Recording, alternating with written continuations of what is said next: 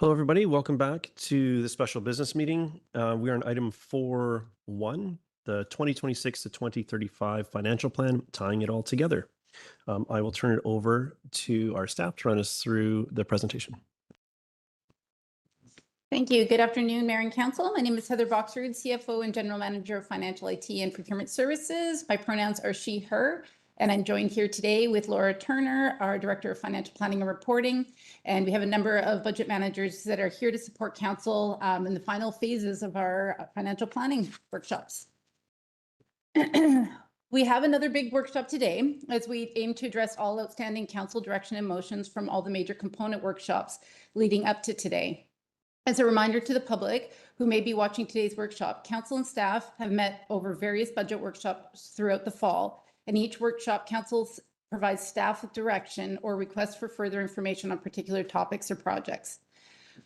With the exception of these remaining items, Council has endorsed and directed staff to include major components of the general fund operating, the utilities fund operating, the capital and special operating projects into the draft 10-year financial plan. Today, we aim to address the remaining outstanding pieces.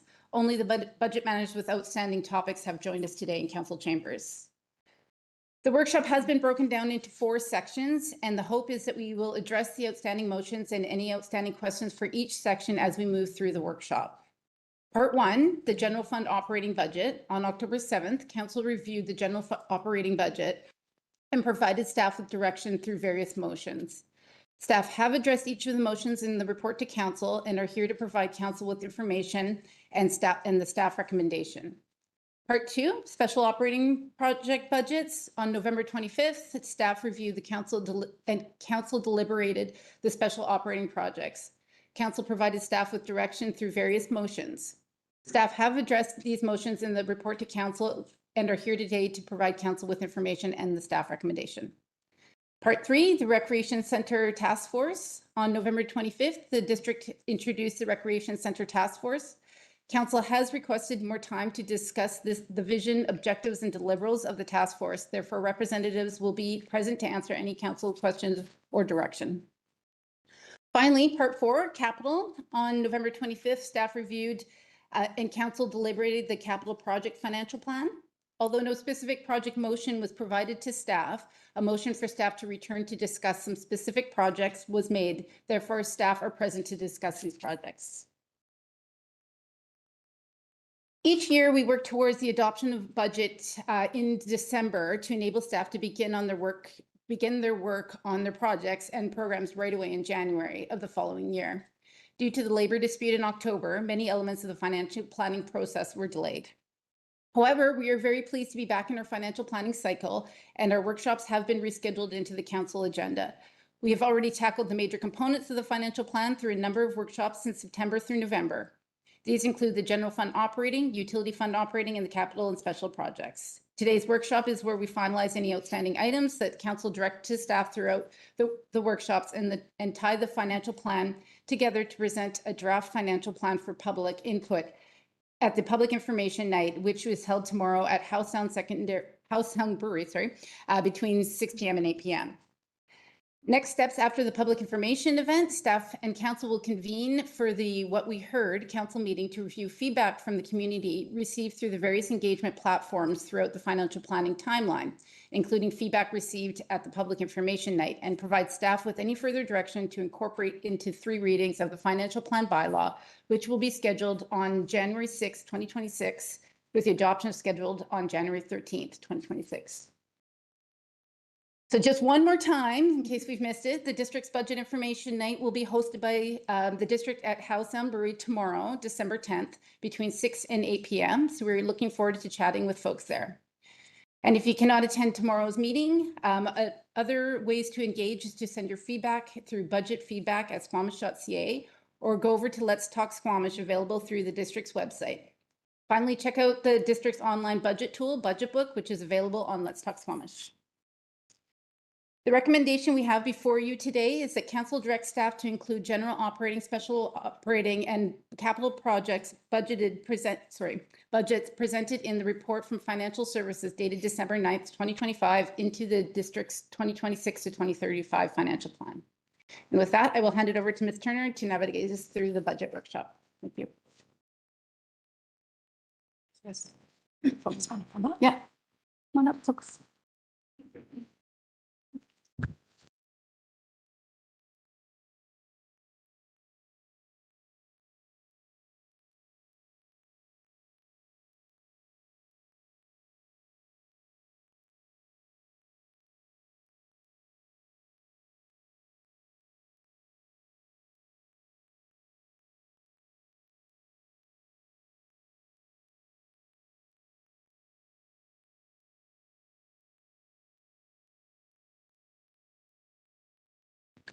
Good.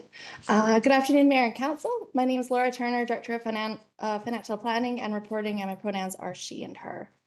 As mentioned, part one of today's workshop will address motions passed during the general fund operating budget on October 7th, and any adjustments as a result of today's workshop will be made to the draft 2026 to 35 financial plan. Noted on this slide is a reminder of the 4 motions received at the general fund operating workshop. Staff will address each individually, provide a recommendation where appropriate, and then pause for council deliberation at the end of the presentation. On October 7th, council directed staff to review the other operating expense increases of $582,000 and come back with options to absorb non-contractual increases within the existing staff budget. As noted in attachment 1A of the report, staff reviewed other operating expenses in detail and identified a total of $194,000 in non-contractual costs that could be reduced or absorbed.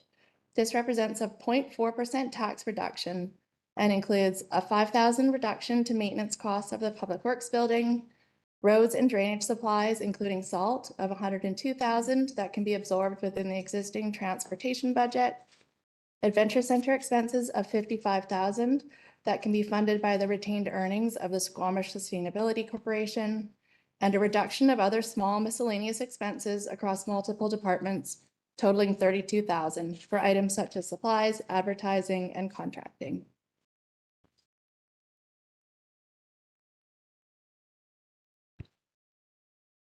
Patricia Ng, Economic Development Officer.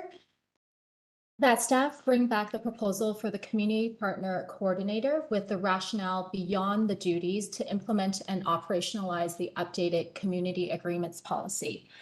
The proposed position would enable the Economic Development Department to achieve the district's Community Agreements Policy, or CAP, the broader vision and its desired outcomes, including the policy development to support funding strategies for unfunded projects.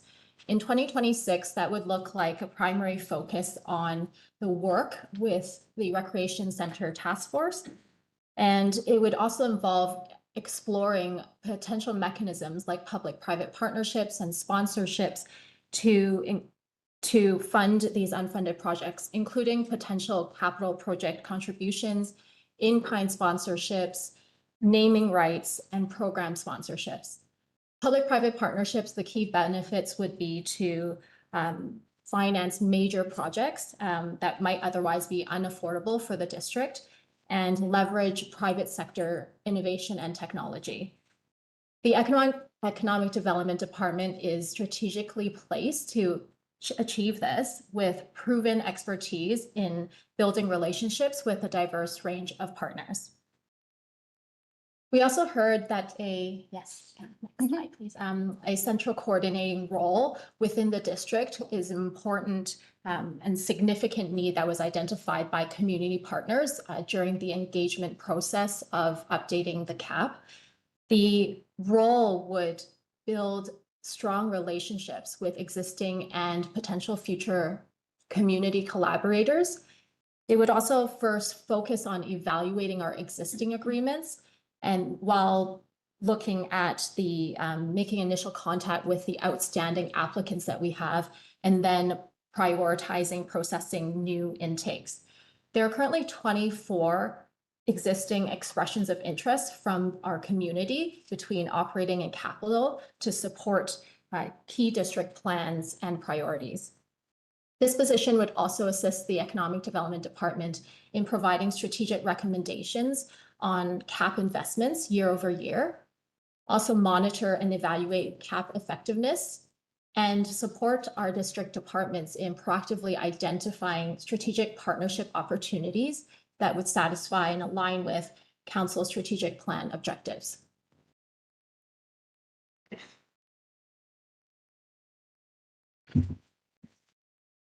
Melissa Fomblito, Corporate Officer. I'm speaking to Youth Council and Public Relations Budget. The total council public relations budget is $40,000, which includes the budget for Youth Council and other council-related initiatives. In 2022, council approved $25,000 for the administration of Youth Council, and as reported to council at the July 29th, 2025 special business meeting, the cost to run the program for 2024-2025 was slightly over $30,000. The remaining budget amount is used to cover expenses related to council initiatives, and examples include advertising for Coffee with Council and Drop-In with the Mayor, the Remembrance Day wreath, a portion of the budget public information meeting. Thank you.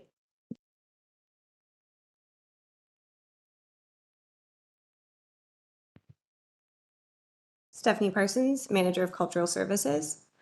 Council asked that staff bring back some budget clarity on washrooms, including outhouses.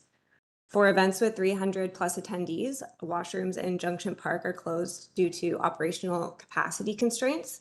Event organizers are responsible for providing portable washrooms at their own expense for events when the washrooms are closed.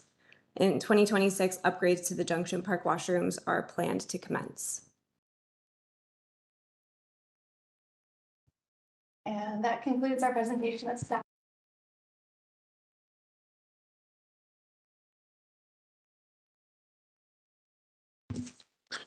Thank you very much for that. And just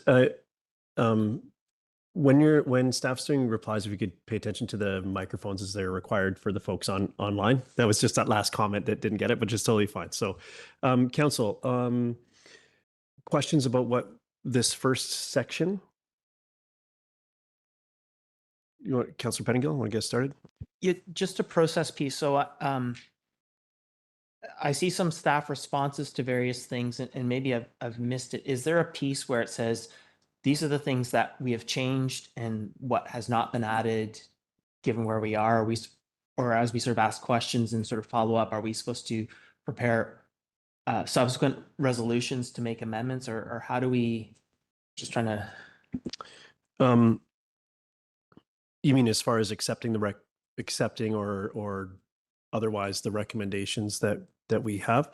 Let's start with questions here, and then we'll figure out what needs to happen. If it's broadly supportable, then there's less stick handling to do, but I'll just leave it there. But Ms. Glenda, would you like to chime in on process for this? Thank you, through the mayor. If I'm understanding the question, in the council report, you do see a summary of tax revenue requirement impact so far. All of the motions that are being addressed today are not in that total. So anything that is endorsed today that has been an outstanding motion from council for follow-up is not in the aggregate of the tax revenue requirement that you see there. So it would add on top of. So ultimately, we're trying to say whether the responses are satisfactory or not. If they're not, then what we expect to see is kind of the idea. Ms. Boxford? Yeah, thank you for the question through the mayor. Yeah, the aim is to deal with the outstanding questions, the outstanding motions, and if council has a direction that's outside of what staff are recommending, then yes, we would ask that we get a motion to amend that. We won't be able to amend it for tomorrow's public engagement. However, we will have it for the what we heard and then subsequently for the 3 readings on January 6th. Thank you for that that answer. Councillor Pettingill, with that in mind, do you have a question at this time about this first block of initiatives? Okay, Councillor Anderson.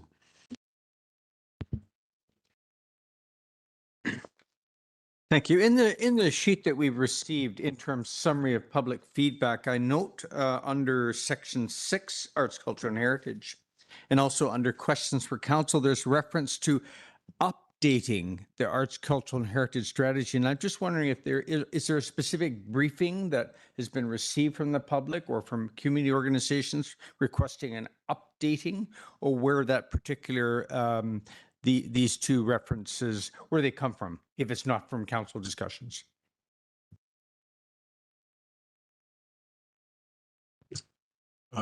Through the chair, thanks for the question. I'm actually not sure which area you're speaking about.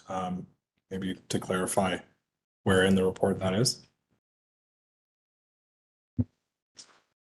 All right, Councillor Anderson is referring to this document that was just the interim summary on public feedback from 2026 public engagement. So up to date, or up to today, not obviously not including tomorrow, but there's item 6 there. And then there's a comment in the final section of questions to council. So you're looking at what form those questions took.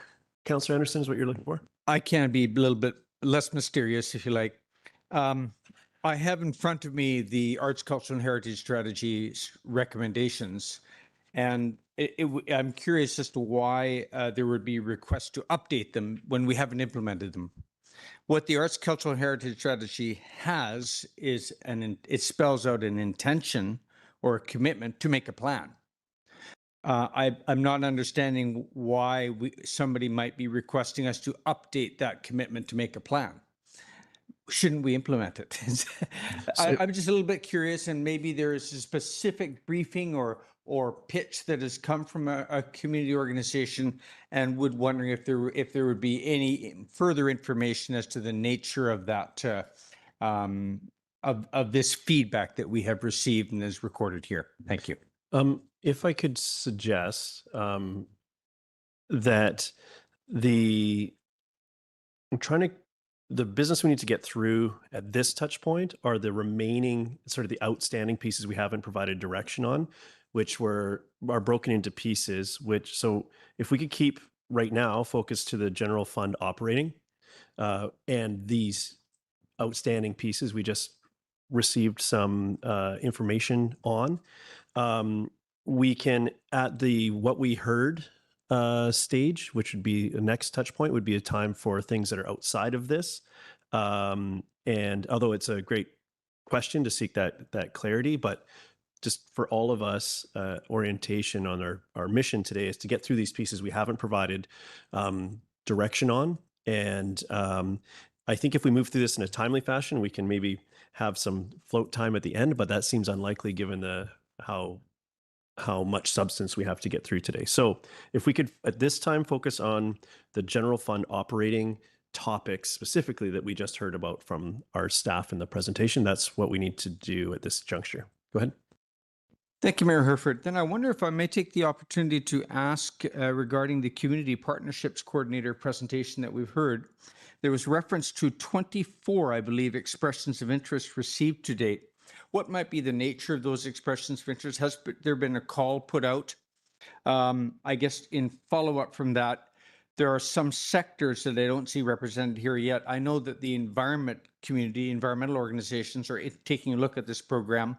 Might they be considered in the first go around? I wonder if staff could elaborate a little bit on where are we with respect to inviting and receiving expressions of interest, and in narrowing down specific sectors that we might entertain expressions of interest from. Thank you. Thanks for the question through the chair. So the expressions of interest have not gone through a formal process because the new community agreements policy has not been operationalized yet. These are just community requests that have come in unsolicited. They range in types of requests, from capital infrastructure to operating, from different sectors, from recreation to infrastructure needs for different purposes. So at this point, there's no formal call out process that we've done. And those are the types of things we'd embark on once we have more capacity to operationalize the policy. Thank you. That's helpful. Thank you, Mayor. Thank you. Just picking up that on this topic, there was at least initially a large, in that explanation of the role, seems to be quite heavily involved with the Brennan Park work and the task force. And Is there, but not specific to that? Is that why we're not seeing this included in that? I'm trying to understand the impact of that initiative. And I suppose this new FTE is part and parcel to that. I get why they're separate in our budget process, but like, do we see that being half of the role to start? Or like, how are you looking at that, and what I'm trying to understand the expectations of this role, given that there is this new initiative that they'll be engaging with. It feels like doing some heavy lifting on. Thanks for the question through the chair. I'll start. So the position will leverage our economic development officer to do the strategic work required that's centered around funding strategies. And that initial priority for 2026 is the Recreation Task Force work, which funding strategies is one of the deliverables of that project.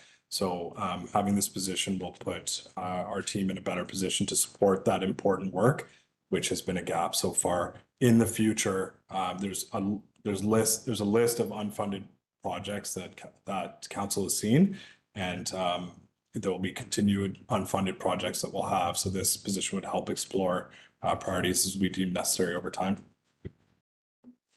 Okay, thank you. I'll go to my council colleagues for more. Yep, go ahead, Councillor Pettingill. Yeah, just on this point, and I've been a bit confused. The community partnership sponsorship, or sorry, like the sponsorship donation piece, I've heard that spoken about in the context of the Parks and Rec Master Plan, this position, and the Rec Task Force. All three of those have separate budgets. So it's unclear to me like who actually owns this. It sounds like it's the community partnership role owns this sort of sponsorship thing mostly, and will just be coordinating with the others, or how much is the sponsorship policy or piece going to cost us at the end of the day? Because there's sort of three different buckets with sizable numbers to them, and so where does that live, and what is that piece? What are we thinking we're going to have to invest to get a sponsorship policy? Is maybe a question. Ms. Kunde, do you want to?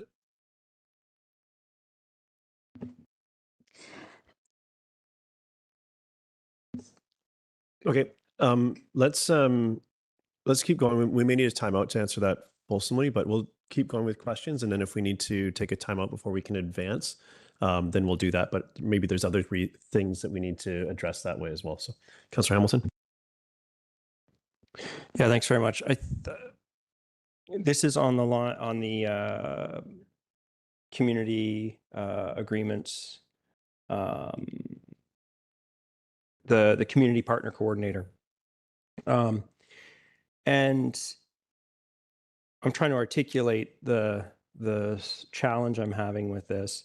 And I think it's coming to me, it appears like a significant scope creep from what our community agreements policy was and is. So our community agreements policy defines relationships between community collaborators, where community collaborators means financially viable nonprofit or charitable organizations providing community-based services and or operations for the district.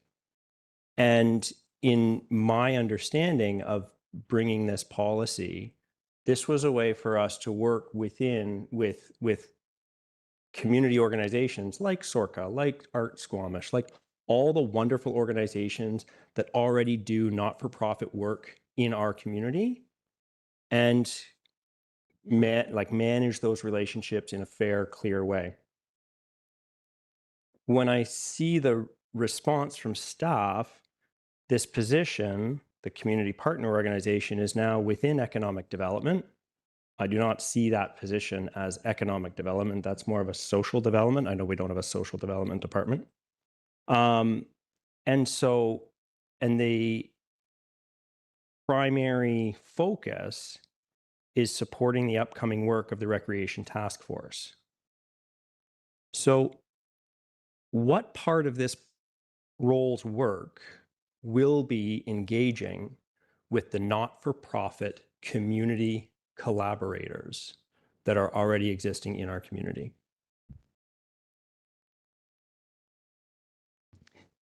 Through the chair, Julie Vengi, General Manager of Corporate Services. Perhaps if I can provide more context to the proposal regarding the coordinator position. The implementation of the CAP policy does require additional resources to implement. It's not something that can be absorbed within district staff's existing workload. What we are doing in placing it with the Economic Development Department is it does need to report into a position, and what it will enable that the Economic Department to do is to provide more flexibility in terms of the work that the Economic Development Officer can do in other areas. It is not a simple 1 + 1 = 2 scenario. Our organisation is quite small and we can't manage our resources that way. But this, as alluded to by Ms. Ng and Mr. Deo, we have a number of outstanding requests that we cannot do within the capacity of the current workforce, and we will not be able to do in the capacity of the future workforce once we release this policy and get it going. The partner organisations will be the organisations doing the work, but in implementing this policy, it does require the dedicated resources of both senior and more junior levels of staff in order to enable it as well. When did it become clear that a new role would be required? When I look back at the January 2024 report to Council, in the budget implications from that report, there's no mention of a service level change. So is the knowledge that we wouldn't have staff to implement the policy that we were putting in place, was that clear back in January 2024, or did that become clearer later?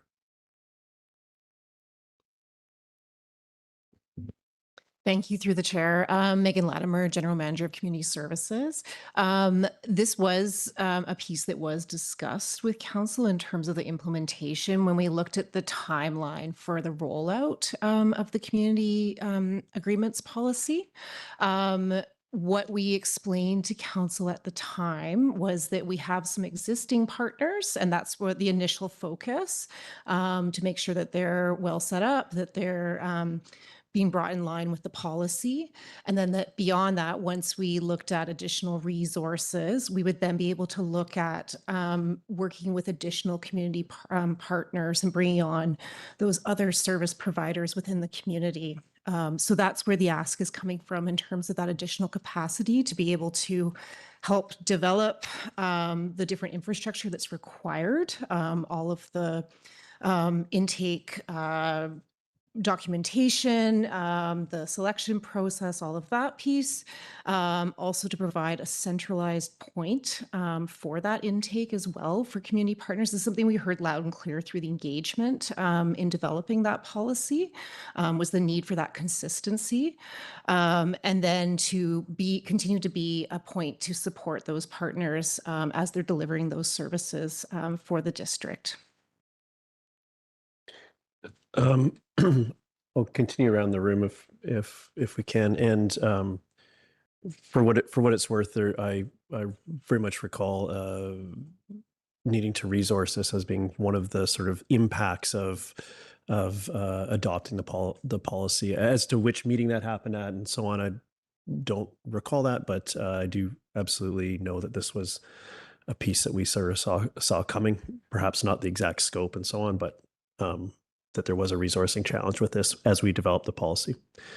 Councillor Pettingill? You just following on from Councillor Hamilton, and again, I may not have fully wrapped my head around this, but I'm hearing there's a great number of community not-for-profits that want a partnership, want to move forward. But it seems that, and I think a desire, and we've had partnerships, so we know we can do them. We have supported adding some policy and improvement around that, but it sounds like a significant portion of this role's time will be going to something else like sponsorship and all those things. And I think what I and maybe my colleagues are struggling with is, why is this role not solely on the community partnership piece and we get through that and then figure out the other things? Or if those other things need capacity. Is that not covered in the task force budget already, or should we be increasing the task force budget? It seems like, that there's a plenty of community partnership work and eagerness for it. And so isn't that full time, or why are we not, why are we splitting this? Through the chair, Julie Venke, General Manager of Corporate Services. Indeed, the distribution of duties is different. However, those distribution of duties covers a range of different positions. The Economic Development Officer has the skills and expertise to do the higher range of duties, including assisting in the development of the sponsorships policies and that higher strategic level initiatives. The coordinator role will be more focused on the actual administration of the policies. So in order to enable this, we do need to create an entire position. This would enable, and you will see in the presentation coming forward, the Economic Development Officer to work with the Recreation Task Force in securing or seeking potentials for funding opportunities at that strategic level.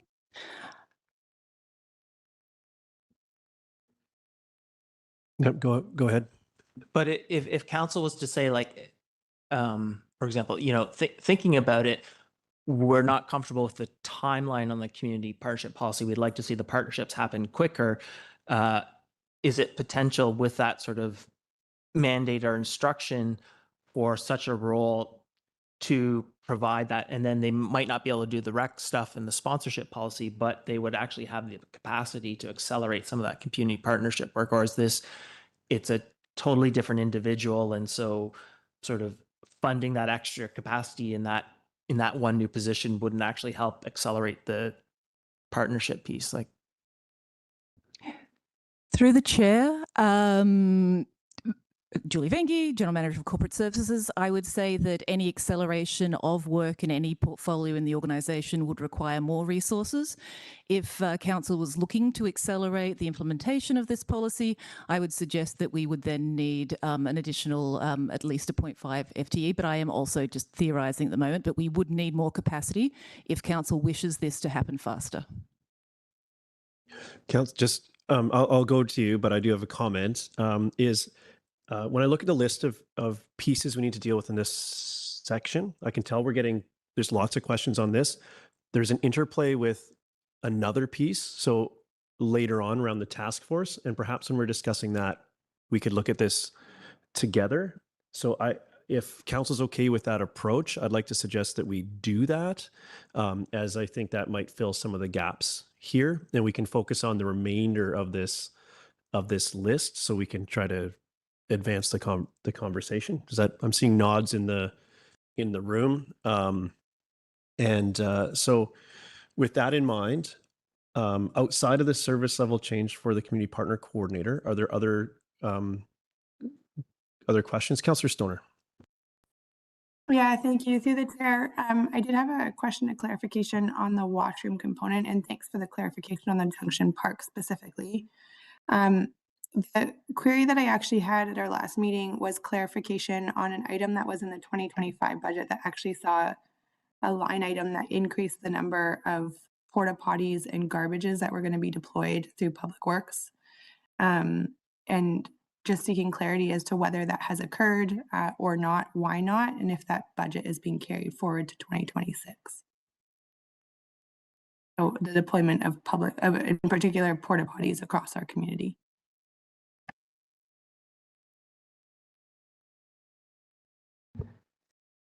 Through the mayor, I'm sorry. Could you repeat the question? I'm not sure I caught the first part of that. Yeah, thanks. Through the chair, my question was, when we talked about this last, was actually trying to get some clarity on an item that was in a 2025 budget, which had an increase in the number of porta potties and garbages that were being deployed across our community. And I was seeking clarity as to whether that had occurred, and if not, if it was being carried through to the 2026 budget, or if it needed to be funded again for some reason. But this is more so around not just Junction Park washrooms, but more so washrooms across our community. Thank you through the chair. If we could bring that back a little bit later in the session, we just want to double check something on that. Thank you for the clarity. Okay. Absolutely. While we're on this topic, the and we may require a timeout to get that addressed. I think the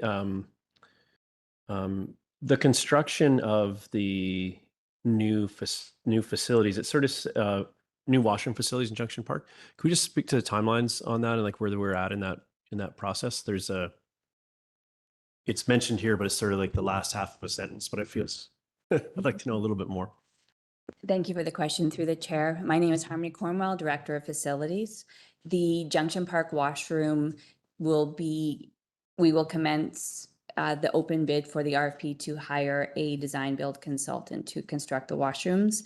If all goes smoothly and we get the the architect and designer on board early enough, we can foresee constructing in 2026. We've carried it forward from 2025.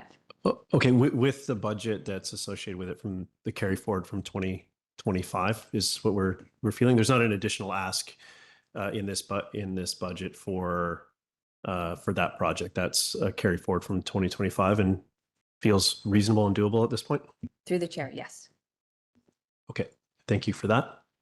On that, yeah, Councillor Stoner, go ahead. Thanks, through the chair. And can I just get clarity that the updates to the Junction Park washrooms, are they intended to mean that events will be able to use those washrooms going forward? Is it still that events will have to bring in their own porta potties and those washrooms will be closed for events? Through the chair, and thank you for the question. I'm going to have to say that's going to remain to be determined based on the mechanical system supporting it and having staff to clean the washrooms on for large events. The washrooms themselves are still not of a size to support 300 plus events. Okay, thank you. So we've heard there's two pieces for a timeout. Oh, there was the first one on the coordinator position. I'm trying to remember. I remember sponsorship. There was some discussion around sponsorship policy. Was that from you, Councillor Pettingill? I just want to make sure that when we break that staff knows the feedback we need. Yeah, I think it's related to some of the community partnership piece, but understanding because there's three different like rec task force, parks and rec master plan, community partnership, where sponsorship and donation policy is mentioned. There's three separate budgets and different work. So like, where does this live? Who owns it? Like, what's actually paying for this? Is it three-way split? Is it just trying to understand? Okay, thank you for jogging our memory on that. So, Council, we've got, let's see how far we can get here. We have the pre-committed operating expenses, the community partnership coordinator, which I think we should discuss later on in relation to the, or next to the task force. And that'll give staff time to answer that question, get some clarity there.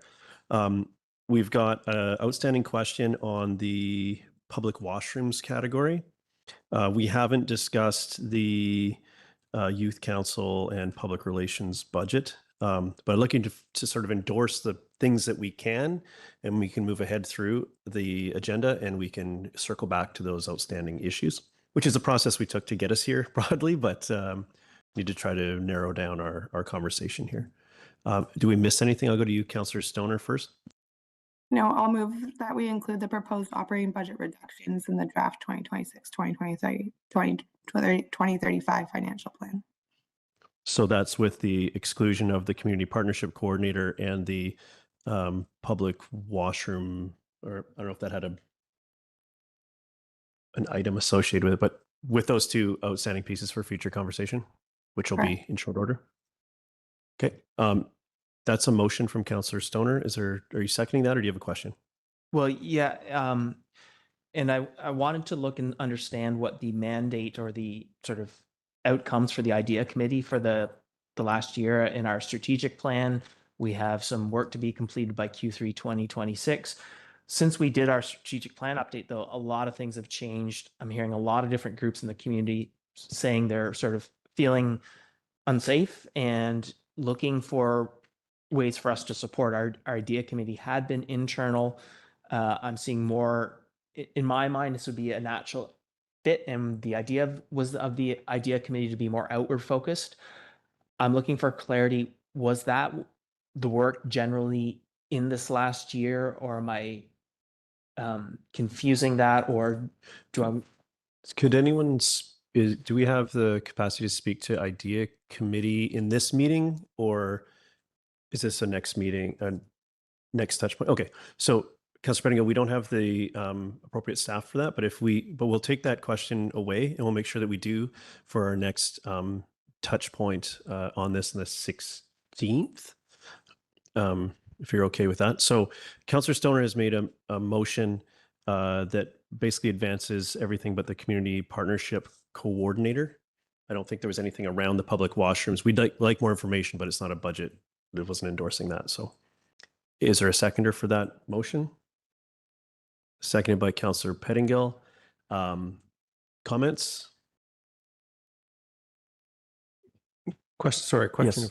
question of clarity. The staff report, so this is including the previously endorsed service level changes. The slide about the salt and the those changes, where is that fitting? Are we putting those back in, or have those been removed?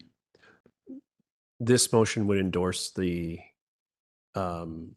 this motion proposes to endorse the totality of that, including the changes that we saw in the presentation. And the changes in the presentation are the removal of those items from the budget, the reduction in budget, correct? To the chair. Thank you. Thank you. Thank you. Yes, I was about to request that it came up, that we got the slide back, but I think that's fine. Councillor Stoner.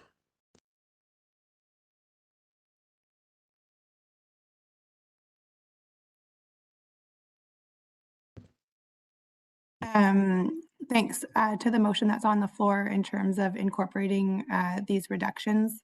I want to just thank staff for going back and turning over every stone again. I think it's prudent that we're doing this, and I know that staff had already done a solid check on where we could be as lean as possible. We know the increases in our budget are substantive, and we do need to do our due diligence to sharpen our pencils and find savings where we can. I trust that staff have done a gut check that these are savings that aren't going to cause concern around contractual obligations and or safety concerns, but they are things that we can do without for the time being in order to ensure that we are being as fiscally prudent as possible without minimizing too harshly the services that we are providing that we know our community depend on. So I think that these are reasonable reductions at this time and will result in a 0.4% reduction in the overall tax ask, which is important given the number of pressures on our budget this year. Thank you. Other comments? I'll reiterate that thank you, particularly for the savings and finding those. I was pleasantly surprised that it was that we're able to find that much, and for the additional information that makes the pieces that we are endorsing here supportable. And so thank you for that, and look forward to the conversation on the outstanding pieces upcoming. So that I'll call the question. All in favor? Motion carries unanimously. Thank you. So we'll keep going, and I feel we're going to we'll likely accumulate enough things for a additional a timeout later on to address the outstanding issues before we go. Yes, go ahead, Councillor Stoner. Yeah, thank you. I had an additional motion that I was hoping that my council colleagues would consider with regards to the general fund in particular, if now isn't an appropriate time. Sure, let's try it. And we may want to I might suggest that it may be appropriate to do that at the end when we have additional context, but why don't you say share what you're thinking, and we'll take it from there.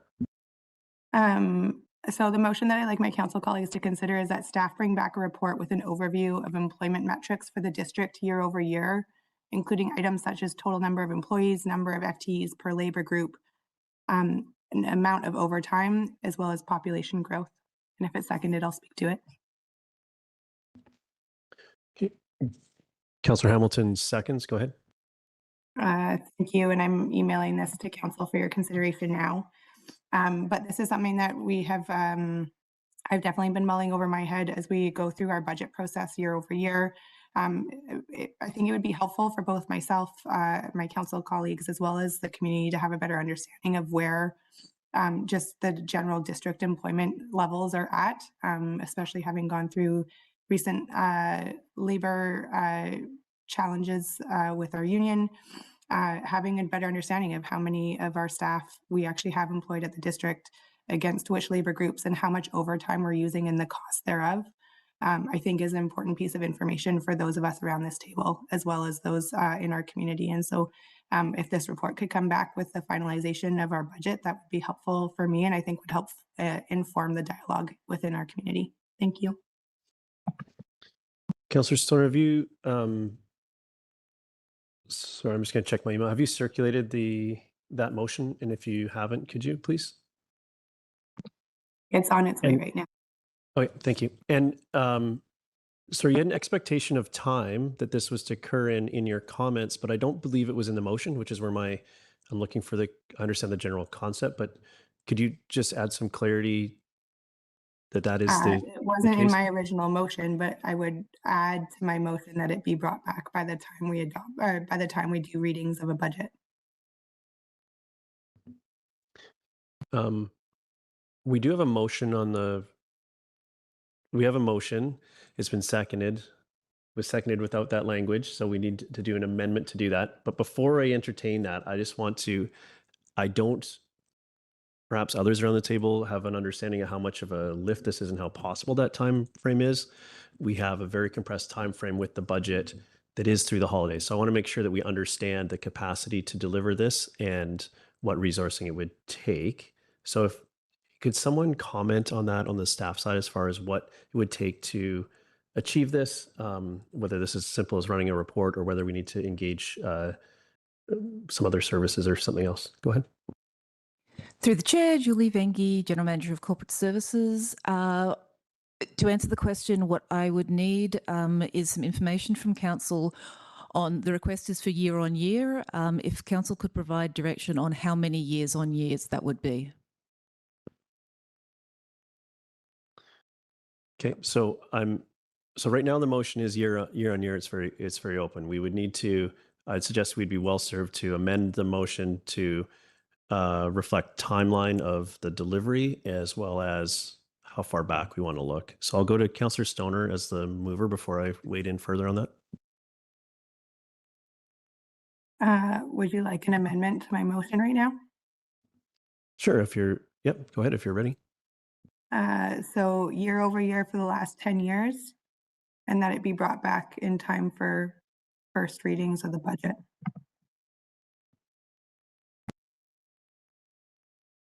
Okay. So before it's seconded, Councillor Hamilton's indicated that he will. I just want to double check that with that piece of context that staff were asking for, what the answer to the question is. Ms. Fengi, so a decade was what last 10 years is what the proposed language is here. This, could you comment with that context, additional context? Certainly, through the chair, yes, it would be possible to produce that for the January 6th meeting. Okay, thank you. So it's seconded by Councillor Hamilton. This is so any comments on this amendment? Councillor Stoner, do you have additional comments on this? Yeah, just briefly, the 10-year time period is because 2016 was the last time that this information was made publicly available that I'm able to find. And sorry, I'm losing my voice. Okay, thank you. No, that's good. Any other comments? I'm happy to hear that this is something that is achievable in that time frame. My concerns on this were around how much of a lift it was to do that, and I think that's actually quite remarkable given that we've switched our systems substantively throughout that time. So I look forward to seeing the output of this. So I will. I'll call the question on the amendment. All in favor? Motion carries. So now we're back to the main motion as amended. Any other comments on this? Yeah, go ahead, Councillor Penning. Go ahead. Yeah, I will support this. I think it is good information to have, and I'm going to use this as an opportunity to speak to a bit of a challenge, and I want to be cautious. I think from my perspective, we deal with employee numbers because we understand that has sort of a lasting budget commitment impact. But I'm trying to sort out, a sponsorship policy, regardless of staffing. What does it cost? What are we willing to pay to get a sponsorship policy? And so for some of these things I'm having, because we're tying it to labor, I'm getting caught between this like number of people versus, so I'm really trying and to inform the rest of the discussion today, really understand these deliverables of a sponsorship policy and so on, regardless of employees, what's that costing us? So a bit of a tangent there, but I think as well, understanding our labor, general labor sort of growth and so on is important and useful. Yep. Thank you. Councillor Hamilton. Yeah, thanks. Absolutely. Speaking in support of this motion, I think that more information on the structure of our organization can only do to improve the strength of our organization. Thanks. Thank you. Speaking in support of the motion, the amendments help me, and the feedback from staff that it's achievable in the time frame laid out in the motion. I do have some concerns around, and it's not about not surfacing this information, not having a discussion about contextualizing it, where, how do we look at the number of permits processed in the same time? We look at the number of council meetings. I don't know what the metrics are in these various pieces. So like any good report, it's likely to answer some questions and trigger 1,000 more.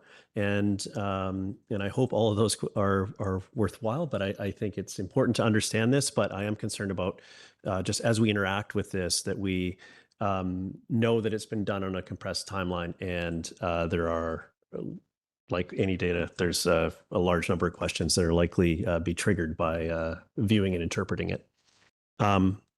But with that, I will call the question. Oh, sorry, did you have an additional comment? No, you're getting ready to vote. Okay, so I'll call the question. All in favor?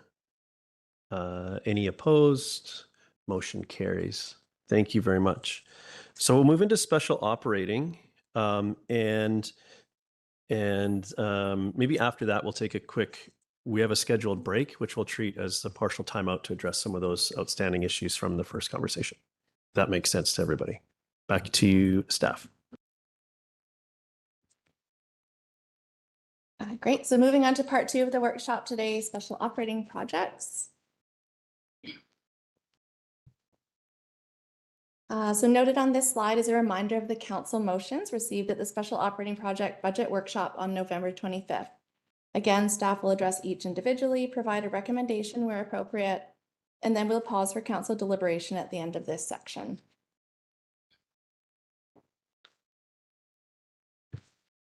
Good afternoon, Mayor and Council. My name is Elaine Naseby, Parks Planner. The council motion was that the $100,000 from the neighborhood parks plans be removed, and staff bring back an option that considers reallocating up to $100,000 for neighborhood park activation. Our 2012 Parks and Rec Master Plan recommended additional neighborhood parks in Squamish, and so neighborhood parks serve the needs of residents within their particular catchment areas and largely respond to demographics. They are parks that are within a 10-minute walk of residents. Since 2012, we've added a neighborhood park in the Dentville neighborhood, and we are in the process of adding one to the North Yards neighborhood. 3 other neighborhoods were determined to also be underserviced geographically to our new neighborhoods. So those are Ravenswood, which has, you can see on the photo here, it has a flat parcel in that neighborhood that's not been activated. The other is Crumpet Woods, which has a park parcel that has steep topography, and so that needs to be addressed through park activation. And the third neighborhood is up in the Glacier View area. It is activated with a dog park, but it is a hilly neighborhood, and so There are challenges with those residents walking to play features or other park programming. So the Neighborhood Park Plans project was a park planning exercise that would look at the three parks together. They would look at archaeology, community engagement. So what does the neighborhood demographic want? It would look at producing a concept plan as well as a high-level cost estimate. So if we redirect, we don't have shovel-ready park activation projects for 2026 that we can present to council. The Ravenswood Neighborhood Park is seen as likely the most straightforward to activate. And an analysis of fit, cost, and short-term feasibility is needed to confirm that a project can be completed in 2026. So the staff recommendation is to allocate $100,000 of CAC funds from the neighborhood park plans to a tentative park activation project at the Ravenswood Neighborhood Park with the aim of completion by the end of 2026. And then the next item is a council motion that the Parks and Recreation Master Plan be funded through taxation and, if possible, advance to 2026. So this project is currently in the District of Squamish budget, funded through CAC, and in the years 2027 and 2028. And so the staff response is that advancing it earlier would present operational capacity and project sequencing challenges. The Recreation Center Task Force work is scheduled for 2026, and it's anticipated to be the main focus of some of the associated staff work plans. And so the results of that Recreation Center Task Force work will provide key insight in the scope and content of the master plan update. Sequencing the work will also provide clarity for public engagement. So we want to ensure that the public understands the scope of the Recreation Center Task Force versus the scope of the Recreation or the Parks and Rec Master Plan. And in 2026, staff intends to essentially start the project in terms of scoping for this project. We want to update our 2012 plan strategically, so to look at what we think is going to be the most effective targeted work from that. And it also offers us an opportunity to engage early with Squamish Nation before we engage a consultant early in 2027. So the staff recommendation, staff recommend that project budget be funded through taxation, which will be used to retain consulting support in 2027 and 2028. Thank you.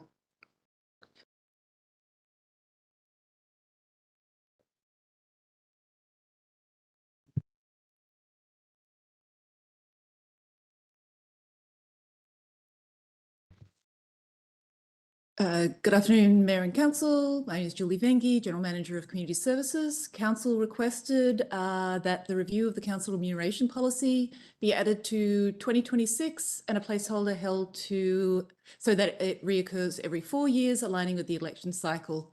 In order to action this motion, staff would propose reducing the annual council contingency budget by $4,000 a year, which would then fund the council remuneration policy review, which would be between $15,000 and $20,000 every 4 years.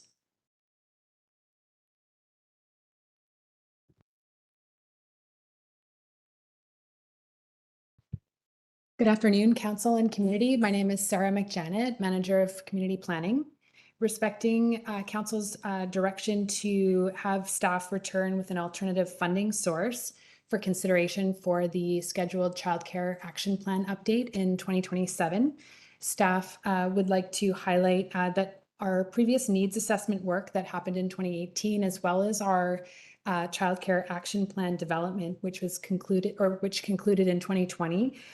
Those initiatives were grant funded through various funding streams, including the province of BC and the UBCM childcare action planning program. At this time, there's no identified external funding stream on the horizon. And for this reason, we are recommending alternative taxation as a funding source to ensure the project is funded. Childcare needs are driven by incremental growth in the community and continue to be a priority. So the staff recommendation, as noted on the slide, is to look to taxation as a funding source for this work in 2027.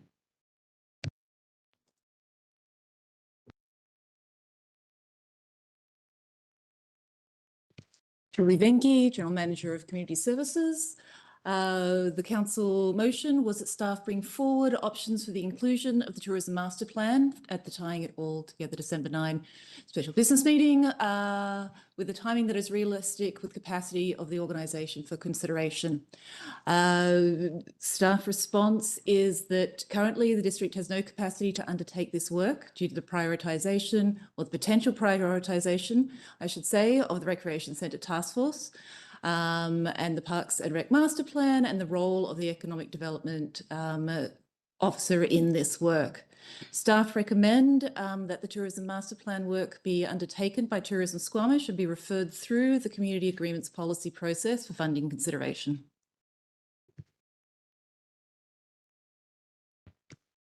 So that concludes staff presentation of responses. So I'll pause here and turn back to Mayor and Council for discussion. Thank you very much for the presentation and all the work to get to the recommendations.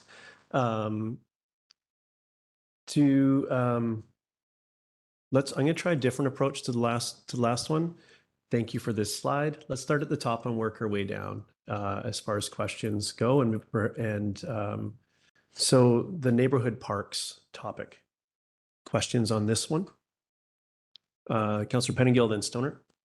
Just on Glacier View, you know, I think it's maybe fair to say that people were eager for more dog parks.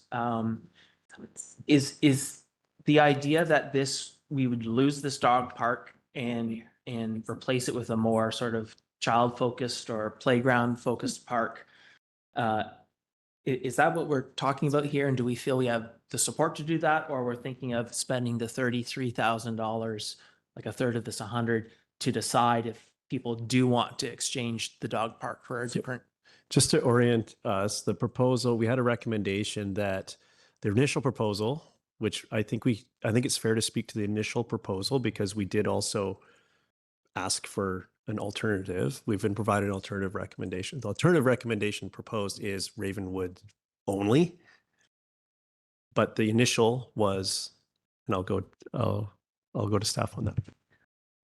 Through the mayor, yes, the intention was to start with community engagement in the neighborhood to determine if the fenced dog park was being used or if there was a preference for play features and other activation in that space. The park has a perimeter fence, and so the intention wouldn't be to remove that. It would be to potentially activate the park more. And so, yeah, that's the idea, is that we don't know if it's being well used as a dog park or if there's young children in the neighborhood that would prefer to have play equipment. And just on this topic, sorry, I meant to speak to this before we got into the conversation. We do have the opportunity to accept the original recommendation around perhaps we should be doing that neighborhood park planning. If that's where we land, we can do that. We've also got this alternative based on our direction from a previous meeting. So we can go back, but this is the alternative recommendation essentially. Does that help, Councillor Pettingill? Okay. Councillor Stoner? Yeah, thank you through the chair. What level of parks planning is incorporated or expected in our regular annual work plans? Like, are these something that we just work through, or as presented in the original recommendation? Is it like, would that be consultant work that would be doing that individual neighborhood park plan. I'm just curious how we work our way through the existing Parks and Rec master plan. If it's done internally through work planning or if it's contracted out. Through the mayor, we have accomplished quite a lot of initiatives and recommendations from our 2012 Parks and Rec Master Plan. Many relate to the Brennan Park Fields and Lands Master Plan, our youth strategy, rebranding the 55. There's a long list of accomplishments from that plan, and one was adding to our park supply. We've gotten, and we will get another park next year through development, 3 large destination parks, but one of the recommendations was neighborhood level parks. And so this work has happened just through staff work planning. For the Dentville and North Yards parks, it's been staff led, but working with an external consultant to do the design work and then working with capital on the construction. Does that answer your question? Yeah, to some degree. And then I guess if we aim to allocate 100,000 here, but we don't actually have a plan in place, it feels like it's a bit of a shot in the dark. So I appreciate that was our previous recommendation, was to ask for how we might be able to allocate that. I guess I don't really have a question there. That's more of a comment. I'll hold. Thanks. Okay, I'll come back around to Councillor Pettingill. Is that your hand, Councillor Hamilton? Yeah, go ahead. Yeah, thanks. So on the Ravenswood Park, I'm going to try to boil down to my understanding of this change. So we're changing from planning 3 small parks to executing or doing 1. Is that a fair understanding, sort of boiling it down? Through the mayor, yes, some planning will still need to occur and will make up a portion of that budget. For instance, we will need to do an archaeological PFR on the site. That's one example of some of the planning work that will need to happen. The $100,000 budget is quite low, so we likely won't be able to put in, like a lot of play equipment. So it probably won't require maybe a consultant. We might be able to hire a contractor, for instance, who might be able to put in natural play elements for that budget. That's sort of an example of a way that we might be able to activate that space. Okay, thanks very much. Other questions? I'll come around to Councillor Pettingill. The original proposal was planning on the 3 parks, as we've discussed. And we just heard in your reply there that obviously we can't just go do something. We have to plan for what that is. And there are some specific things that need to happen, archaeological and so on.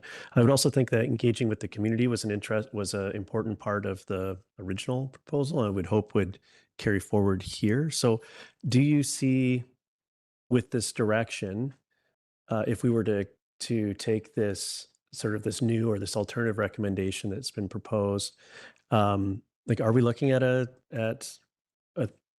30,000 of it is planning, and we actually have the balance to implement, or how do you?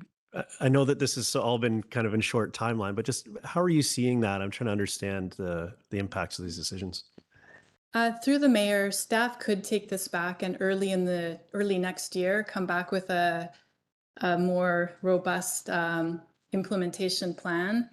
I do think there's some logic at the Ravenswood Park that it might not have a very fulsome playground because it's in proximity to Brennan Park, and we are hoping to have a more fulsome playground there in time. So I think that, some activation of that space will be positive. And yes, we would certainly engage with the neighborhood. We have spoken to the communications department on this and Parks and Rec Master Plan to gauge their capacity for engagement on park planning next year. And I think that they would be able to assist with some targeted neighborhood park engagement. So I think that the implication would be that staff would do perhaps a bit more of the design work than hiring a consultant. We might do a bit more of it in-house. Okay, and then with the work that were left undone, which would be the glacier view and the crumpet, I think it was, would those then be rolled into, like, is it a fair expectation that that could happen in the Parks and Rec master plan? Or is that a different level of planning? I know these are very specific. Through the mayor, the Parks and Rec master plan will be a high-level strategic decision guiding document, and it won't get into the detail of specific site design. So it would be a matter of staff or council bringing this back up, or maybe it will surface as a recommendation of the Parks and Rec master plan, but that's not likely to happen until 2028. Yeah. Okay. Thank you. That's useful. I'm going to go to Councillor French, then Pettingill. Thanks, Mayor Herford. The response to Councillor Hamilton's question about the Ravenswood Park had me with one thought in my brain, and then the response to Councillor Mayor Herford implanted in a new thought. So I'm wondering, out of Councillor Hamilton's answer, it sounded to me like Ravenswood, if we go with this plan that's in front of us now, we get something in there and then potentially in the future add some features at that park. And then a subsequent response had me thinking, oh, no, wait a second. That sounds like we just do something that's fairly simple at Ravenswood and focus on more park activation at Brennan Park. Can you sort that out for me? Which are we doing? Is it both? Is it a combination? Is Ravenswood going to get what it gets and that's it? Through the mayor, that would be a consideration in park planning, is to allow for future phases or future activations. So any design would take that into account, that the $100,000 budget is low. So maybe the bones of a more developed park would be there, and it would be usable and it would be activated, but there would be an opportunity in the future to develop it more fulsomely. Okay, that's helping. Thank you. Okay, Councillor Pettingill. Yeah, and this may have been asked at a previous meeting, but I'm just trying to be clear in my own mind. We're focusing on one of three parks we had been focusing on. I believe that came out of the 2012 Parks and Rec Master Plan. Those three, if my recollection is correct, have we done a gut check? Just high level, these are three fairly affluent neighborhoods, maybe a little less change than some other places. Did we also do a check of, like, are these the places still in 2025 or 2026 that still have the most demand? I know we want to do another Parks and Rec Master Plan, which would look in that more detail, but do we do sort of like an initial gut check of, like, are these really the three places that need the most focus at this point in time?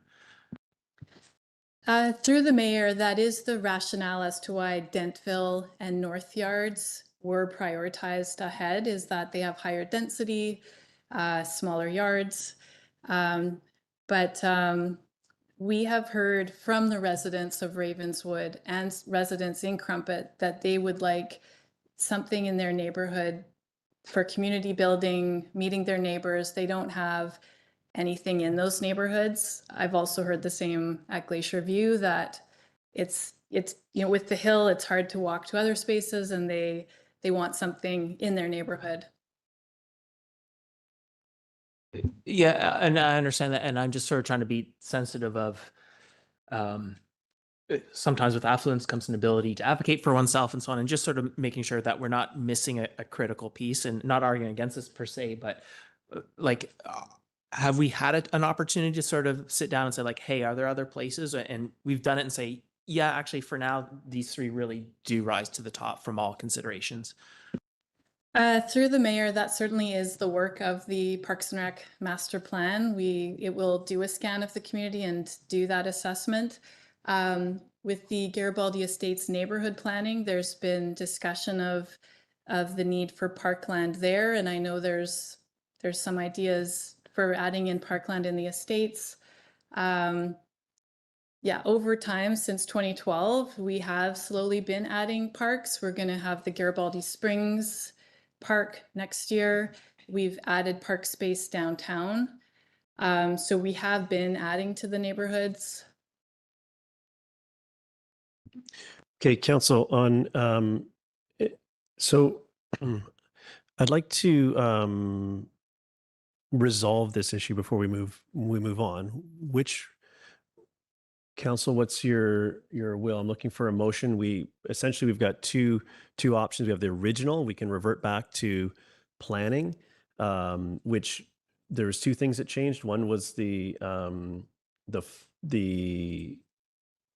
actually, no, this is still CACs, but there was a challenge around funding planning with CACs was one of the issues that led to this alternative recommendation.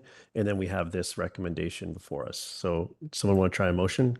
I'll move the the current staff recommendation, which is to allocate $100,000 of CAC funds from neighborhood parks plans to a tentative park activation project at Ravenswood Neighborhood Park with the aim of completion by the end of 2026. Okay, thank you. Second by Councillor French. Any comments on this?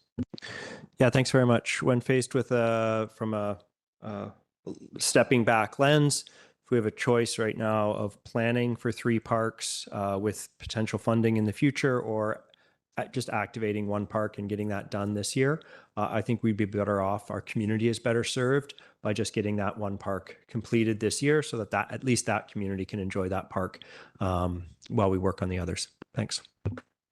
Thank you, Councillor French. Councillor Hamilton has expressed where I'm at with this quite eloquently. Thank you. Thank you, Councillor Anderson. In my observations, some neighborhoods have a particular demographic, and I'm convinced that the Ravenswood demographic is one that needs attention at this time. In the neighborhoods I've lived in, we can be too late to address the certain age group that really do need attention with respect to park planning. This is another rationale, to my mind, that we should move ahead on the Ravenswood. Thank you. Thank you. Any other comments? Go ahead, Councillor Pettingill. Yeah, I will support this, having listened to staff. I think, I do think, we, in my mind, made a commitment to see CAC funds put into actual tangible things and not just planning. And so I think that is an important use. In being somewhat convinced that at this point in time, these are the 3 up for consideration. Ravenswood does rise to the top for me because of the topography issues at Crumpet Woods and sort of sorting through that. It's maybe not an easy win. And I really would like to understand better for Glacier View why our fairly recent dog park work didn't answer the question of what sort of thing should this be. And so I have some concerns about having that conversation again so soon. And so I'm a bit more comfortable at this point pursuing the Ravenswood one. Thank you. Any other comments? I'm supportive of this direction. I see value in the detailed planning exercise that was originally proposed, but it's not nearly as tangible to the community. I share what feels like staff's concerns that this we need to make sure that we manage our expectations and the community expectations about what can be achieved for the $100,000, given that there's pieces of work that need to happen that aren't physical structures, and physical structures and activation are expensive. I do think this particular park deserves this attention. It was great, the council of the day securing that this space was achieved, which is an important step. However, the activation wasn't considered, and I think this goes at least a very solid, tangible step towards realizing sort of the intent of having a park space created. So supportive of the motion. With that, I'll call the question. All in favor? Any opposed? Motion carries. Thank you. So next we have the Parks and Rec Master Plan. The recommendation, the second recommendation here is about the Parks and Rec Master Plan. The language is a little off on the screen, but or just doesn't mention the project itself or which project that is, but it's Parks and Rec. So we heard any questions on this. The answer was moving it was in Cole's notes, moving it was problematic from a sequencing and capacity perspective. So we have this recommendation, which is essentially to keep it where it was. Are you moving? I would welcome a question if you have a question on this particular piece. Yeah, and maybe I'm just dense. I'm still, some of my colleagues have sort of raised questions, and I have too, I think, about like where or when are we addressing arts, culture, and heritage, neighborhood nodes, you know, and Eagle Eye comes up, and how do we sort of manage that? And it sort of seems like sometimes, oh, some of these things we're going to deal with, the task force will deal with it, but some of the things we're going to do at Brown Park, or some of these things, well, no, maybe it can fit under here, or we hope it will. I'm not entirely clear. Are those things there? Is this stuff that would actually, you know, between OCPs, maybe we do a Park and Rec master plan. Could a lot of this work actually fall under the OCP? Just trying to sort of like, there's a lot of overlapping projects, it seems to my mind. I'm trying to somehow separate them out in like what specifically are the deliverables from each one. That's not a small question, but yeah, and I think it's important that we understand that as we do budget, but some of these pieces will require future meetings on as the work advances as well. So it's trying to understand what we need to make the decision as it relates to the budget today is the piece. I know that we want to understand everything all the way through. That's an admirable goal. I share that goal, but what do we need? If we want, we can treat this item like we did with the implementation role and put it down with the task force. So we can try to flush it all out together. If that's something we can do today, or as work advances, our understanding will grow as well. So I'll just put that to you if you have a response, or we can go to the group. I'm leaning towards leaving it as part of this other discussion where we sort of try and separate them out. I suspect my colleague, Councillor Anderson, may have a related question, which may answer some of mine. So I'll maybe pause here and let him ask his question. Okay, thank you for that. Councillor Anderson. Thank you, Mayor Herford. This may be more of a comment, but it does relate to puzzles that go through my mind and echoing Councillor Pettingill. So the description under Parks and Recreation Master Plan refers to engagement with the Squamish Nation. Well, from my experience lately, the Squamish Nation community is very interested in cultural facilities as well. And we have also reference to retaining consulting support for the year 2027, 2028. Well, again, for me, this begs the question, when are we going to get started on cultural facilities planning as per item 6.4 in the Arts, Cultural and Heritage Strategy, which says, develop targets for securing, enhancing, and developing affordable and accessible arts, cultural, and heritage spaces. I'm just not seeing yet clarity as to our collective thoughts about how we're going to proceed with this. I'll leave it at that. Thank you. Councillor Anderson, I'll try to turn that into a question. Is it the recreation master plan? Is this meant, what is the scope of that? Is it meant to address the, we heard arts, culture, heritage, space considerations? Is that something that it's meant to address, or is that for some other project? Through the mayor, other staff, feel free to clarify if this is incorrect, but another project that has a similar timeline to the Parks and Rec master plan is an update to the real estate facilities master plan. And my understanding is that cultural facilities might fit in the scope of that project. That's my understanding. Additional clarity from anyone in the room? Through the chair, that's correct. Okay, does that, I know it doesn't close all the gaps, but that's helpful for everybody? Yeah, Councillor Anderson. No, I have to say that's not helpful because the last time around when we did the the real estate and facilities master plan, other strategy plans fed into it. The real estate and facilities master plan did not go out and do a needs assessment for any particular sector. But now we're suggesting that the real estate and facilities master plan exercise is going to produce that needs assessment. That doesn't make sense. We haven't done that before. That's it. Thank you. Okay, so our decision for right now is whether we accept the recommendation on the Parks and Rec master plan as presented here.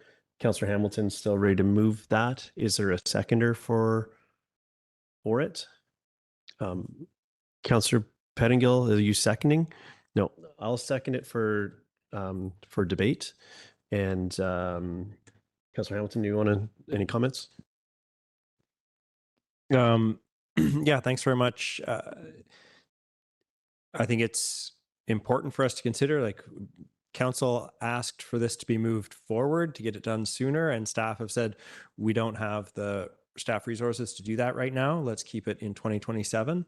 And I think that makes sense. If it's not the right time to do the Parks and Rec master plan, then let's put it in the timeline that staff see them being able to do it, 2027. Thank you. But just offer my comments here. I supported this additional conversation around this, and I was hopeful that it could be moved forward. I was sort of thinking it may come with a additional resourcing ask to achieve that. But for me, it was the sequencing piece of this that we're just not. It's not the appropriate time to do it. And there's other pieces that need to happen to be ready to do this work. So for being efficient with our capacity and resources, I think it's really important we take those considerations on board so that this can happen. When it does happen, it happens in an orderly fashion with all the information and all the the pieces that need to happen in advance of it in place so that the work can happen efficiently. I'm going to go to Councillor Pettingill, then Stoner. Yeah, thanks. I'm not going to support this just because for me, I'm still not clear on the line between this, the task force, and when or if or how or who sort of arts, culture, and heritage fits into one of these, and so how much are we paying for what deliverables on what timeline? I suspect maybe there's a thing missing. This isn't meant to do those things, and we actually have a gap here. But having that conversation of like, these are the pieces that are priority, this is the timeline we want, and this is what we're willing to fund. That whole conversation is missing for me, and so it's hard for me to say, like, at some point something along these lines, yes, but I'm not there on this specific thing yet. Okay, thank you for that. Councillor Stoner. Yeah, thank you through the chair. I'll support the motion on the floor. I appreciate shifting this to be funded through taxation. I think our planning and regular planning cycle should be funded through taxation and not through community amenity contributions, because that is to deliver actual tangible benefits to our community. Not that planning is not a benefit, it's an important piece of the work, but that's just work that we do as local government. And I think that it's reasonable that this gets sequenced after the Brennan Park work. I think we'll have a more fulsome debate and discussion around what that task force work looks like. But I think a future discussion is also needed in terms of addressing some of my colleagues' questions at a future date on what the Parks and Rec master plan will look like and how we incorporate the existing information from the arts and culture strategy and dovetail all of those into a more succinct plan.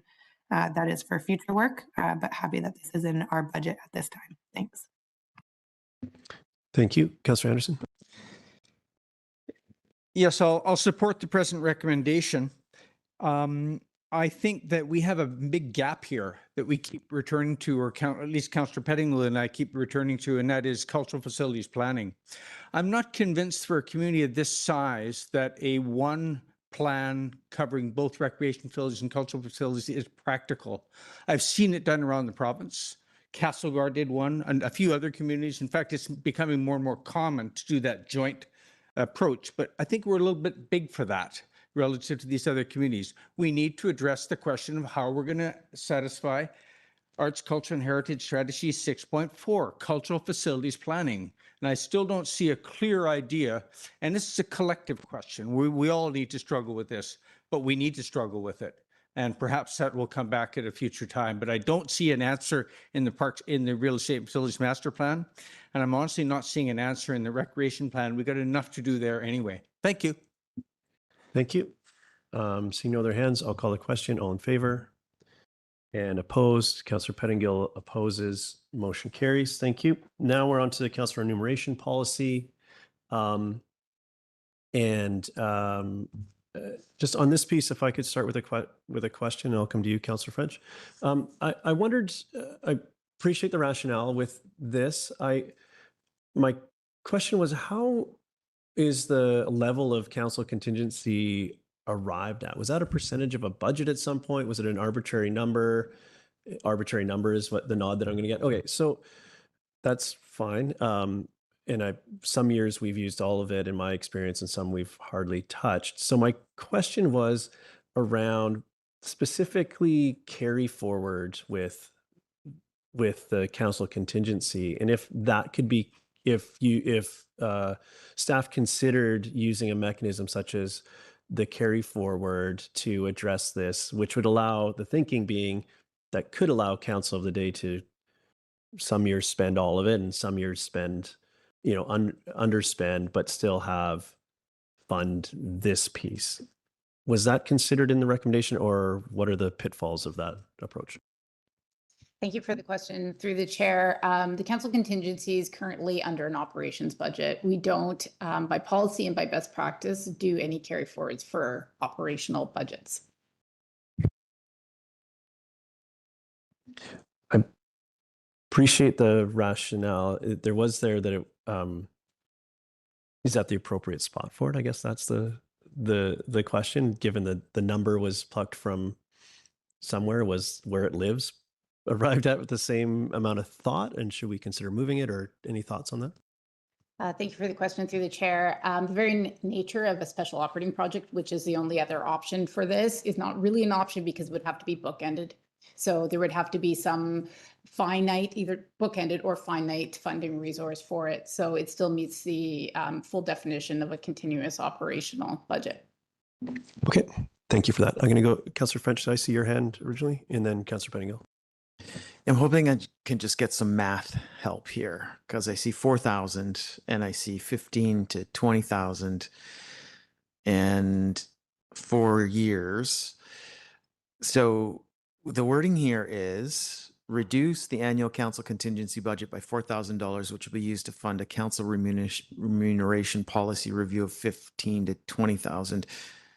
So $4,000 doesn't get us a full. Help me with the math here. Thank you for the question through the chair. The 4,000 would be just the starting point. Ms. Vengi had mentioned that it would be about $15,000 for the very first initial one. We're saying 4,000, it could be increased yearly to make it between 15 and 20,000 at any point in time over the 4 years. So the starting point would, we want to start with 4,000, assuming that we'd have about 16,000 if we could do 37,000 or 33,750, but we went with the round number of 4,000 to get us across the line for the $15,000 policy. Okay, rounding gets me every time. Thank you. Thank you, Councillor Pettingill.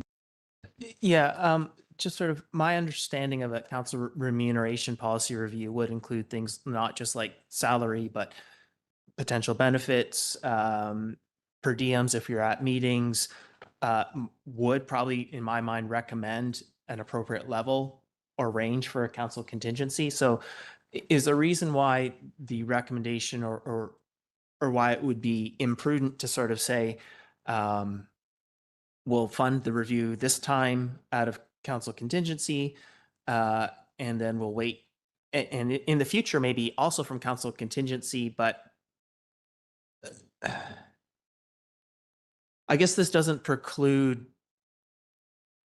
the the remuneration of changing the council contingency level necessarily. It would just include this as a funding source in the future. It's a funding source for the work, not assuming any outcome of the work, which would be common for something like this.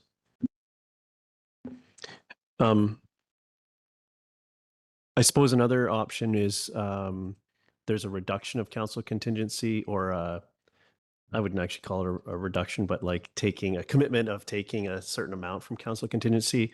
Was the increase of that, like a corresponding increase, considered? Taking council contingency up to 54 and using that for in perpetuity. I think we haven't necessarily run into the limitations with that fund. I'm just curious. Thank you for the question. The recommendation was based on not having to increase tax. So the contingency is also funded by tax, and so would this remuneration. So the suggestion would be, if council's not routinely utilizing their contingency, this would be an option to not reduce or not to increase the taxation for this particular project. Thank you for that. Councillor Penigo.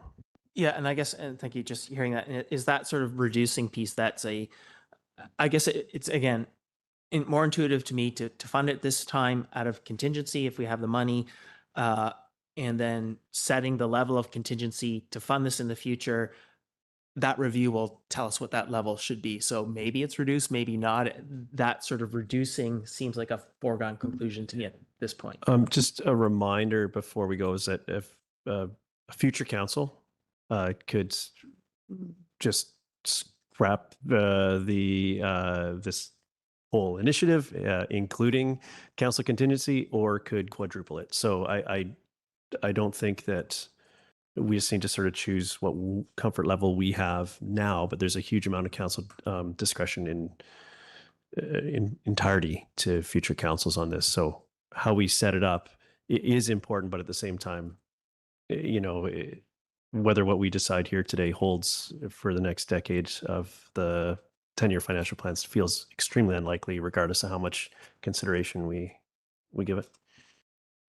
Just Councillor Hamilton. Yeah, thanks very much. Yeah, the 4,000 times 4 being 16,000, that caught me a little bit. I wouldn't be opposed to moving it to 5,000, but if, yeah, that seems reasonable. So maybe I'll move that in a moment. But I do believe this should be coming from council contingency. I think that's a sensible place for this to come from. This is a council matter that council should have discretion over. I would love to find a mechanism whereby our community can be asked what appropriate remuneration for our council, for their council, would be. I would love to get more community feedback on that. I do understand that having a committee of a citizens committee of some kind to give us advice on that or give us feedback on that ultimately will end up in staff time and resources being allocated to manage and oversee such a committee. So right now, I do see this as an appropriate path forward. And I hope that council and perhaps staff, if they do have any ideas on how we could have this be a question that we could get answered through community engagement rather than consultant support, would be much appreciated. But that's more of a comment, not a question. And yeah, I don't have a question. I just had thanks. Okay. My last question on this, and we'll need to move on, is the recommendation doesn't speak to how this one's funded. It's added to 2026. Is that taxation? Are we able to put, or are we contributing the entirety of that project comes from council 2026 council contingency? Is there a way we can use the balance of the 2025 council contingency? Like, what's that piece? I'm sorry, I missed it if it was included, but it's not. Thank you for the question through the mayor. I believe the conversation at the November 25th meeting was that we would use the 2025 council contingency to begin the process. If it goes into 2026, we would utilize the 2026, and then we can start the cyclical nature of the council remuneration in the future. Okay, thank you. Are you ready to move the recommendation? Councillor French moves the recommendation. Is there a seconder? Councillor Hamilton seconds. Any comments on this? Now that I understand the math, I really believe that this is the best way to go. And again, thank you, Mayor Herford, for being the point person on this to potentially get this habit rolling. I think that it falls under best practice in determining if council pay is appropriate, if not, what it could be or should be. Thank you for that. Councillor Anderson? Just briefly, I think we should be very careful about how we might consider an public engagement process for council remuneration. It's probably very unusual and probably for good reason. It's not something that we would want to encourage politicizing, and there might be that potential at certain times during our, political cycles. I think it's probably the case. My guess is that this is not the approach taken, and there's probably some good reasons for that. Anyway, let's give it careful consideration. Thank you. Thank you. Yeah, and consider how this work is performed and what that looks like is a future discussion point that we'll get into at the appropriate time. But there's probably plenty of examples of how to do this and how not to do this that we will take on board as the work advances. Just briefly, I'm in support of the motion. I do think it's important that that this piece of work happens regularly, so that there's clarity for the community, for potential candidates, for folks at the table around what can be expected here and what the appropriate compensation levels are. And I look forward to those conversations in this instance. And yeah, so I'm happy to support. Councillor Stoner. Yeah, I too will support the motion on the floor. I think that council contingency is the correct area for which we should fund this. And I do think it's important that this gets done on a regular interval, especially done by outgoing councils. So looking forward to doing the work for whoever chooses to sit in these seats next. And that there's hopefully a bit of a setup there for them to be able to do it on a reoccurring basis. Thanks. Councillor Pettingill, then I'm going to call the question. Yeah, I'm still debating this one. I understand council contingency may be a good mechanism. It sounds like we are adjusting significantly the council contingency without having from my perspective, the information that should tell us how we should adjust our council contingency. And so, I'm fine sort of this year doing it from council, but I would sort of not like to assume we're reducing or increasing. For me, that's premature. The other piece, there are other things we'll have to just in this discussion today, I would sort of rather have that list and decide, hey, these are what we're going to put in council contingency versus that versus the other. I don't know that I'm with everything in totality. I'd like to sort of have that sort of big picture before I allocate to council contingency or not. The other thing I will add is, and so I may not support just for those reasons. I do think my understanding is there are actually great examples where it is a citizen committee that does this work. And so I would not want to dismiss that. I believe there are great models, and it is something that can build public confidence in the process, which is something we want. So definitely don't want to dismiss that however this moves forward. Thank you. And just a reminder, this isn't the last step with this budget. We have subsequent pieces to look at the totality. We have another opportunity. But with that, I'm going to call the question on this item. All in favor and opposed? Councillor Pettingill opposes. Motion carries. Next, we have the Child Care Action Plan, which would be which is a funding source change. Are you moving that? Councillor Hamilton moves. Councillor Stoner, are you seconding that, or do you have a? No, I have a question. Yep, go ahead. Yeah, thank you. Before this gets seconded, I just wanted to clarify, as I look at the reserve schedule for the Community Works Fund, there's just over 300,000 in 2026 and 500,000 in 2027. So why can't that be used at this time? Thank you for the question through the mayor. So the Community Works Fund, apologies, I'll step back. The Child Care Action Plan was originally partially funded by government grant, and UBCM strongly recommends that the Community Works Fund is not utilized for any sort of stacking. So it has been eliminated from, and as well as the Community Works Fund is supposed to be more specific to capital. So we have concluded that that's not an appropriate funding source. But this is a new piece of work. It builds off of an existing grant, but it's different. So I'm unclear. I don't think that the stacking rules would apply. This is a totally different project. At this point, that is our interpretation. We can certainly take it away for future. This would be not until 27, possibly. So we would have to get some interpretation from UBCM to assist us with that. But that's our read on the funding source for this particular project.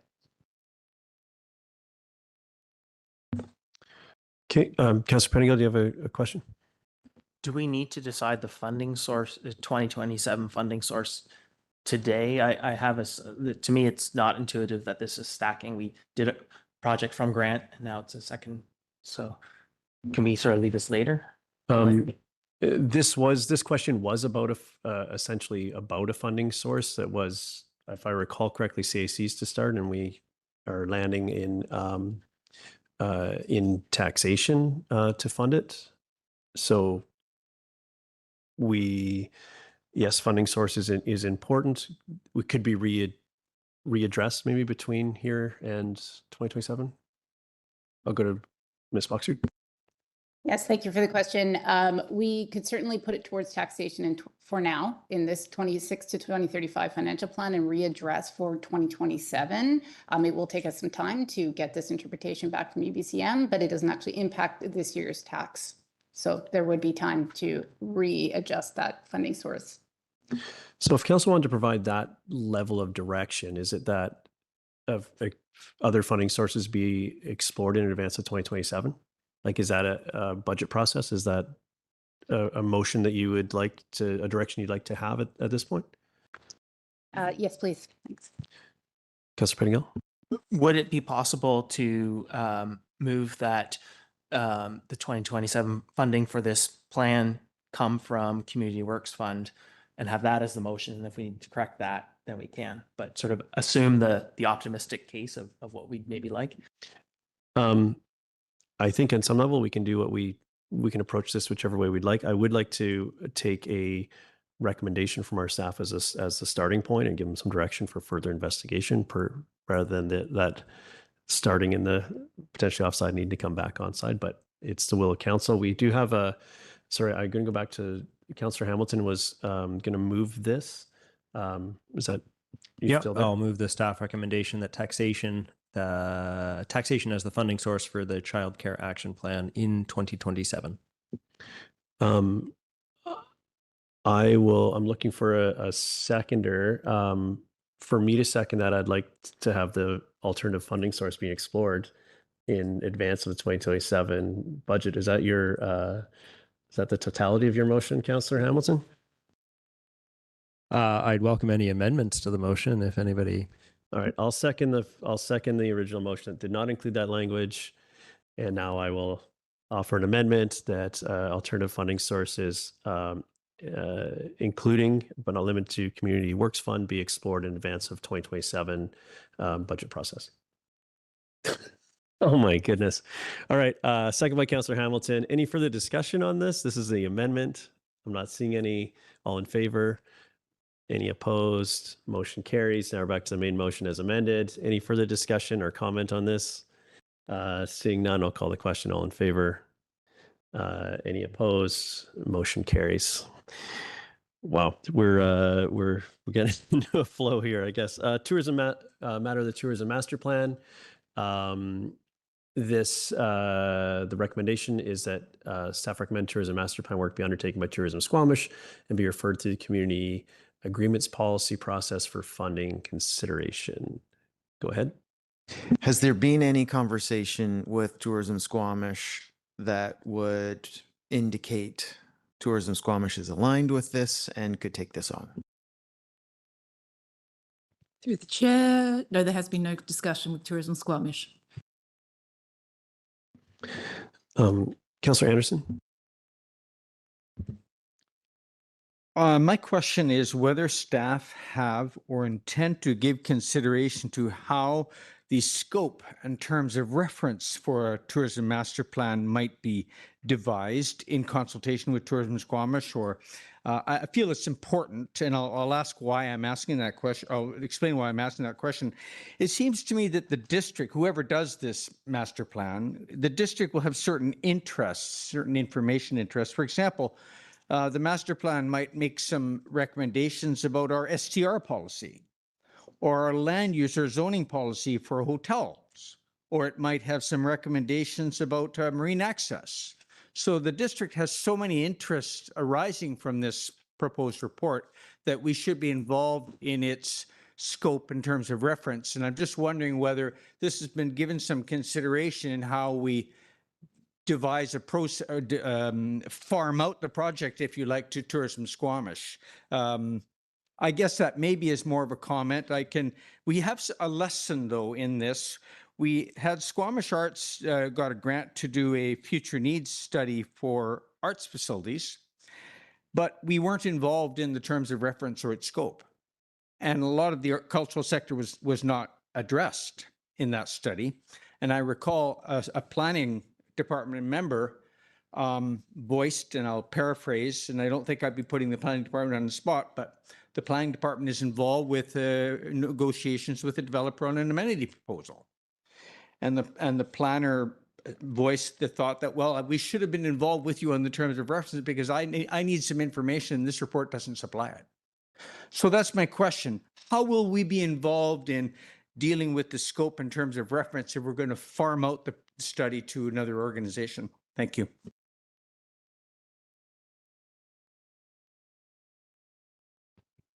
Through the chair, we have, as the work is not on the table for staff to undertake at the moment, we haven't had these discussions. Should the work be referred to the community agreements policy process, those would be the discussions that would take place in that forum. Okay. I have a question on this piece, and this is also adjusting to the 10-year financial planning and just I've heard and I understand the response. This isn't in the current plan. We don't have the capacity to do this work and so on. On the capital side of the budget, we look at things like, oh, well, we'll need to do this. We don't have the capacity to fund this project till somewhere else in the plan. And I just wonder, with something like this, if we don't have the capacity today, we have other, because of prioritization and so on, like putting it out in the plan in 2028 or 2029 as like work that we as a municipality would like to see achieved, but sequencing and capacity we need to work towards achieving that. Like, at what point do we do that? And at what point do we take, a step like this? Because in general, I find that with the special operating projects, like just we're not taking it doesn't feel like we're taking as long of approach to it, even though there are these things that our various master plan processes are suggesting that we undertake at some point in future. So it's a higher level question, I think, but it's triggered by this. So any thoughts on that? It's a new process.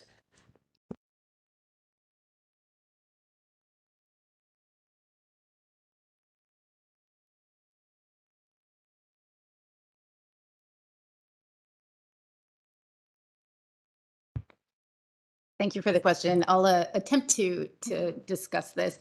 This particular request that was coming from Tourism Squamish was more in the near term, so that wasn't considered in the long term.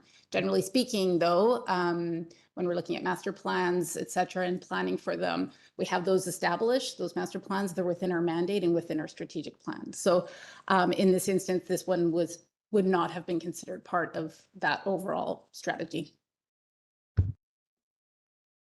Okay. Councillor Pettingill? Yeah, I feel, I guess I'm looking for some confirmation or clarity on whether, I guess in my mind, you know, we either want to say, we could either say, we are going to take on this work, maybe not for a few years, but we're going to take it on. And it's important that we do it because it will impact zoning. It will impact all kinds of policy, other policy decisions, and we need to commit to that and own that as part of our master plan.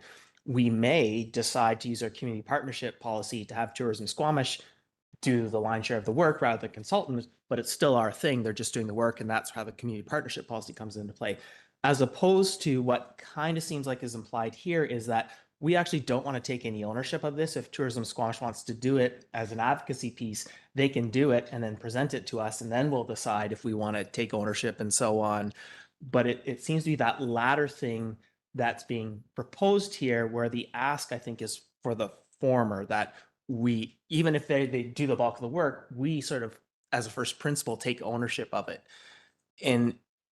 And so is that the sort of decision before us of like how much ownership do we want? Like the community partnership piece seems like a secondary thing. That's just how we execute it. But and maybe this is a question for my colleagues, because I feel like for me, I guess I'm sort of looking for us to take this on, take responsibility for it, probably not this year or next. And then sort of in 2020, earmark that in 2029 or whatever year it is. And then when we get there, we can decide, hey, is the community partnership policy a way to execute this and have them do the legwork, but it's our policy. Does that, maybe my colleagues can. I think, sorry, the decision for today, just I want to be clear, is it's recommended we don't include it in the budget, and it be referred to that other process, and then we can talk about. There's a few steps we don't need to discuss today, but I want to make sure that we get through the decisions for today. But I'll welcome a rebuttal on or a comment on this, and then we can. Yeah, response to my council colleague. This is a use of our community agreements policy that I had envisioned when we launched in this work. Tourism Squamish is an extraordinarily valuable not-for-profit partner of of District of Squamish, and I think the piece that I'm not seeing your concern is that having it come through the community agreements policy by Tourism Squamish is somehow less valid, or that we have less stake in it.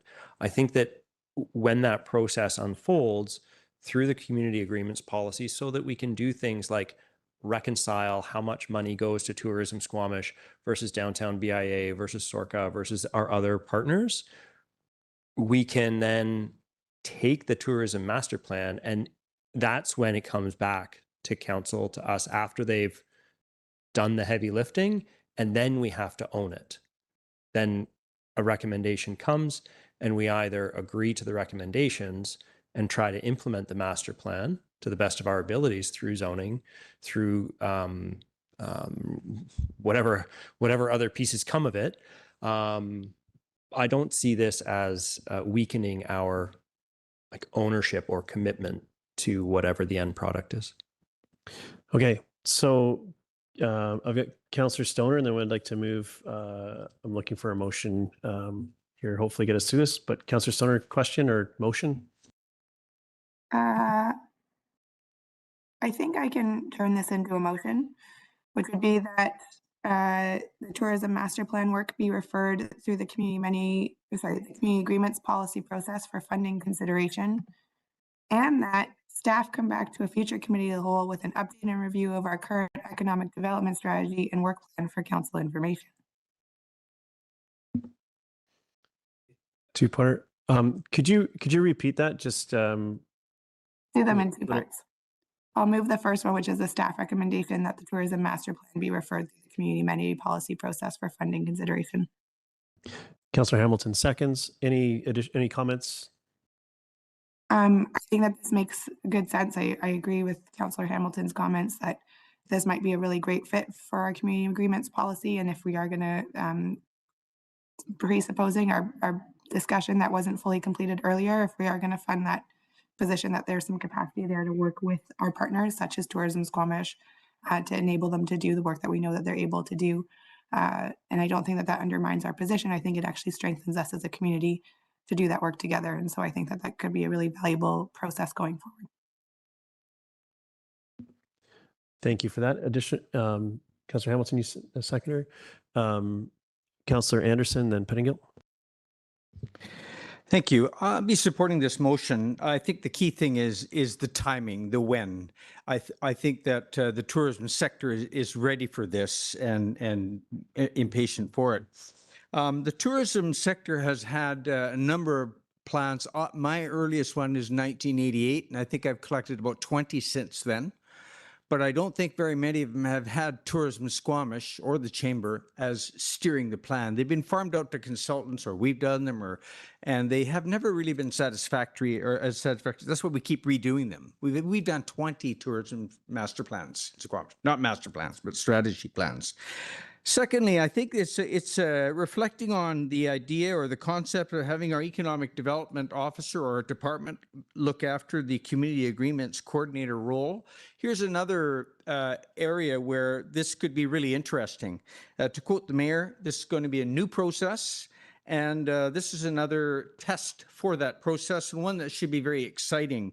With an economic development background staff person working with Tourism Squamish or devising a process for a tourism master plan, I think could be quite exciting and timely. Thank you. Councillor Pettingill, comment?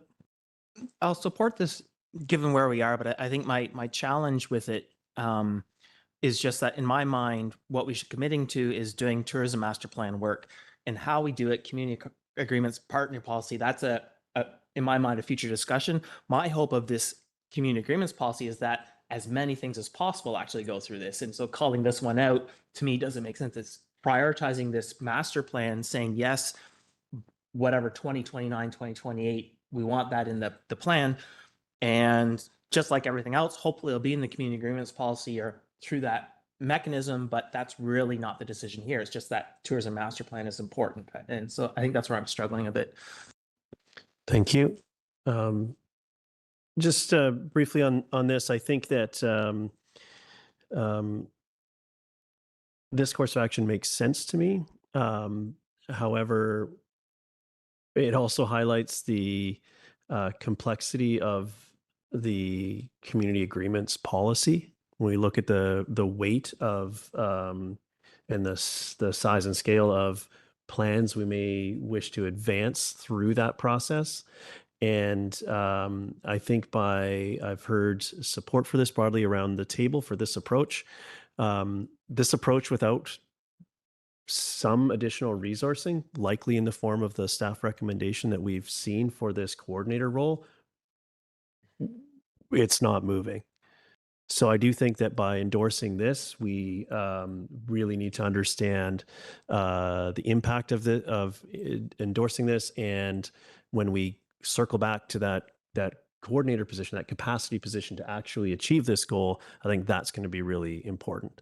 So I do share Councillor Pettingill's sort of hesitation around this, around putting it here versus putting it in as an unfunded, unresourced piece somewhere else in a future year. But this also allows it to happen. Maybe that process will evolve as we go. But at this point, I think it also puts the exact timing of this. It allows some wiggle room there should the funding or should our community partner have the ability to advance this work at a different timeline in partnership. So, yeah, I'll be supporting the motion and look forward to that next or an upcoming discussion a little bit later today to finalize the capacity to actually ensure that we're equipped to really move this forward. So with that, I'll call the question. All in favor? Any opposed? Motion carries. So one other piece that wasn't covered in the presentation, but we do have a motion around. Councillor Stoner, go ahead. I had an additional motion for council consideration. That'd be that staff come back to a future committee of the whole with an update and review of our current economic development strategy and work plan for council and community information. Sorry, the one that I sent by email doesn't include the community piece, but that should be in there. But seconded, I'll speak to it.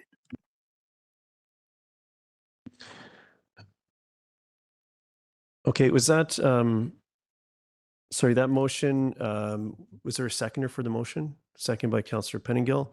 And sorry, could you just repeat the motion one more time? Sorry, I was multitasking Come back to ineffectively. a future committee of the whole with an update and review of our current economic development strategy and work plan for council and community information. Okay, thank you. Any comments on this? I'll just With that, quickly speak to it. oh yeah, go ahead. And I think that this is important. I've heard a number of questions around having staff capacity to do the tourism master plan. There have been some reorganizations of our economic development work. And I think it's important that we bring that forward to a committee of the whole so that we are all on the same page and our community is on the same page around what we are focusing on, what we have capacity to do. And that will obviously change depending on our decision around the community agreements position as well. But I think in the new year would be sometime in the new year, doesn't need to be immediately, would be helpful for our community to have that discussion around what the priorities are, where we want to continue to put our efforts around economic development, and if we're appropriately resourcing that. Thanks. Okay. Any other comments on this? Go ahead, Councillor Anderson. We have two objectives, council objectives under being prepared for the future in our strategic plan. One of them relates to economic development strategy, economic activity and core enabling and emerging sectors. The other one is 4.4, a net increase in employment lands. And to my mind, we do have an economic strategy plan. We can look it up. In fact, there's several pieces to it, and it's quite well articulated. But what we do not have is a strategy plan for industrial land. Absolutely nothing. We haven't done anything on that since 2015. The biggest effort in data, most recent to produce data on our industrial land situation. That's how old it is. So I would hope that we can consider that need alongside a review or discussion of our economic development strategy. Otherwise, I'll be supporting the motion. Thank you. We'll have the discussion around the content of said report when it comes to us. Do you go ahead, Councillor Penningill? Yeah, I'll also support this, and I appreciate the motion. I know we've seen some correspondence recently asking where some certain projects have gone, and I know I had raised some questions about it wasn't clear that these things had disappeared from our agenda or our budget compared to last year, and so just understanding if I was missing something or getting clarity on that.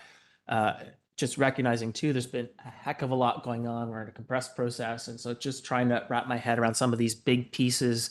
I think our strategic planning, from my perspective, is fairly compressed as well, and so just I think there have been some more significant shifts over the last year in this area, and I think it does. And with tariffs and everything that's going on, I think it is worth a bit of a pause and a reflection and clarity on where we are and a bit of a gut check. And so I think this makes sense. Thank you. Thank you. I'll be supporting the motion. I think it's important that we understand how we're bringing the capacity that we have to bear to affect the issues that are important to our community. And this is a great example of that. So look forward to that discussion when it comes. I'll call the question. All in favor? Any opposed? Motion carries. So council, we're approaching nearly exactly an hour behind schedule, but I'm going to take, we're going to take a 10 minutes. Is that enough, Ms. Conde, for break and for the huddle for our outstanding timeouts? Or you like 15? 15 is ideal. Okay, we're going to go with 15-minute break, and we'll come back and we'll reconvene with the capital items going forwards. Councillor Pettingill, do you have a question before we do that? Yeah, there's one more in the report that's not on the slides. The pipeline societal individual risk. We'll deal with that after. Okay. Okay. So we are in recess. We'll reconvene in 15 minutes. Thank you.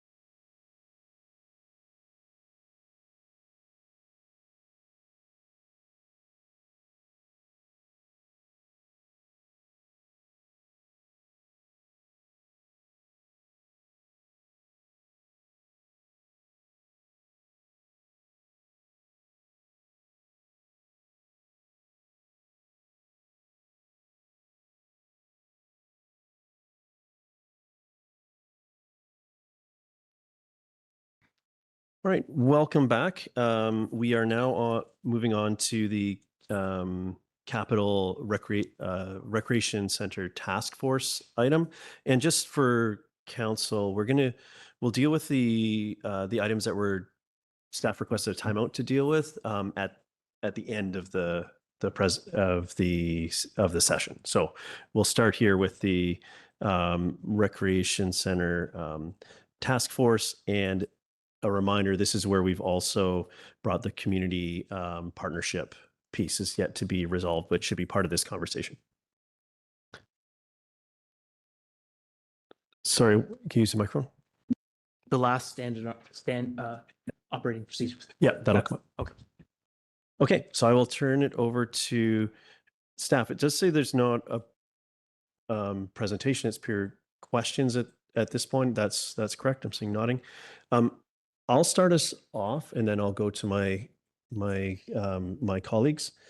In advance of this meeting, I circulated an example of some of the work that we would be expected from from the project, but not. I know it's more than that.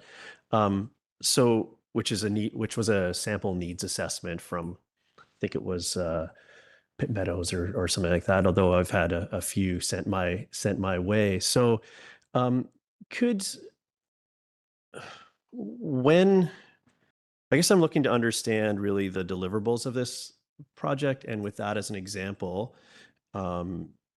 is that the kind of document that would be produced from this group? Or is that our starting point, and ours would actually be further, or just with that as a reference point? Can you speak to those deliverables and what needs to happen before that project would be initiated, to help understand the timing of this as well? Absolutely. Thank you for the question. And for those just maybe joining us at this point, my name is Harmony Cornwell. I'm the Director of Facilities. I did get a chance to review the Pitt Meadows report, and it does represent a portion of the outcome of what the Recreation Center Task Force, that I'll refer to as RCTF going forward, will be working towards. The RCTF scope intends to go deeper into the planning and viability of renovations at Brennan Park Recreation Center. And it is an integrated exercise that covers both planning and preliminary work for a potential multi-million-dollar capital project. Some of the items that, in addition to the demand assessment and the needs validation, taking information that's been collected over the years and ensuring the accuracy and that it's still something we need to go forward with. There's going to be environmental site assessments, geotechnical assessments, and archaeological impact assessments, in addition to an electrical service review and upgrade. So to me, this the needs report, I think, is challenging for the community, largely by its title, in so much as knowing that, there's I guess wants and needs are challenging things to tie together, but also that it's a very specific thing. So a lot of what you just described, I would say, is advancing site-specific planning for this, where that needs piece can be, I've heard characterized as something more like, do we need to do this? Like that sort of thing. Can you speak to sort of how those pieces interact in the totality? Yeah, thank you for the question. I think there is an opportunity for us to clarify that it is not a needs assessment, it's a validation. We're looking at work that has been done and validating it in addition to what we can do at the site. We are not trying to redo work, we're just trying to bring it along. And what I would also like to clarify is that the needs assessment that was done in Pitt Meadows, there was a lot of work still to be left to be done on their next steps. And what we're trying to do is do that validation work concurrently with all of the other work, so that when we get to the end of these phases, we're further ahead and aren't taking as long a time it could take if we were just to do it in a linear process.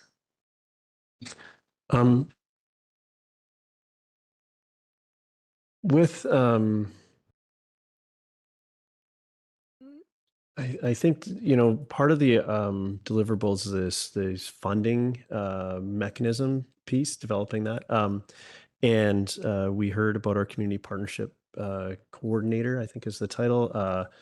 And So in that funding source work, this needs sort of validation and so on, part of uh, like generally a required part of grant applications. Like, is this, are some of these things that we need for our organization internally, and are some to position us to have access to those external funds?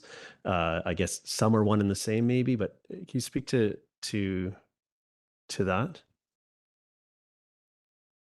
Thank you for the question. So yes, the funding piece is very broad, and we also recognize there's not going to be one path to funding what this project could ultimately become. And if we were even just to look at grants and applications and the amount of time that they take, we absolutely are going to need the support to identify these opportunities and work with various partners, get applications in, and the reporting structure for the grants, if successful and receive them, is also very robust and time intensive. So this role is needed to support the work we're doing.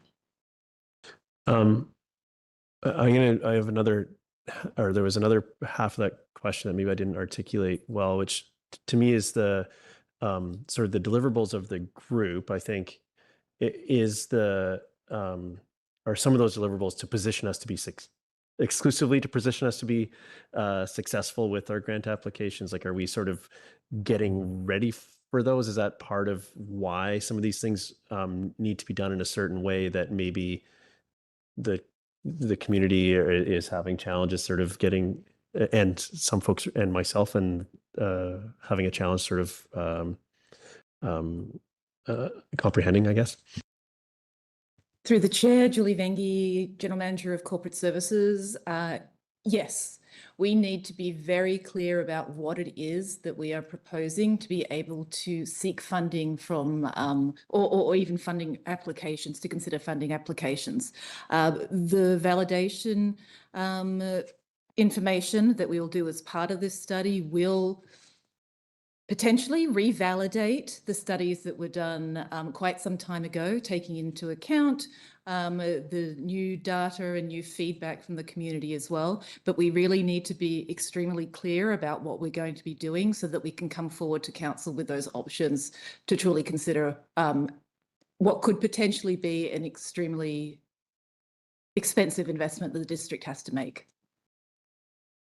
Okay, I've got many more questions, but I trust my council colleagues have similar questions. So we'll do a round of the who wants to go next on questions here. I feel like there's more than just me. Councillor Hamilton, and then Councillor Stoner. Yeah, thanks very much. I just want to understand the first the funding. The request was for 400,000 in 2025, 300,000 in 2026, and 300,000 in 2027. Yeah, that's correct? Through the chair, that is correct. That the 400,000 is already part of an approved budget, will be carried forward. Yeah, thanks. Yeah, so we're not approving the 2025 budget anymore. That's already done. And in addition to this money, the community partnership coordinator is required for this work to be done. So there's approximately another $200,000 required to get this work done. Do I understand that correctly? Through the chair, yes, as articulated, we will be relying on the expertise of the Economic Development Officer to assist us in this work, and that capacity can only be enabled through the coordinator position. Okay, thanks. And I really want to get a clear understanding of the difference between the 2023 Pitt Meadows feasibility study. That study cost, to the best I could tell, from the statements of financial interest from Pitt Meadows, less than $100,000. And I'm trying to understand how to rationalize $1.2 million expenditure to a roughly let's call it an ice rink and a pool, because the Pit Meadows was just a pool. So double the Pit Meadows, so to say 200,000. So we're a factor of 6 larger and a factor of 3 longer in time. So I'm trying to rationalize what are the core differences between this simple study, Pit Meadows study, and what we're planning on doing. Thank you for the question. There's a couple of ways to answer this, so I'll try to make sure I do it as thoroughly as possible. The Pit Meadow study is not indicative of everything that we're going to be doing. So that is just a baseline.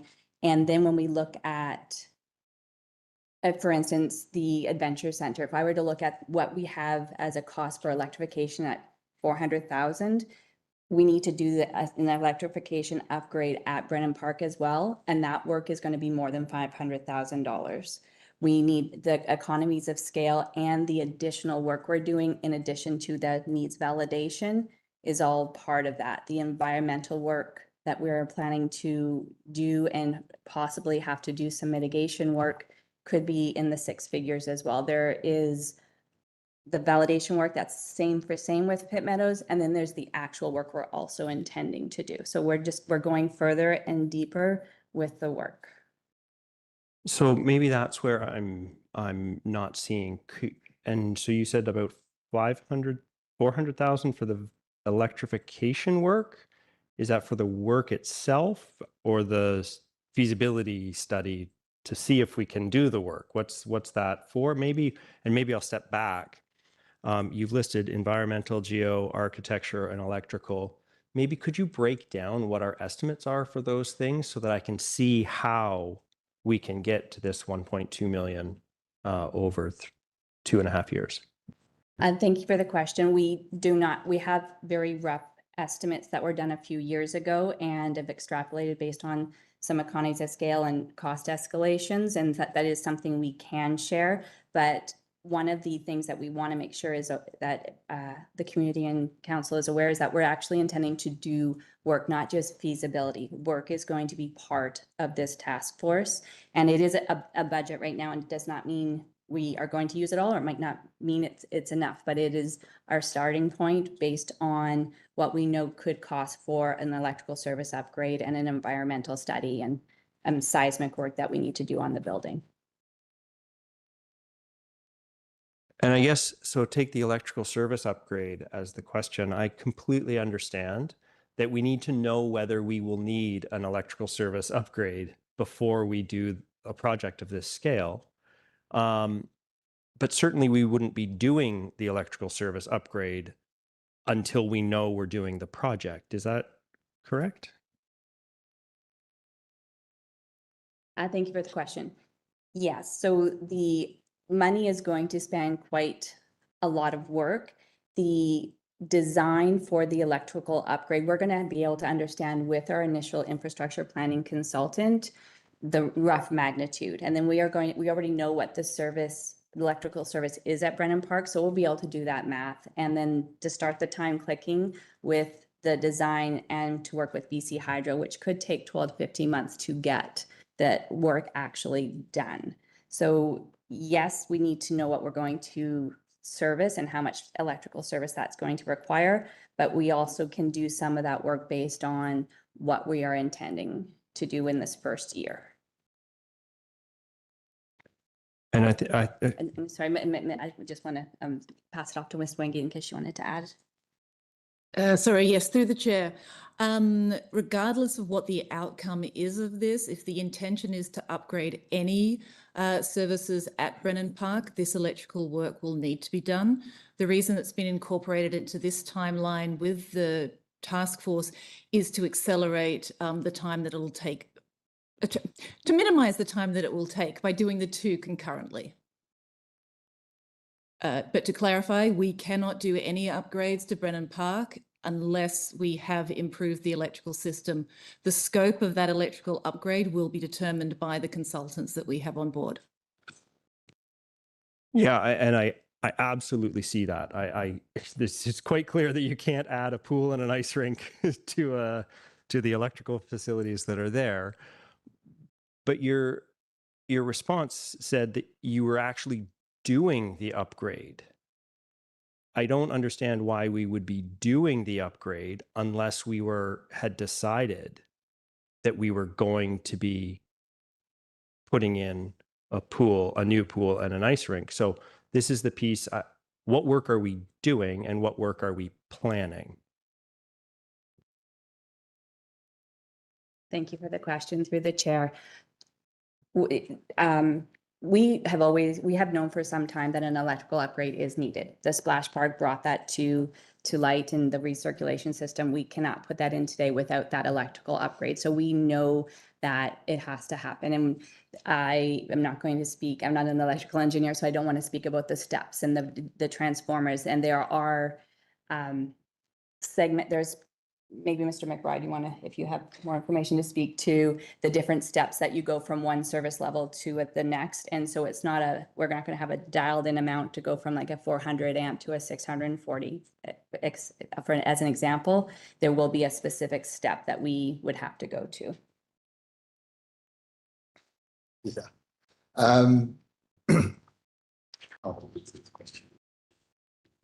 The current capacity for the electrical system at Brennan Park doesn't have the ability to add a splash park.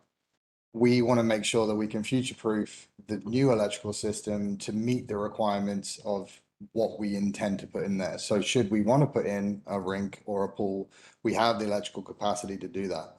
Currently, we are looking at the option to upgrade that system in order to allow us the freedom to make those decisions. So the planning for and the execution of that is included in the overall budget ask? Is that correct? Thank you for the question. Yes, it is. And we're also with the recognition that that $1 million may not be enough based on our understanding of what it would have cost to upgrade the electrical service to the Adventure Center. Okay. Yeah, thank you. And I just, as we go, just to my council colleagues, if we could direct the questions through the chair just to help facilitate the conversation, would be great. Thank you. I'm going to go to Councillor Stoner. Yeah, thank you through the chair. On the electrical component, just picking up on that while we're on the topic. This is something that we've known for a year. As you said, it's a carryover budget. Do we have any sense of whether like that 400, so is that $400,000 still just the assessment of the need for the electrical? Thank you for the question. It is not just the assessment of the need. There's design work that needs to occur before the implementation of the work. So we need a design and we need a very long lead time to get the work scheduled with BC Hydro, and then the work actually has to happen. There has been work in the budget for this to occur. However, again, we do not believe it's enough. And because the Recreation Center Task Force is a new initiative, we will have to realign some of the future or outline years budget items. They may be moved around in the budget based on the Recreation Center Task Force recommendations. Okay, and then if I can just ground truth the work of the task force as presented in the report that we had during the capital and special operating projects. None of that work that you just listed off, Ms. Cornwall, is in that description of the work. It's exclusively kind of around assessment of needs and changing needs for user groups and a little bit of engagement. So how do we know what is being delivered and how do we communicate that to our community in the overall dollar figure of kind of the feasibility work versus the site prep and planning work?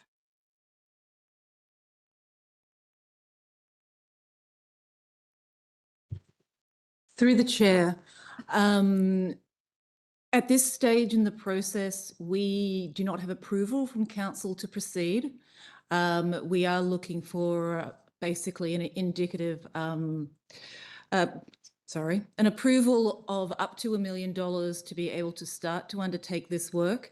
As we further refine the scope of work, which includes exactly the specifications of the consultants, we will be able to refine that down even further to provide a breakdown of the costing of that work. I think that we also advised, or the question was, how we report out to the public on the work. So as we go along, the idea would be to provide information on the costing as we do in the quarterly project updates. Okay, that's not 100%, but I'll try and reframe some of my question.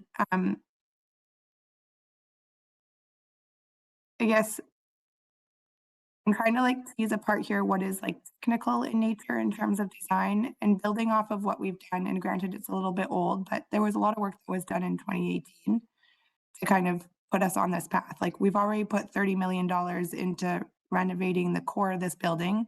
We made the decision based on public input that we were going to upgrade the existing Brennan Park, not tear it all down. So we're already on a path. And so I'm curious, like how much, like a lot of this work feels like it's internal in terms of just like getting our ducks in a row for making sure that the electrical is up to snuff. And then there's a piece here on community engagement and input that I guess my question is that better suited as a committee at council or a staff committee that would actually have direct input with user groups as opposed to simple reporting out?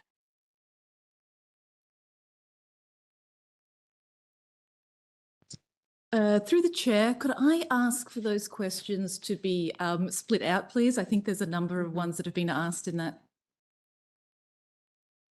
My first question would be, how does this build on the 2018 work that we have that outlines and set our council and our community on a direction for Brennan Park?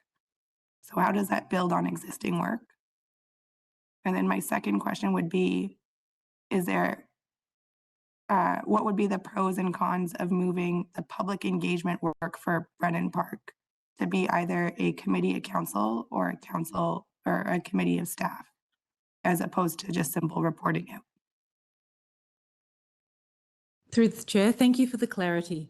If we go back to the work conducted in 2018, it is not enough for us to determine exactly what we need in a build that could potentially cost into the multi-million dollars. There was a lot of work done there. However, we have had changing needs in our community. Our demographic has changed. We are hearing from user groups in relation to what they desire as well. So this work builds on that work and provides validation in the current climate of what the community needs are. It will also provide options to council. What we need to do is make sure that we provide a range of options for going forward on this piece as well. And the only way that we can do that is undertake this work to validate and also to make sure that we can actually build on Brennan Park. We haven't explored all of that yet. It is in a floodplain area. There's a number of considerations that we need to take into account, including the electrical upgrade. So the purpose of this task force is to put us in a position so that we can tell you definitively what the options are for going forward as well. In relation to the public engagement piece, absolutely, there are a number of ways in which we can engage the community, and we have seen the community engage with us on this matter. I can't speak to what the most recommended approach was. What we would like to do is engage a consultant to provide that to us, to provide an objective assessment of how best to engage our community. That may take the form of a community panel or other such engagement networks. And then just one follow-up, if I might, Mayor. Is it possible to further break out the budget to better understand what is required for the feasibility and the ground truthing or validation of user needs versus the more technical requirements of the site specifics? So like the arc requirements, the energy requirements, like that to me is a different bucket And I'm just trying to get a sense of how much the actual price tag is for the validation work.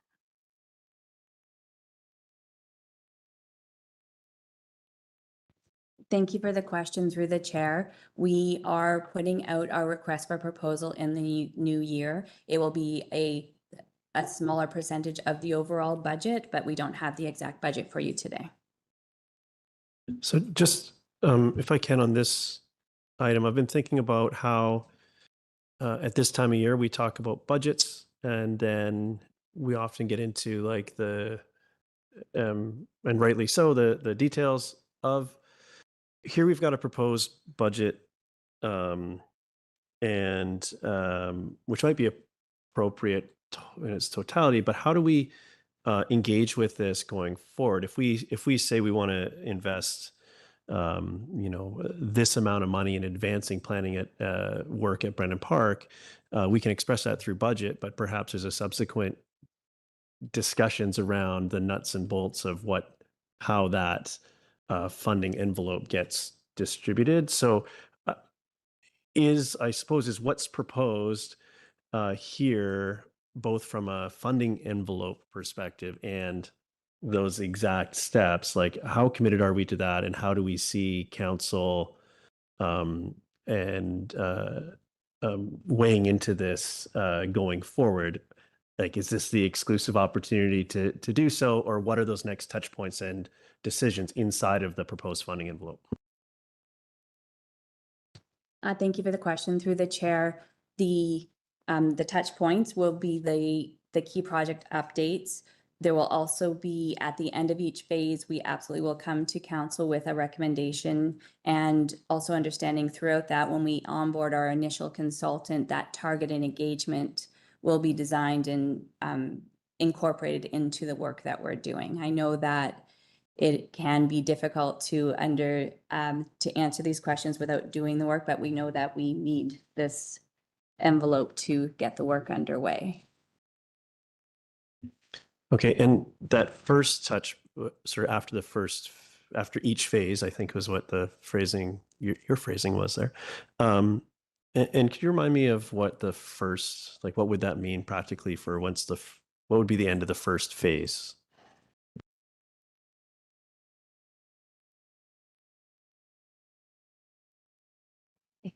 Thank you for the question through the chair. Are you referring to the phase one specifically, which would be approximately February 2027, or the quarterly key project updates that we present during the quarterly variance? I think you answered my question with the February 2027 phase. I suppose the question, however, was could be that, but also what did just looking for clarity with that feels I'm going to take that on board and I will consider that. It does feel like a long time, a budget in between as well. I know we have quarterly updates, but that does feel long. So I just, that's just comment. I'm sorry, I can't turn that into a question. I'm going to go to my council colleagues unless there's a comment that you have. No, okay, I'll go to Councillor Benningham. Yeah. If you do want to comment on my musings, I tried to turn it into a question, but. Absolutely, through the chair. And if I can just clarifying on the question or the comment, it's in relation to when the updates to council would be provided. The task force has recommended that the updates be provided at those quarterly touch points. However, should council require or request a different schedule of updates, that also obviously can be accommodated by the task force as well. Yes, thank you. And what I was looking for were the decision points of inside this funding envelope. And but thank you for that. Councillor Pingo. Yeah, just sort of listening to the conversation, reflecting, I think it would be a lot clearer for me and quite frankly, the community, if we had an electrification capital project and a validation design separate projects. I understand there might be tight coordination and so on. Is there a reason why we've bundled this all together? Because I'm finding it really challenging to separate out what is what, and it seems like the electrification thing sort of needs to be done no matter what, sort of regardless of everything, because Splash Park, all kinds of other things. So why is there a reason why we can't have that as a standalone? It sounds like it's maybe a $1 million based on a Class D estimate in our budget, and then there's some X amount, and I'm not clear what the remainder is to do design and validation on rinks and all that stuff. Is there a reason why we can't split this? Through the chair, before we are able to go out and put out a proposal for work, we do need to have an approved budget. The reason that you aren't seeing a complete and thorough breakdown of work is that we do not know exactly what those numbers will be. We have provided the $1 million, which incorporates both the electrical upgrade and the other validation work as well. We could provide additional information to council and obviously the community as well about the breakdowns of those buckets of work. But until we actually do the RFP and get those quotes back, I would be hesitant to provide numbers, for example, that may be inaccurate. So, and this I think is that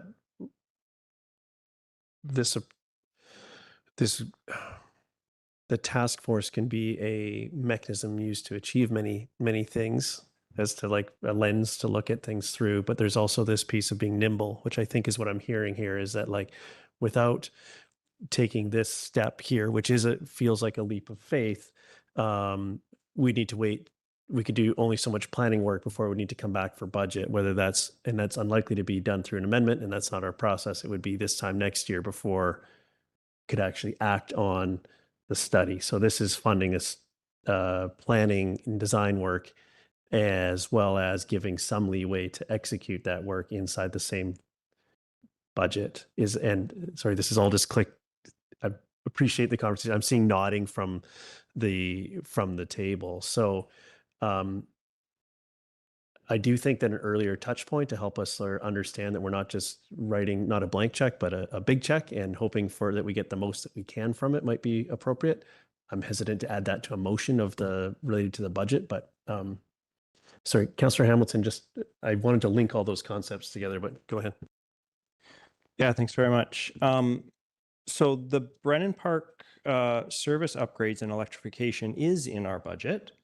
It's project number 845-00113, and we've put numbers on it. We've put $60,000 in 2026 and $485,000 in 2027. So through the chair, could staff explain what that line item, how is that related to the 300,000 of the Brennan Park? Like, where is that fitting in this whole $1 million? Thank you for the question. Through the chair, that particular project, my understanding is what was specifically to aid in the development and construction of the splash park. And the Recreation Center Task Force coming after that decision had been made, we're trying to capture it. And one of the key priorities of the Recreation Center Task Force is to do the right work in the right order at the right time. And doing the electrical feasibility and design and potentially the upgrade makes sense to do it during this work. And there's also a recognition that the amount of money in that project for, I believe it was 2026 was design, 2027 was the implementation. We do not believe is sufficient based on the numbers that we received for the Adventure Center.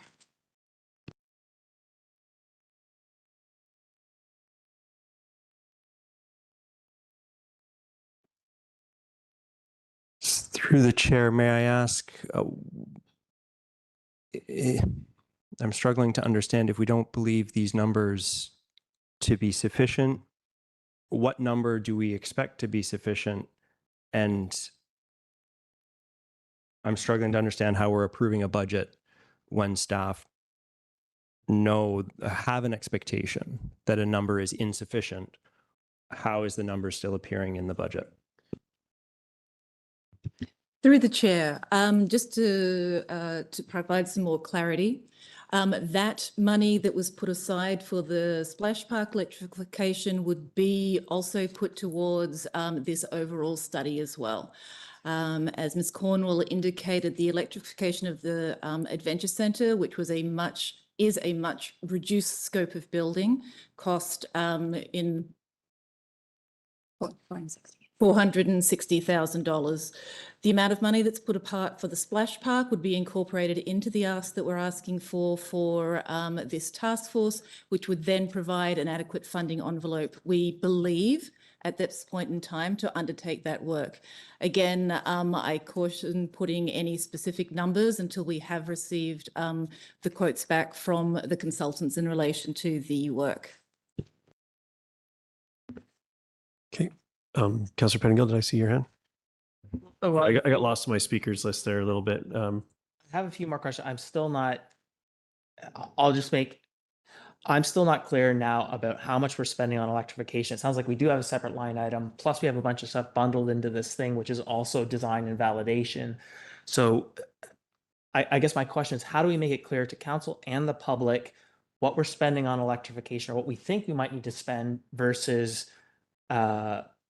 design? It seems to me if we come up with a 1.5 million, put it in two separate buckets, and then if we have to do a budget amendment and adjust the relative amount but keep the total amount the same, like there's no impact of taxation, like it just seems like there's a way to make this clear for everyone. So I'll leave that. Just sort of understanding, following up on the question of what's changed since 2018, my recollection when we were going through the, I think it was through the RFPs or something for the grant work that's being done now, I believe there's a bunch of analysis about flood construction issues and asbestos and a whole bunch of like risk stuff and what we could or couldn't do. So are we thinking that information was incorrect, or what's missing in terms of the flood work and all that work that had been done fairly recently in terms of what we need for these next pieces? Through the chair, in order to provide the information for a build of this size and magnitude, we have to ask the question about what is required for that build. Yes, previous studies have been done in the past in relation to numerous other activities, but what we are looking for is the answers to the questions of, should we wish to do X, what it will specifically require. Okay,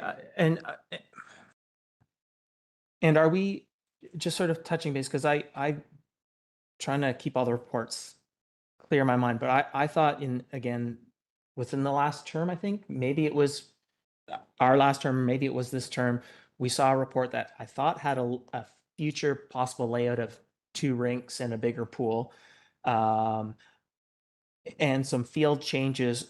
Are we sort of, where's our uncertainty in terms of that work? Are we thinking that field demand is so great that those options are no longer possible, or what is the sort of open question there?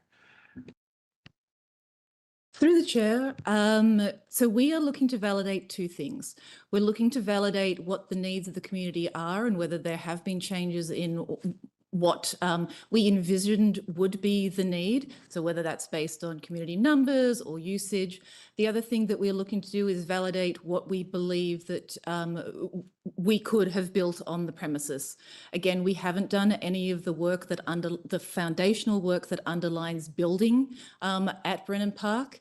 Yes, we have provided indications of what could be possible, but they are not, it's not definitive construction plans or anything like that.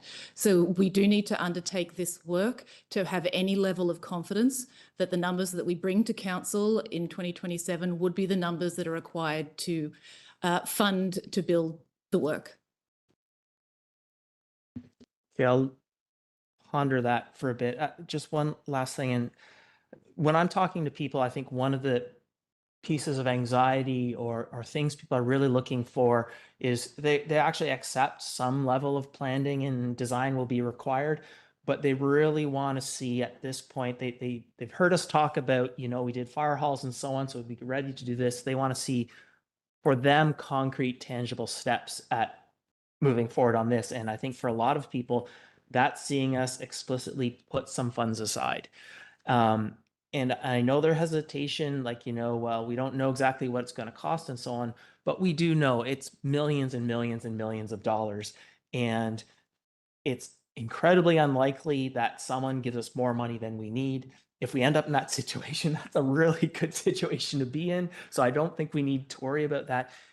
As part of this, is there nothing we can do as part of this budget or something to say, and I don't know whether we need to call it a fund or a provision or an account of like, we're doing all this design and planning work, and we are starting to put aside this amount of money per year towards much needed rec infrastructure, because we know some priorities may have shifted, but people want more of everything. We have a lot more people wanting a lot more of anything. I don't think anything's gone down in terms of demand. So can we sort of do something to take that step for the community, that tangible of like, yes, we're starting to put money aside this year and figure out the details as we go, but we're saving now. I would welcome a response if there is one from staff. I have some thoughts on this that feels like it's a largely a council discussion. Thank you for the question. Through the mayor, yes, we certainly can start putting funds aside. That is a council discussion and a council direction. There's nothing that would stop from a staff recommendation of putting additional money aside. It would increase taxes at this point, and we would have to build upon that as directed. So further to that, I think that one of the reasons that we would set funds aside is not to solely to have them available, is to bring them to bear to advance the project, so that if that funding gap is bridged, which will be sizable regardless of if we decide to do more, and these are steps that I'm hearing need to be taken. So this is that in some ways. I would argue. Welcome other thoughts on this matter. I'm going to go to Councillor Stoner and on this. Yeah, thank you. Through the chair, I appreciate that it's difficult necessarily to put solid dollar values to some of these components before we have fulsome understanding. But I am curious, if we are going to go out to RFP, we have to be pretty clear what we're asking a consultant to do. And so I'm just wondering if staff can actually list the items that we're expecting to be addressed through an RFP.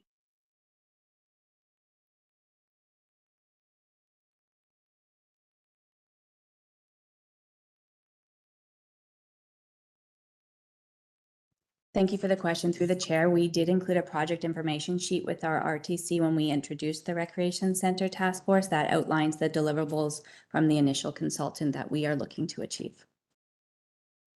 And sorry, is that the 5-step process? That was phase one, correct? Yeah, it had all of the steps in the phase one, which included the 5 steps, yes. Okay, but that doesn't include anything about electrification. It doesn't include anything about detailed studies for environmental or archaeological. Unless I'm missing that, there's an in parentheses example, but There's some discussion happening in the room. Just give a sec here. Through the chair, to clarify the work that's going to be undertaken in what order, we are looking to engage a consultant who will then provide us with the details of exactly what we need to undertake that work. That will require other consultants, other work, and other validation.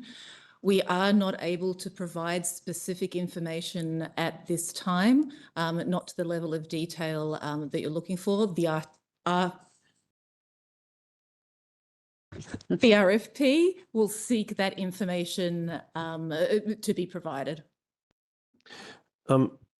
If I can on this piece, I think what would be helpful for me, I understand sort of that broader funding envelope, and we need to make some financial commitments through the budget process to advance the work.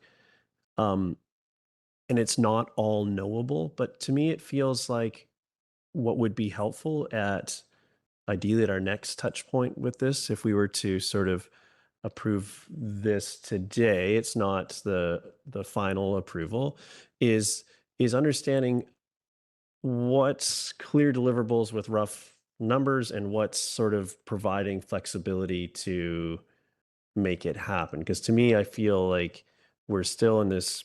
I understand. I think I feel much better about the overall concept as I sit here, but the pieces we know and the pieces we don't know aren't clear to me. And I think that would be the additional perspective that would help me at a next step. Is that which is that a huge is there more, have we seen the maximum amount of clarity that we can on this, or is an ask like that, could that be something that's refined for in short order?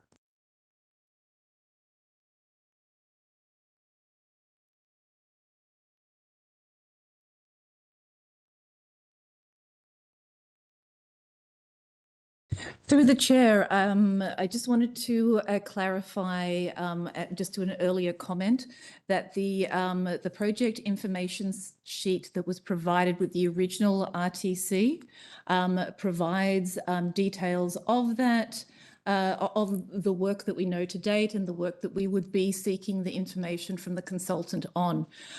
In terms of touch points as well, it is absolutely possible for us to return to council once we have that RFP out to discuss what the pricing, to present to council what the outcome of that RFP is and what the numbers will be associated with that work. I just want to make sure that we're talking about the same document. We've switched, we're going to a previous agenda. So if I can just take a second to make sure that we're all on the same page, I'm going to have a page number. So this is the council meeting of November 25th was when this was presented. I believe it's page 66 of 77, project information for financial planning. And it does go through the steps. There's not, and I don't see anything. It goes through the steps, so it doesn't put a dollar value associated with those in any way. And there was the piece around actual physical electrical upgrades and stuff, which isn't quite captured.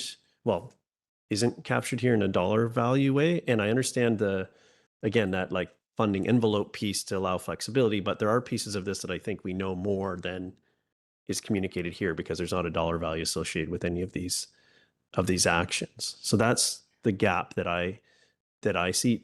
I don't know if that exists somewhere else or if what I'm talking about would require a tremendous amount of work or would result in the same where we simply don't know.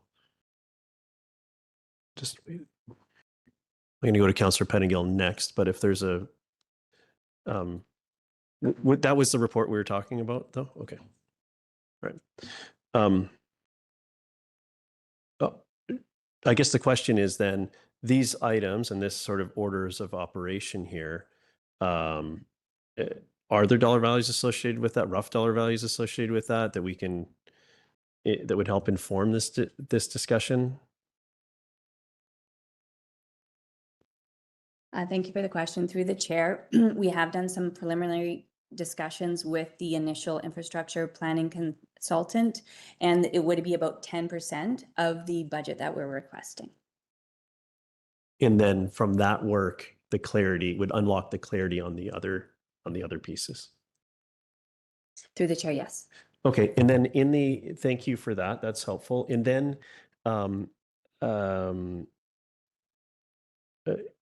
I think that the other piece is that clarity around the physical work and how that interacts with what's the remaining 90% of this budget item, and having that as a stated or more clearly stated. It didn't jump at me if it is implied in one of the pieces. It wouldn't feel. Was that meant to be covered in this document, that physical investment piece? Because it really reads to me broadly. I'm just revisiting it after some time, but that it's was exclusively the planning and engineering and that sort of thing. The physical work piece didn't jump out at me here. Was it meant to be covered in one of these bullet items, or is that something that we should add clarity on?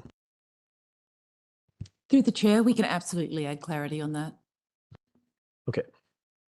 So I've got Councillor Stoner with her hand up online, but I lost. I'll go to Councillor Stoner. Yeah, thanks through the chair. Just some points of clarification on that. So if I hear the response to Mayor Herford correctly, the details that's presented in the package that was from November 25th, that work would equate to approximately 1/10 of the budget that we were at that is being asked for. Is that correct? And that is the feasibility work. Thank you for the question through the chair. The 10% indicated is the prospective consultants that we've been speaking of in advance of an RFP, just to have a rough order of magnitude. That is all that we are comfortable with any certainty of to speak of today. And that scope would cover step one, like phase one, or just which piece of that? Thank you for the question through the chair. The initial consultant is going to span the entirety of phase one, with additional consultants potentially being brought in under that initial consultant to do some of the work that is the electrical feasibility, et cetera. And that could result in some work actually happening, or at least getting it underway due to long lead times for some of the categories of work. Sorry, back to you, Councillor Stoner. Sorry. Okay, and then just on that project description, the final input in the table says project management throughout project duration, project management and communications, assume project length of approximately 6 months. But the project timeline is 1.5 years. And going back to the model that was presented from Pitt Meadows, my understanding is that was done in about 6 months' time and covers what is kind of considered in this work plan here. So why are we expecting that kind of feasibility work to take 1.5 years, or am I reading this chart wrong? Yeah. Through the chair, could I ask for some clarity on where in the report specifically that is mentioned? Yeah, it's on page 66 of that November 25th council report. In the last line item of the table, it says project management throughout project duration. And the description of project management and communications, the very last line says assume project length of approximately 6 months.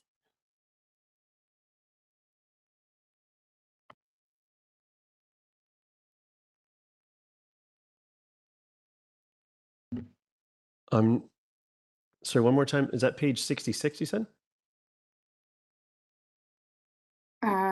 Yeah, that 66, yeah, the very last line of the table that outlines the 5 steps of the project. The very last line is project management throughout project duration.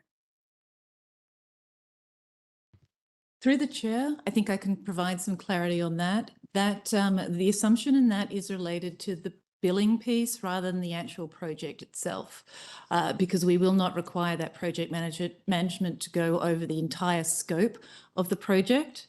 It is the Yeah, pause with some of the wait times. Yep, as there will be a pause with some of the wait times as well. So what that looks like is actually the amount of time that the project management would be occurring, not the time that other activities would be recurring.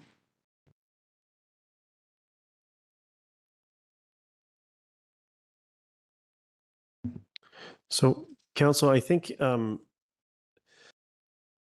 just to my earlier comments, I'll come to you next, Councillor Hamilton. I'm just trying to find a path through here for us. I think that if we can get to a point where we can articulate the information that the gaps remaining from today, and a breakdown that would be helpful to inform a final decision, which really is at readings, but ideally would be at we can incorporate it potentially at the next meeting, depending on how onerous our asks are. I think that's a path through this. Of course, we can just say no blanket to all this work. That feels really hard to arrive at without more without some more information. So I'd be looking for those unanswered questions and what it would take. And I recognize that the level of detail might vary around the table. So if we could sort of work towards flushing those pieces out, and we can provide some direction to staff to try to advance the conversation on this, because from last time to this time, there was no presentation. We lacked that piece. So I'm going to go to Councillor Hamilton and. All right, thanks very much. Considering the electrification is in a separate budget line item, I'm going to consider that as a separate budget line item. The splash park is a separate budget line item. So I'm going to consider those things as independent. And if the budgets for those need to change, that's different from this conversation. So I would like to consider moving a motion. I would like to, before putting forward the motion, give staff an opportunity to say what pitfalls or what might be missing or why we may or may not want to do this. I would like to give them the opportunity. So my potential motion would be to allocate $200,000 in 2026 for feasibility studies of a second rink and second pool, similar in scope to the 2023 Pitt Meadows pool feasibility study, to be completed by the end of August 2026. So I'm not putting that motion on the table. My question to staff at this point is, what are the pitfalls of that motion? Would it work in the direction of achieving your objectives? Our objectives of moving forward. I think it would be appropriate to take a time out to get this addressed.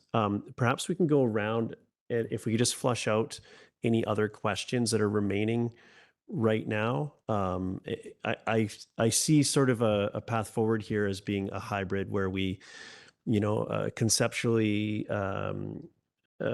either the proposed motion here, or alternatively we approve the concept, but would like some more clarity, whether that's reporting or whether that's some additional details for our next touch point as we work towards overall approving of our budget. So are there any other questions or anyone else considering a motion they want to have comments on? I think this is really important before we take an action. Go ahead, Councillor Pettingill. Yeah, I'll just say I could maybe go along with Councillor Hamilton's motion in the sense that it works around some of my outstanding questions. And so if we didn't go that direction, I think what I'm looking for is an understanding of, there's an electrification budget. Ideally, it's a separate line, but if it's all in one big line item, having that broken out. So here's the cost of electrification and understanding it's at a class E or class F or whatever level it is. Here is a design and validation budget. But also, again, we have funding strategy development in this task force plan. It's part of this community partner role. I think I saw it mentioned in the Recs and Parks and Rec master plan as well.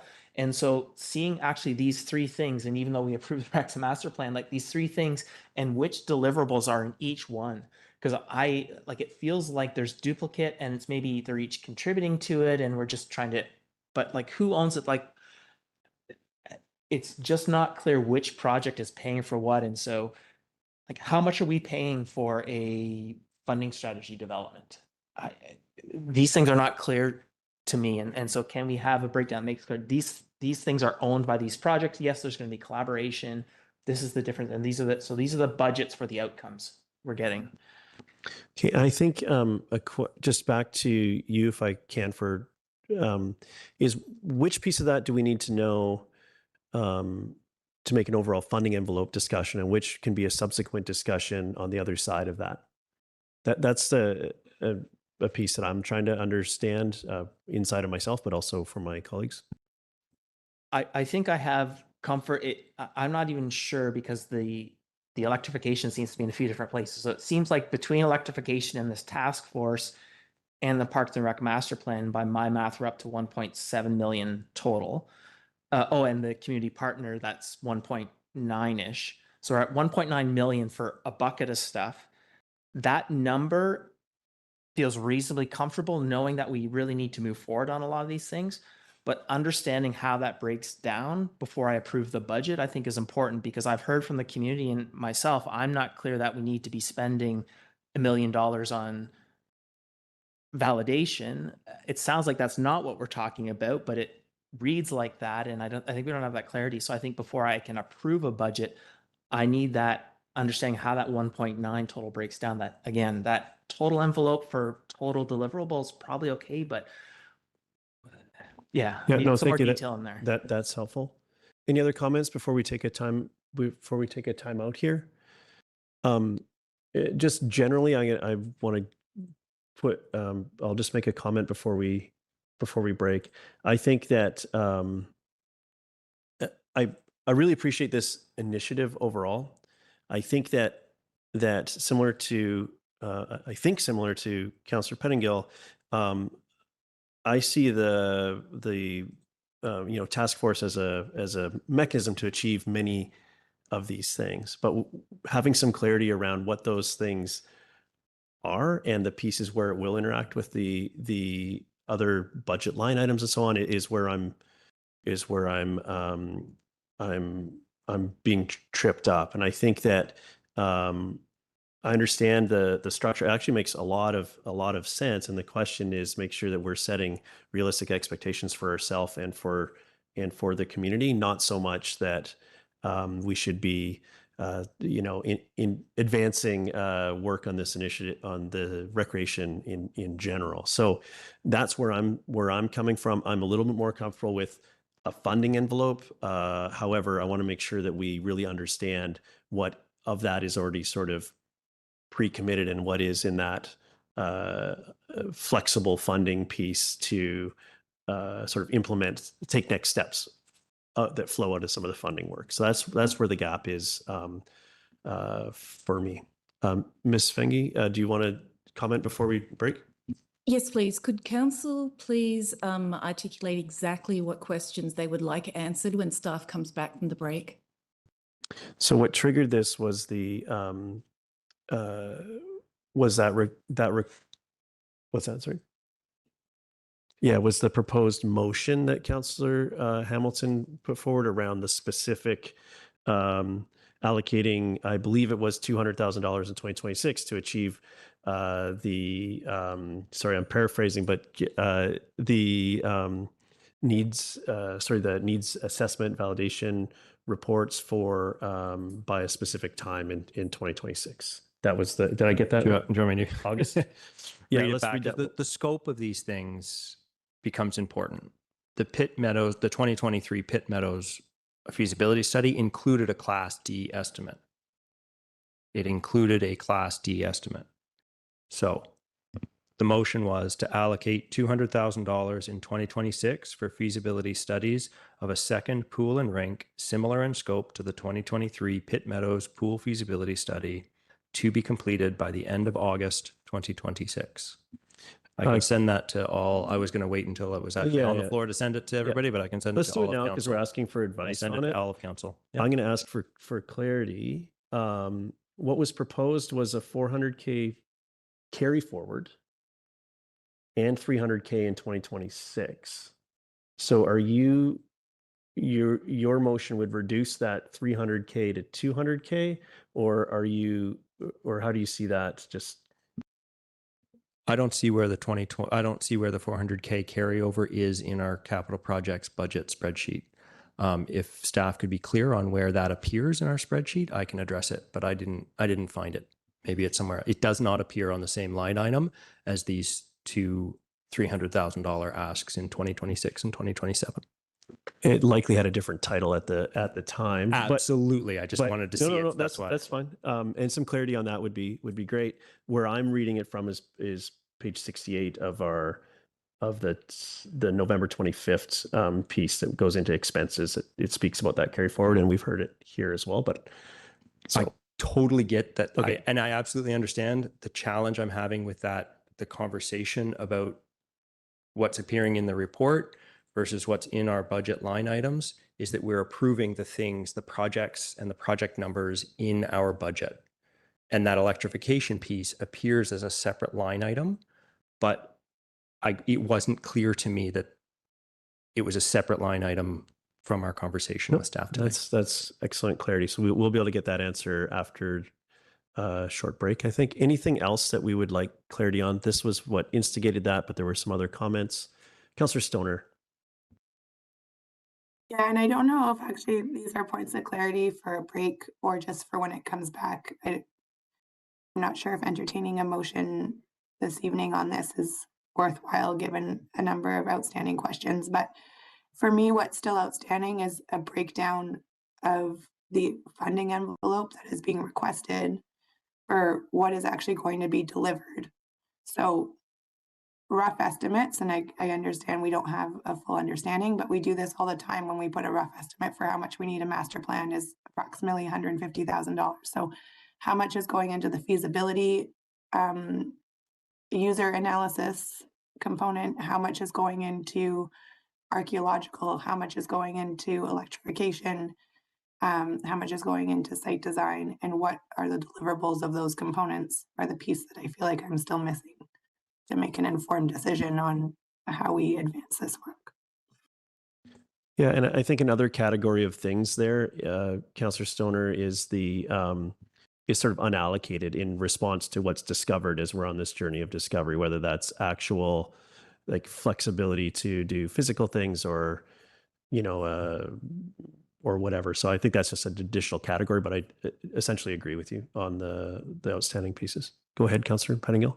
Yeah, just for my 2 cents, my preference would be to have this come back to us. And I think even in terms of entertaining Councillor Hamilton's resolution, like I think that would help us figure like, oh, we want to adjust the numbers, but here's the scope pieces and it fits or not. And it feels like this isn't something that we pull together in 10 minutes on a break. Well, let's see how far we can get with coming out of this break and what answers we get back. And then we'll consider where we go from there. I would like to narrow down provide guidance so that what comes back isn't and this isn't anything to do with our panel of experts we have before us, but that we get some additional work done on the areas that we need that work done, not a repeat of last time we engaged with it and this time we engaged with it. So I'd like to try to figure out how far we can move today and how specific we can be on that guidance so that we can make an informed decision going forward. So just with that as a stated goal, I'm going to take, let's take another 10-minute break. So we'll come back at 1:45 and we'll see where we are then. So we'll recess the meeting 10 minutes.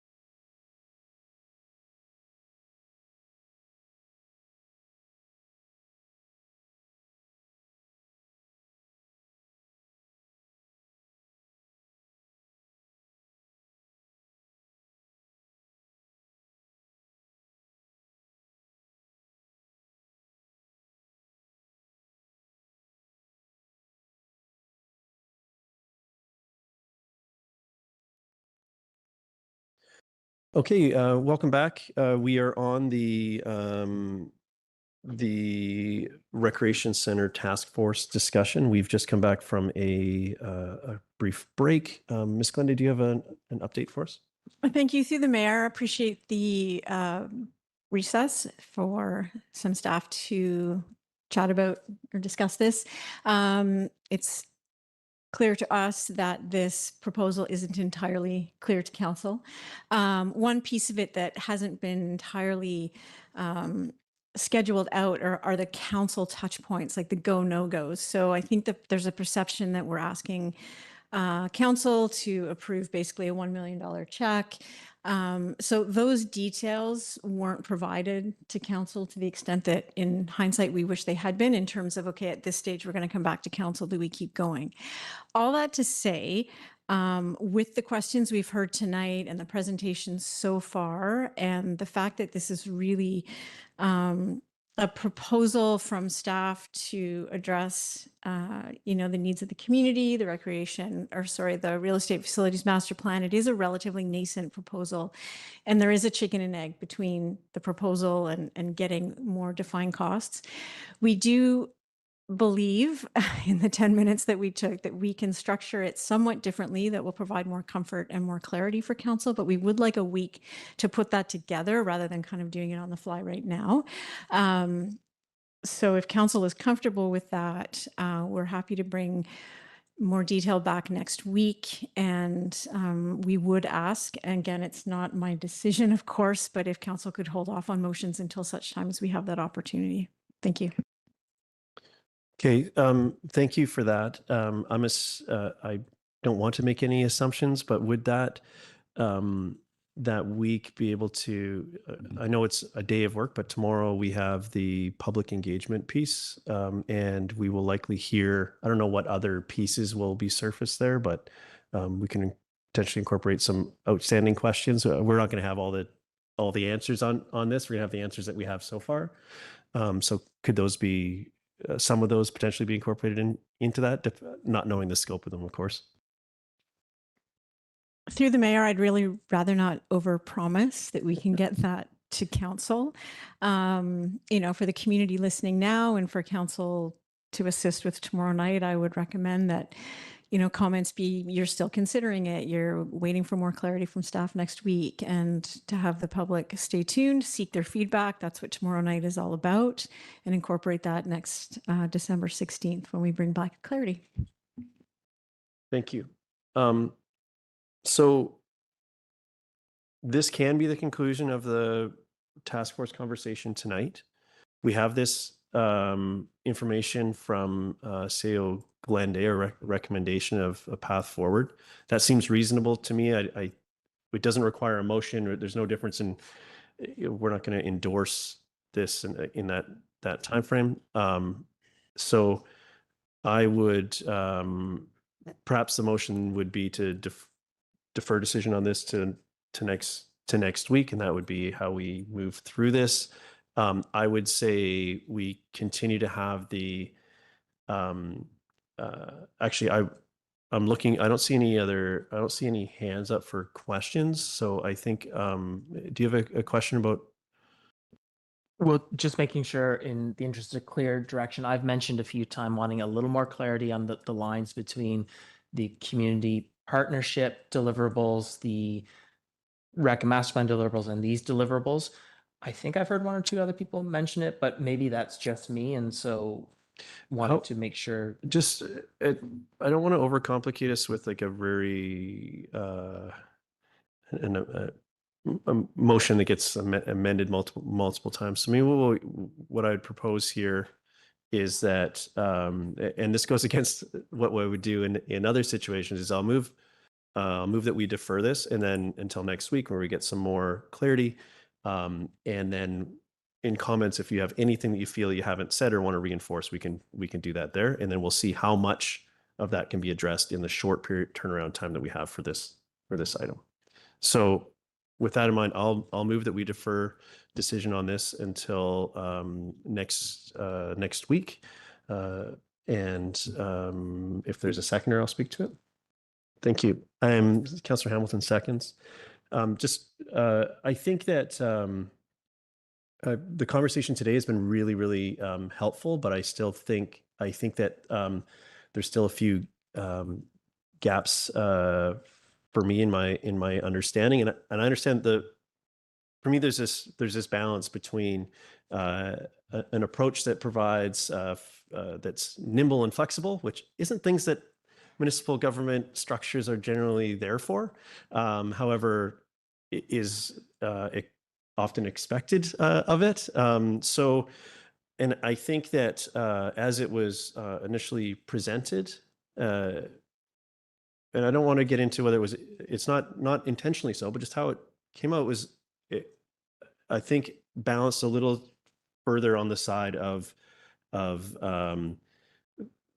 approve an envelope and it's going to run with it. At least that's how it was read, versus that balance of having specific controls. And I think there's a sweet spot between these things. And I don't know that the initial report and conversation to date really was intentional. Just how that was read by some. So I think that understanding that piece around where our touch points are and what those next decisions are for council to in relation to the budget dollar sort of envelope is really important to make sure that we have that balance right. I think also that this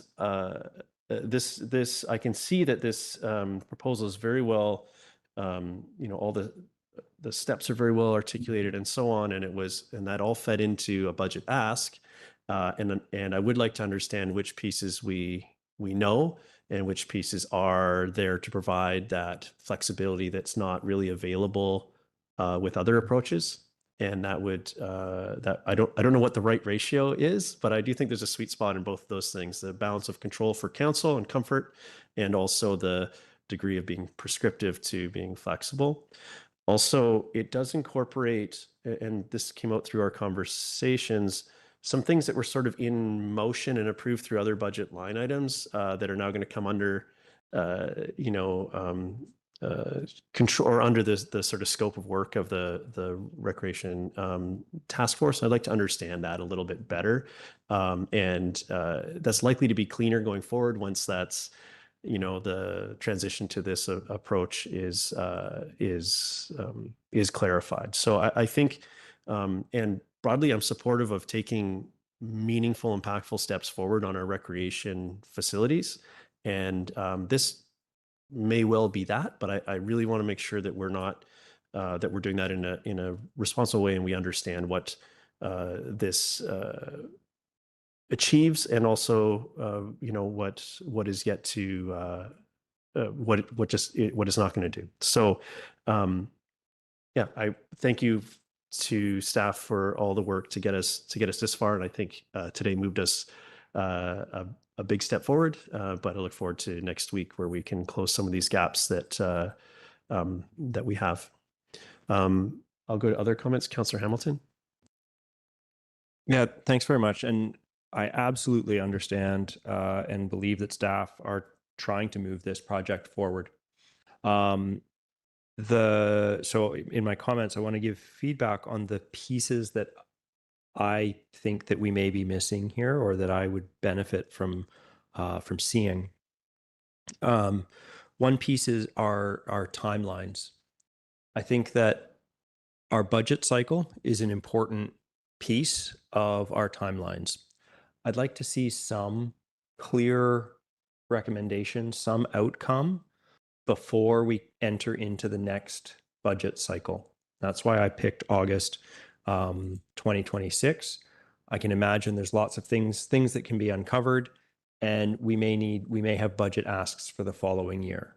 So I think we should work towards being able to budget potential upgrades each year as they come, rather than having it span over multiple years with lots of uncertainty. The second thing is I'd like, clear articulation of which items fit where. For example, the electrical upgrades, that appears in a separate line item. And I think it should remain in that separate line item and not be convoluted with the other line items. So clarity on where these items sit, what the scope of each of the projects is, would also be clear scope and delineation between what's happening, what is Splash Park Fieldhouse and what is Brennan Park pool and ice rink would be great. Thanks. Thank you. Other comments? Councillor Pettingill? Yeah, just appreciate the work here. And again, I think the sort of total envelope we seem to be talking about seems reasonable. It's having that clarity on the details. And, you know, again, with these other project roles like the rec master plan, like the community partnership piece, just understanding the scope and the contribution of each one to each part. I think for better or for worse, this is an area of, and I think for better, but intense public scrutiny. And there will be a lot of armchair quarterbacking. We want to make sure that we're delivering something as efficiently as possible. And when I talk to people, there is, and we've said it here before, a lot of misunderstanding about how government works, what it can and can't do. And there will be hard choices, and it will be a struggle to get through all of this. We have to do it together as a community. And in this case, I think this isn't just a budget council decision piece. This is the community understanding and being able to stand behind and with us as we move forward on this, because, you know, there will be tax implications, especially if we want to move this forward faster. So making it very clear how we are focused, how we're getting things done in parallel, and you know, why the, you know, we're putting more specific dollars of, like, you know, sponsorship. Total cost of sponsorship, our estimate right now is 150,000, and this is why it's valuable, because it'll get us 100 million. Or just being able to have some of those conversations, and those pieces are missing right now for me, and so I look forward to having some of that next week. Thank you. Other comments? No, thank you. Sorry, Councillor Stoner, go ahead. Yeah, thank you through the chair. Appreciate that this will come back with some more detail. I think I've articulated some of the things that I am looking for in terms of breaking out the overall envelope for things like the feasibility assessment versus the other work that we need to do. One thing that really resonated with me with the original proposal here is making sure that we're doing the right work at the right time. And I've through some of the dialogue this evening, I think those pieces are there. They're just, they could be better spelled out or articulated to better understand when they'll get done and what they actually are, and the rough estimate for that work, and what really is like go, no go. Like we need an answer on the electrical before we can define how big of a pool. And so there's like, I understand that there's some sequencing pieces there that are important to lay out. I just need a little bit more fleshing out from my perspective before I feel comfortable going in this direction. And I agree with Councillor Hamilton that having starting to plan this out with regards to our budget cycles would be helpful going forward, so that we can be as best prepared to start to incorporate those when we need to. Thanks. Okay, any other comments? Seeing none, I will just do a final check. So seeing none, I'll call the question. All in favor? Motion carries. My question would be so I have a remaining piece. I have a question for council, and then I'll come to you, Councillor Stoner. This was around what we just discussed was the Recreation Center Task Force. I'm curious if council's comfortable with if we should do the same with the outstanding piece around the additional capacity for the community partnerships, or if we've advanced far enough in that conversation that we can make a decision there. Or I'd be looking for council feedback on that, or a motion on that piece, because that's outstanding at this point as well. It's in the same category of things. I'm not sure that it is. Opinion here, considering the staff advice that the core work of that service level change is the task force, I think it makes sense to put that question in with the task force. Okay, so I'm seeing a nod from Councillor Stoner online, so we'll move that we defer the discussion on the community partnership coordinator position to next week as well. Second by Councillor French. We'll leave if anyone's welcome to make a comment, but I think we're good. Okay, I'll call the question. All in favor? Motion carries. Thank you. Councillor Stoner, did you have a question or a motion for us? One of the other items that is outstanding that I think is tangential to this is we asked at the last meeting around high level cost and risk of not advancing municipal hall relocation. And I don't know if staff are prepared to speak to that today, but I think that it's in our next, in our next section of items. I'll leave it then. Thanks. And this section, so we're moving on then to capital remaining capital motion, and there's no presentation. So I'll go through the order that they appear on the agenda document that I have before me, which is the Malcolm River Bridge deck replacement. And now these are the things that we pulled from the capital workshop. And some of them were it was at the request of any councillor. So I don't know how in depth these are, but we do have staff here to speak to these remaining items. So I will look similar to a consent agenda. I'll look to the person that pulled them to start us off for conversation. First being the Malcolm River Bridge deck replacement. Is that you, Councillor Hamilton? Yep. You want to start us off? Yeah, thanks. So I raised concerns about this when it was first brought to council. And it's not the bridge deck resurfacing that I raised concerns about. It was the grant-funded component of the active transportation widening. So I just want to seek clarity, first of all. The grant application is in and we are awaiting the outcome of that grant application, correct? I think I asked that question last time. I'm pretty sure the answer is yes. I just wanted to start there. Through the chair, Brett McMurtry, Manager of Transportation.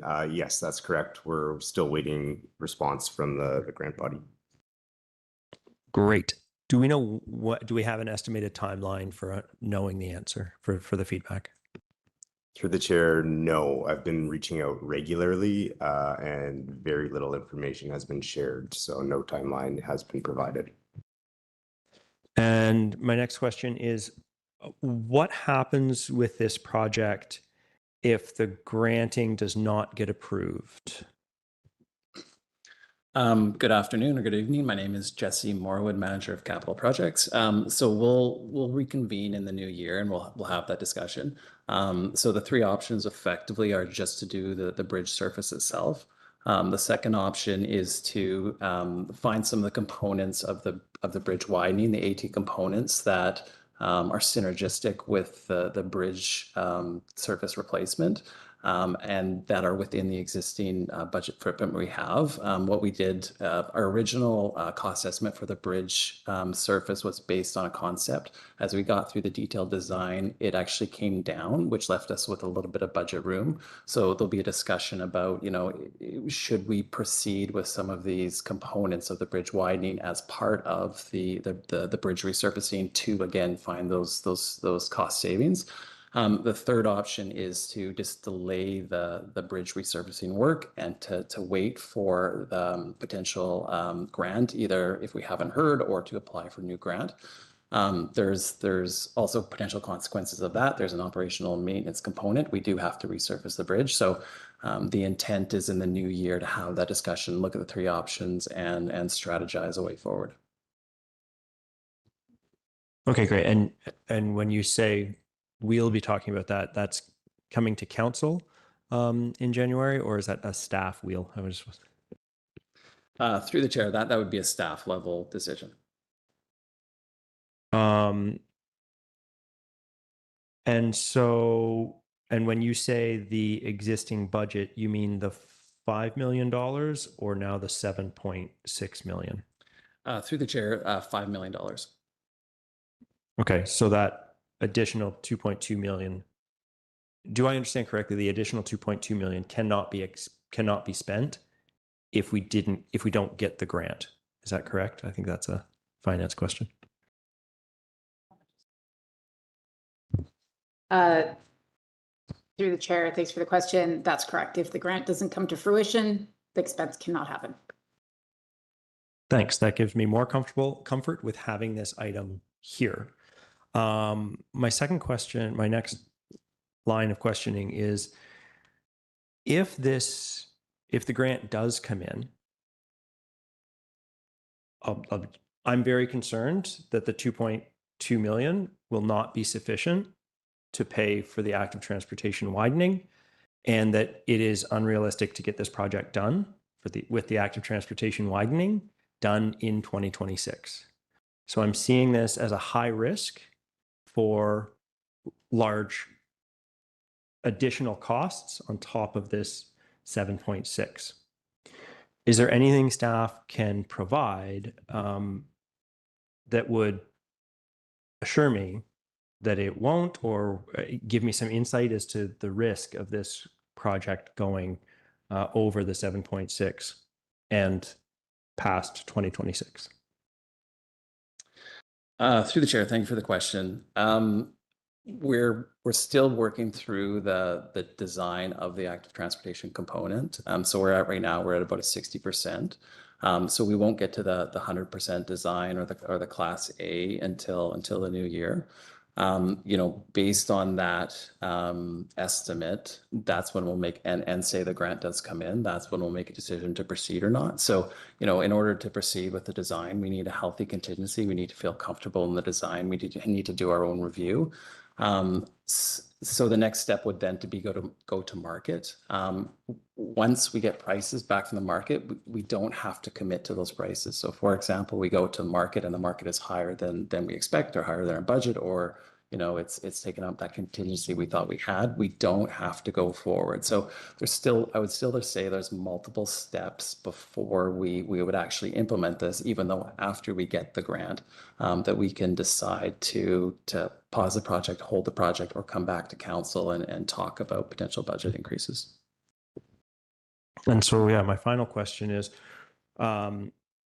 assuming we get the grant and we go ahead with the active transportation and widening, when is the next council touch point to decision point? Because that's the point at which I need to feel very comfortable that the project is going to be able to be delivered for the budget we've allocated.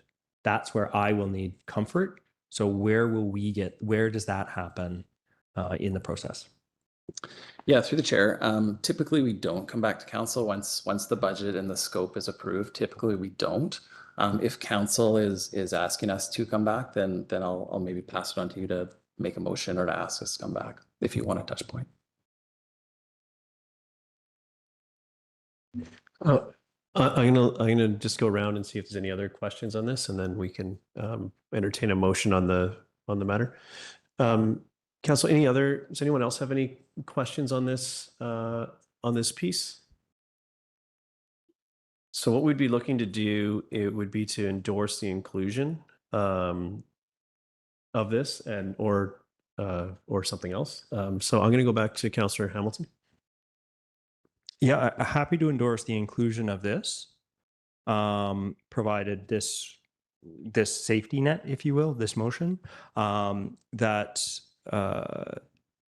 it's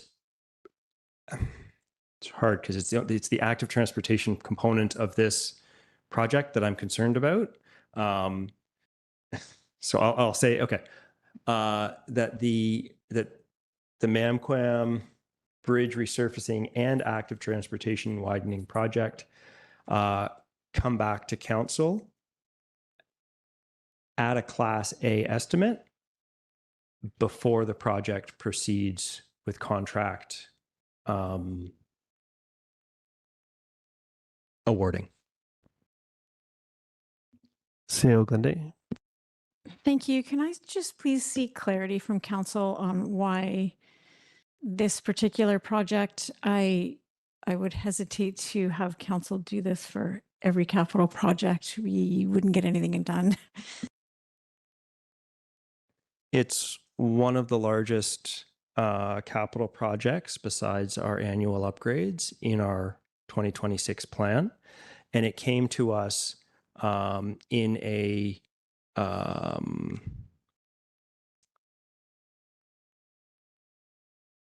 the active transportation widening component came to us as a grant opportunity, as opposed to through our transportation master plan, clearly planned out.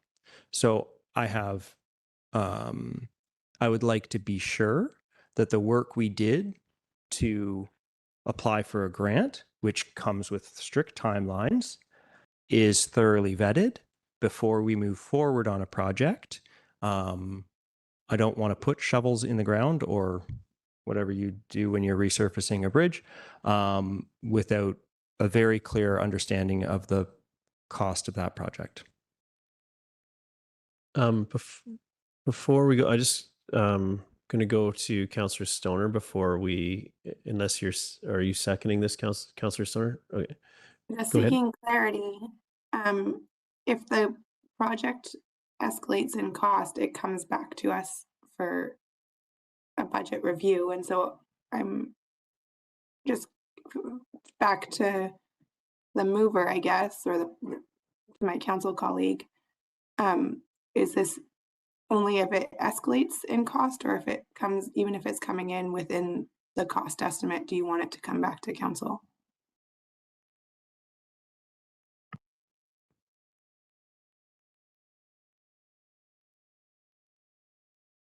The primary interest is if it escalates, but having it come back to council before contracts are signed, because escalation can occur after contracts are signed. And I want us to avoid, if we have that situation, I want us to go into it knowingly or with fair understanding of the risks of escalation. And the point that I see we have the most information is the point at which we have a Class A estimate before we've gone out to market. I think Class A comes before market, if I understand the order of things there. That's where we have the clearest understanding. At the point of escalation might happen after Class A or after contracts have been signed. Can I just seek clarity from staff how does that differ from our current approach? I'll ask that question for you. There's a little conversation happening at the counter.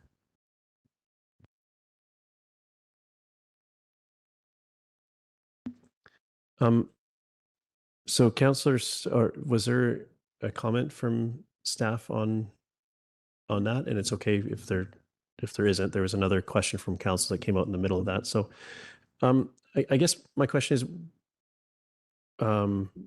Councillor Stoner asked, what is our normal process if we were to just include this in the budget and the process is underway. We have a successful grant application or not. We have signed, advanced the work to the point where we have signed contracts to execute it.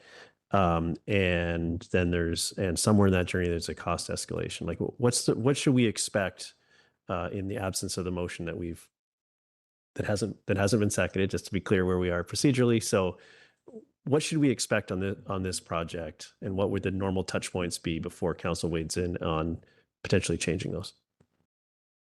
Through you, the chair. So normal touch points again are during the budget process. So now is the main touch point. Certainly there's communication and information that we provide to the public that's available to council. So typically we would get, go to the Class A estimate. And so we have our design ready to go to tender, and we would make a decision at that point whether we would go to tender. Usually, virtually always, we have a contingency on that Class A. So it depends on the project a little bit, but we generally want a contingency. Very rarely do we take just the Class A and then with no extra budget and actually go out to market. Market prices can fluctuate for different reasons, and Class A's are only accurate to a point. When we would come back to council normally is when we would receive a price higher than either our budget or maybe maybe within the contingency, but without any additional contingency, and we wouldn't feel comfortable. So at that point, then there would be, I believe, a budget amendment, thank you, budget planning amendment. We would come back to council and propose that. And at that point, we would say, here's our costs, here's your anticipated budget that we need and the increase. And then we would seek council approval to achieve that. Okay, Ms. Boxer, Thank you. Thank you through the mayor, and thank you, Mr. Morwood. In addition, I just will add that we also have the quarterly variance report. So if there's things that are looking at, we're pacing along, we get a status update as we go through in the construction process. So after the process that Mr. Morwood has just explained, we certainly can never go over budget without council approval. And so as Mr. Morwood has mentioned, that if there's not adequate contingency left at the Class A and market, we will not be going ahead without coming back to council. Hopefully that's added clarity. We'll see if there's additional questions. I guess the next piece of this is this project has that variable of a grant that may or may not occur, which changes the scope. It's not just a funding source necessarily. If it's there, then we do the active transportation more fulsomely, and then if it's not, there's that decision point. So when are we expected to hear that? And that go or no go on the overall project, I heard was supposed to be a staff decision. But when is that when should we know that, and what communication on that matter should we expect as a council? Through the chair. So we're going to have a meeting early in the new year. And the reason is that we want to get the tender out as soon as possible. So if for example, we haven't heard back about the grant, we need to make a decision if we're going to proceed with just the bridge deck or a component of the AT, so that we can get that out early. As far as how we could communicate that to council, I might look to council to ask what you would like. Okay. I think generally the status of grant applications, especially when we have a verdict, we'd like to be able to hopefully it's exclusively celebrate when we secure them. But when some certainty comes, I would appreciate that, and that generally happens. But we're not very prescriptive about that. But I look to my council colleagues to see if there's more specific guidance broadly on this, because this situation kind of does occur in other projects, but this one is significant. Any other questions, council, on this? Councillor Hamilton, you're welcome to try a motion, whether it's the same one or another one. Or should we move to endorse this and pay particular attention to it going forward? What do you think?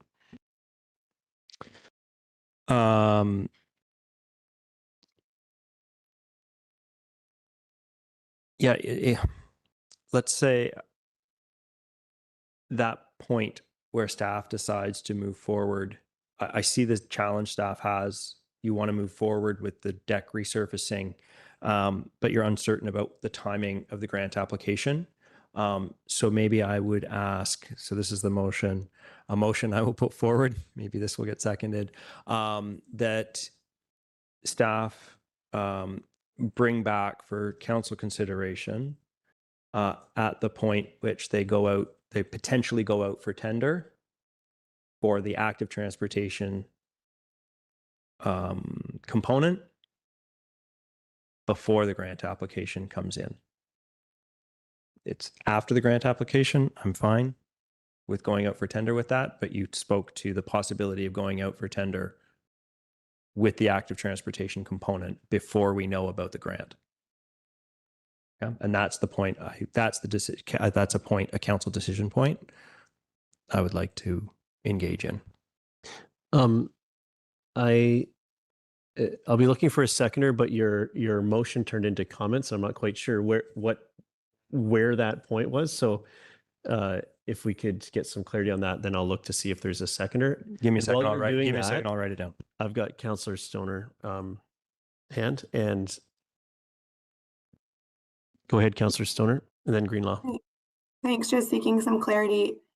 My understanding is that even if they went out to tender, including the active transportation, if we still weren't successful in the grant, it would still have to come back to council. Am I correct? Like, it still would require a change in revenue source. And so I still don't understand how this would differ from our regular process. We have an answer to your question, or confirming your statement. Either way, go ahead. Yeah, through the chair, thank you for the question. So the options again are just to do the bridge resurfacing, but there is an option to do a partial, components of the AT. So in the existing $5 million budget that we already have in the budget, we're not anticipating that the bridge resurfacing is going to utilize that full amount. And so there'd be a decision point about whether we incorporate some of the active transportation components, aka those components that are challenging to access. And since we already have the bridge closed, we can put them in. So starting to work towards the full AT scope, but only implementing what we have budget for.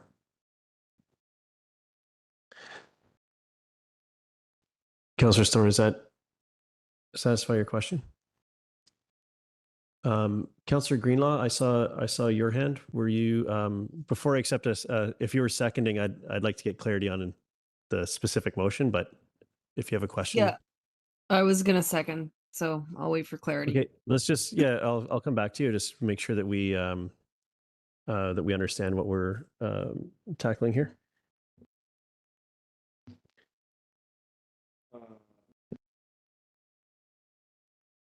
Councillor Hamilton's, I'm going to provide commentary as Councillor Hamilton's feverishly working to solidify that. I'll give a bit of space to this. I think it's important that we get it right.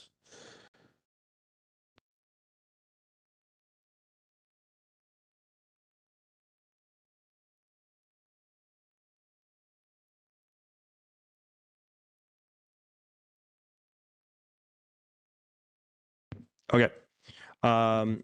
That staff bring the Mamquam Bridge deck resurfacing project back to council for consideration in the event that the tender process proceeds before the grant outcome is known.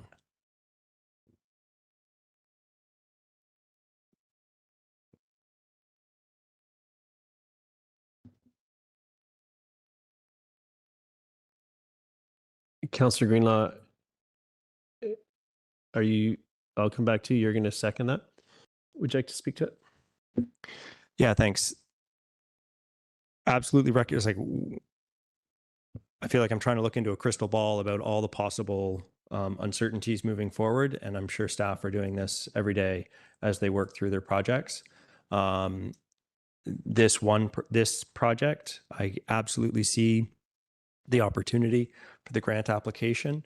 I do have some concern if this goes from grant, if the money goes from grant into taxation, which I recognize is a council decision, that we may be bumping this active transportation project ahead of other active transportation projects in our long to-do list of active transportation and traffic calming.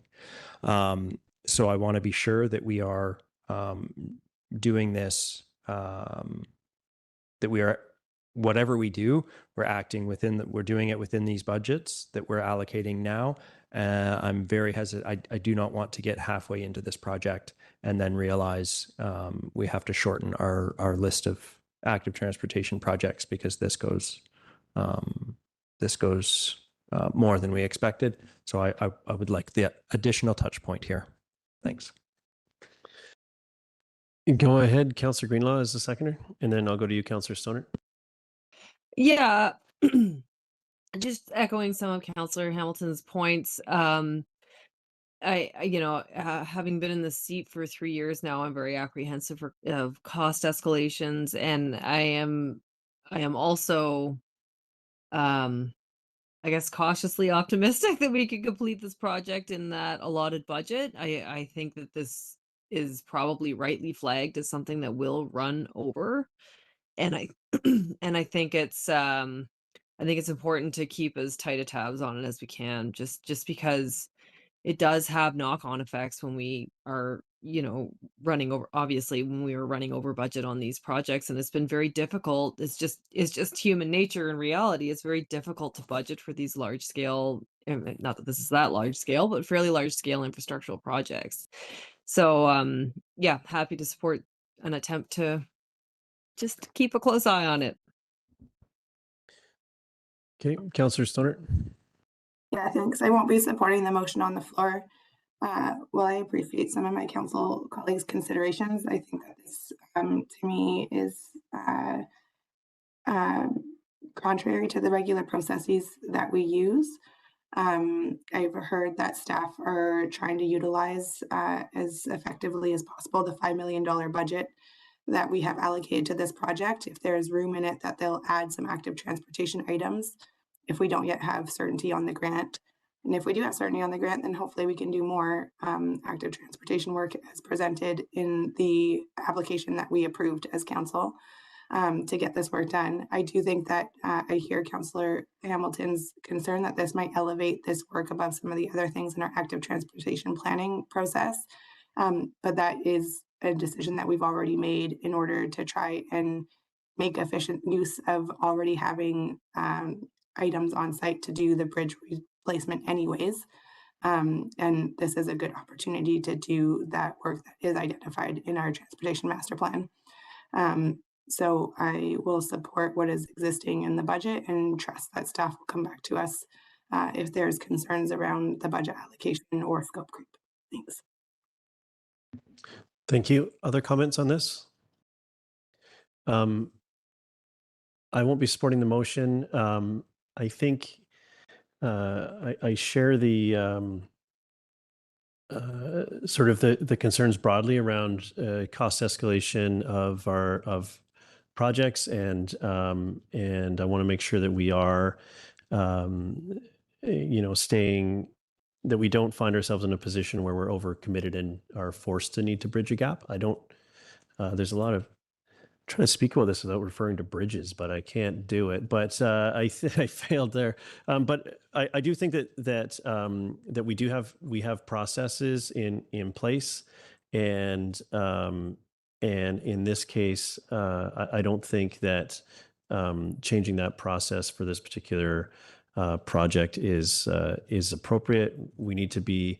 I know that even just from a agenda planning perspective, I know that we're putting things into June at this point. At the last time I looked at the long range planner, and I think that we need to be sure that only the things that we need to come to council are the things that come to council. And I think this is a bridge too far for me to end on a bridge analogy. So I won't be supporting the motion. However, I'm supportive of the initiative, and I would vote to I think we need to defeat this and then do a motion that this be included rather than get into amending this. I select our corporate officer. If this vote was to fail, would we still have opportunity to make a motion that it's included? This is just a very prescriptive motion, or should I be focusing my energies on proposing an amendment?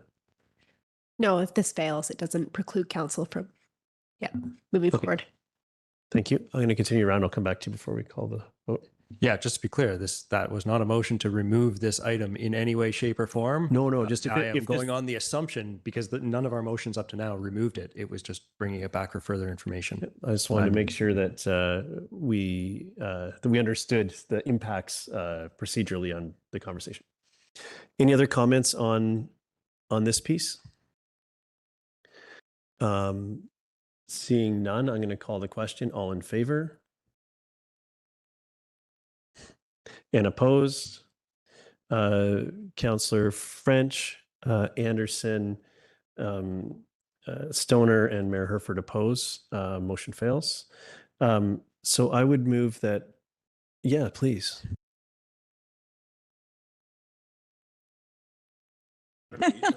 Through the mayor. All of the items up on the current slide, staff do not need a motion to include in the budget. They are already there. These items were brought back at the request of council for more information. So the only motions would be if you were to say take them out or change them, just to make it a bit more streamlined. Thank you. Yes, thank you for saying that out loud to the group. So if we can move on, then unless someone has a subsequent motion on that matter, we'll consider that resolved, and we'll move on to the Adventure Center HVAC and electrical services upgrade. Taking the same approach, I'll go to who flagged this issue for more conversation. I believe was Councillor Pettingill. Yeah. Yeah, and given the CAO's last comment, maybe I'll double check. My reason for flagging is I thought this had been removed from the budget, and so I wanted to make sure that it actually, this work is still in the budget. Yep. But ask Okay, questions. so- Let's just make sure we understand this. Okay, yeah, so maybe can I clarify that work to electrify the Adventure Center HVAC is still in the budget? Thank you for the question through the chair. There is a budget to electrify the third unit of the Adventure Center, if that's the question, or if you're asking if there is a line item to upgrade the electrical service, the latter. So in our last, I believe, 2 variance reports, we have recommended that the line item in the budget be canceled due to the time frame of how we had to upgrade the existing units to hybrid, and that we can go to a fully electric unit for the third unit without an electrical service upgrade. Yeah, and I guess my concern is we've declared a climate emergency. We have identified buildings as our biggest source of emissions. We've been told by our staff that operationally, high efficiency heat pumps are lower cost than electric or just gas HVACs.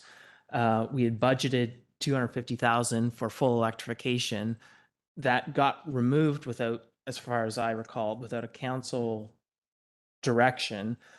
So I'm looking at what's the differential, or how can we sort of earmark in somewhere, maybe not this year, but to actually do that planned full electrification, making sure that, if it can consider, solar panels, how does that further reduce the total cost? Like thinking about operational as well as capital costs. What can we sell the hybrid heat pumps for? Can we make sure that no matter what we buy, it sounds like we've bought 2. So, with the sale of those, higher electrification costs, what's the differential between the $250,000 we'd already budgeted? Because that to my mind is the incremental to actually complete the electrification consistent with our emergency declaration and so on. Thank you for the question through the chair. I do know that we received estimates for the work for this electrical service upgrade of $460,000. And if council would like to direct staff to explore those options, then we would be happy to do that.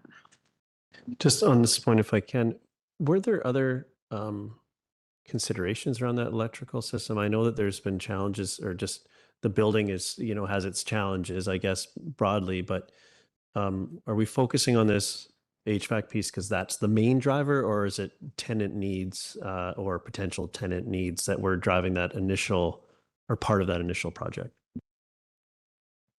Thank you for the question through the chair. Unfortunately, Mr. Pickett's is no longer online to support the historical sustainability piece, but I can say that the units were end of life, and we had to provide an upgrade to a unit in short order in order to ensure that our tenants had heating and cooling in the space. So yeah, I guess one small piece too. Yeah, please. There is future plans to look at the envelope with our sustainability team and look at other ways to ensure that the building is efficient and from an energy perspective. Thank you for that. I think just clarify my question is were there other things besides the energy efficiency, the HVAC systems that were driving the initial electrification project and expanding that capacity, like future needs of a tenant for I don't know, kitchen use, I don't know, whatever those things are? Is there something else here, or was that project and thus this conversation exclusively about heating and cooling of the building? Thank you for the clarification through the chair.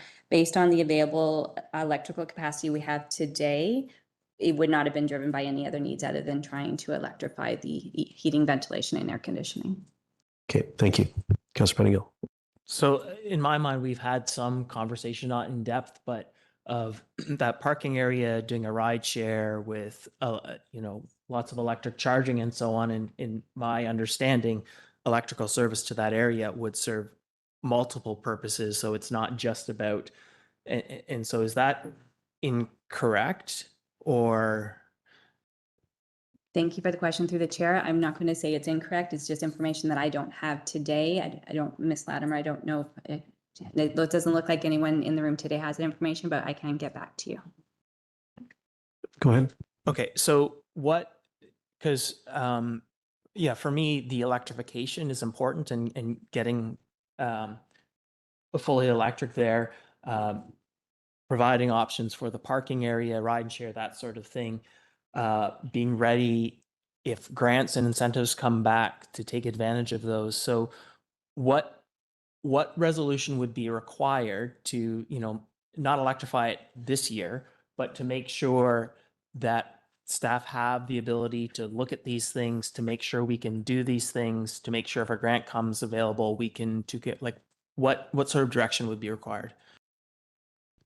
Thank you for the question through the chair. If I may, I can read some information that Mr. Pickett has provided to me in his absence.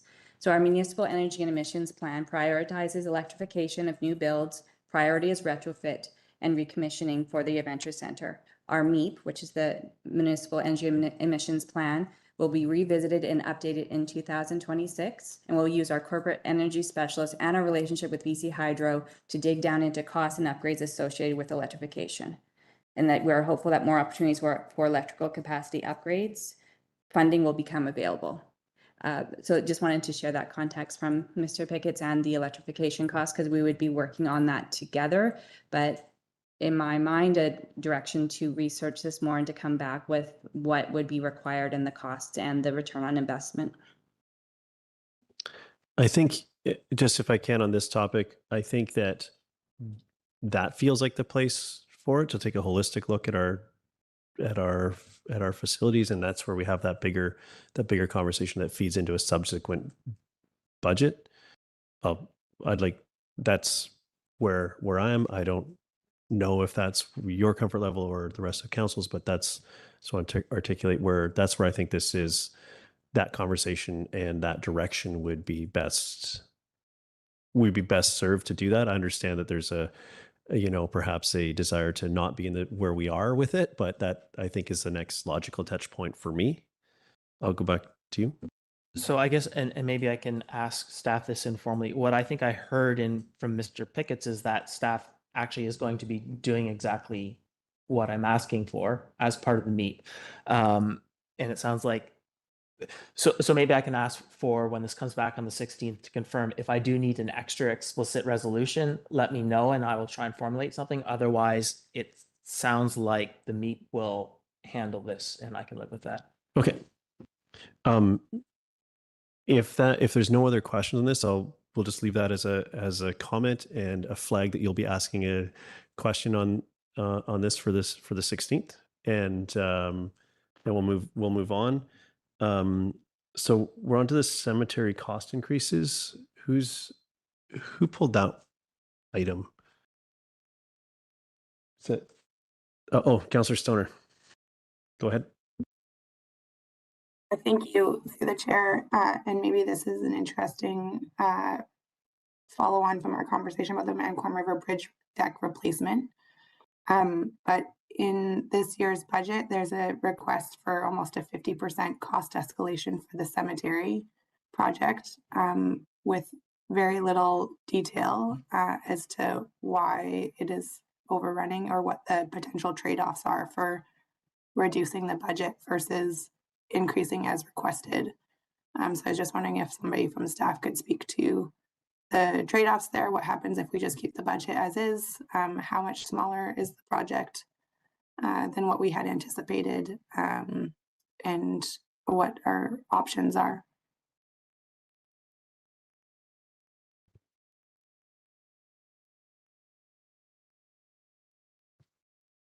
Through the chair, thank you for the question.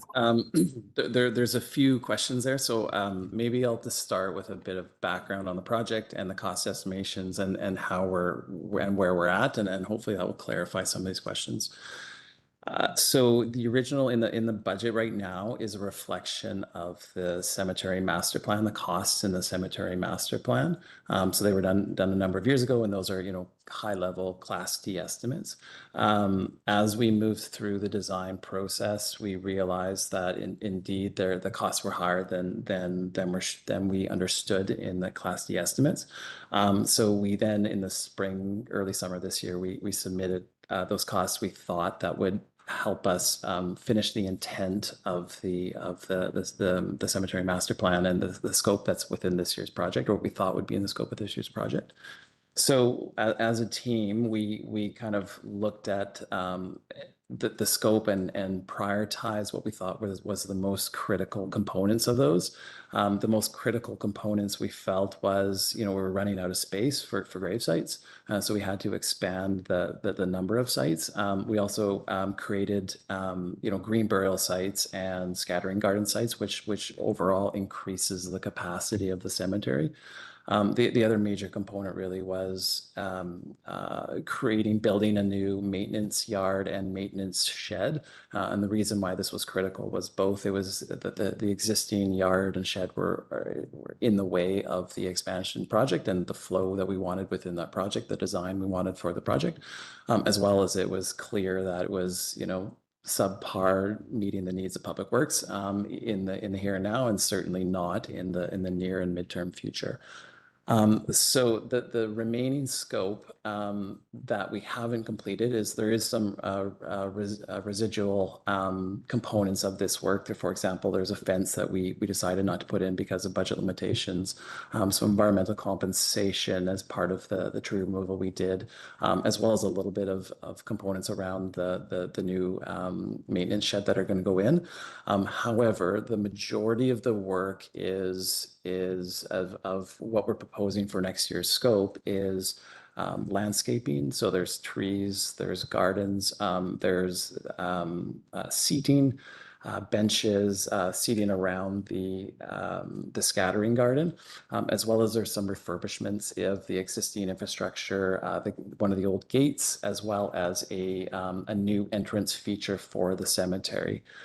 So those components, again, weren't critical to increasing the capacity of the cemetery, but certainly lend itself to meeting the intent of the master plan, but also to you know, create a nicer environment and more user-friendly for cemetery users. That's a helpful overview. Thank you. But can I just clarify? So we have done all the work to expand the cemetery as we had proposed. The additional $600 and something thousand is predominantly for landscaping and vegetation, which is about half of the original budget. So the total budget that was first presented was less than $1.5 million. And we're proposing to spend almost half the equivalent budget on landscaping. And is that correct? Yeah, it's like I said, I through the chair, I'd say predominantly it is landscaping and you know, entrance feature and some rehab of the existing gate. But yes, there is a few residual components of this year's scope that we would ideally be completing. But then the remaining is as you described. And are there concerns or challenges about potentially like drawing that work out over multiple years, like doing a smaller version of it this year, seeing how the landscaping holds and if additional is needed. It just feels like it's a fairly substantive component of the budget that was unanticipated. Through the chair, yeah, yes, a lot of the work is improving the usability and the environment of the cemetery. So I don't see that as critical to be completing next year. Again, it was the intent of the master plan. If council wanted to direct us otherwise, then that's council's prerogative.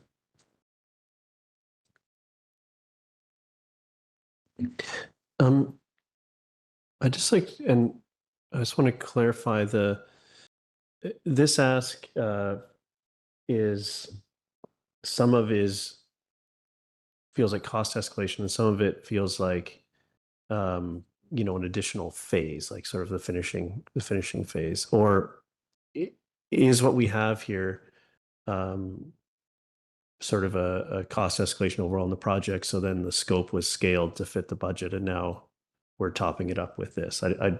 It feels like a hybrid of both from the comments, but could you clarify which category this falls in? Is it a bit of both, or? Sorry, can you repeat the options? So yeah, well, there's likely other options, but whatever I'm trying to understand whether what we have here is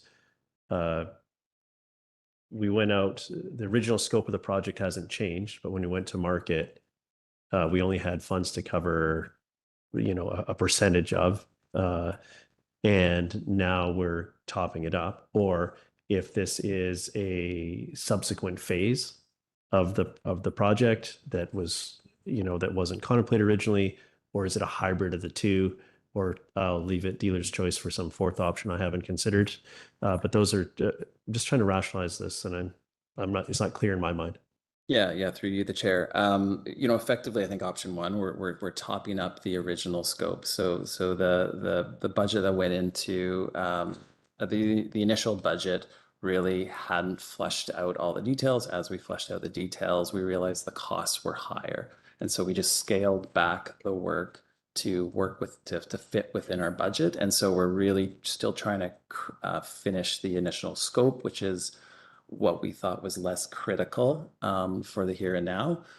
So again, it's not really scope creep. It was kind of scope, definition, if you will. But it was intended to be all part of the same phase rather than in two phases. Okay, thank you. Councillor Hamilton. Thanks very much.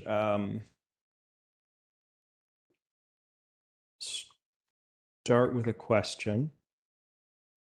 The 2025 budget, the budget we approved in 2025 was 1.395 million. The previous year budget that's listed on this year's budget is 1.623579.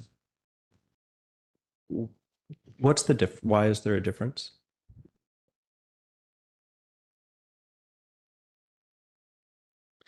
Yeah, through the chair, I think I need a refresher on the budget process. So my understanding was there was an initial budget, it was changed, and then is that the difference? I'm not sure on the first number you said. I'm not sure on where that came from. Yeah, that came from our budget.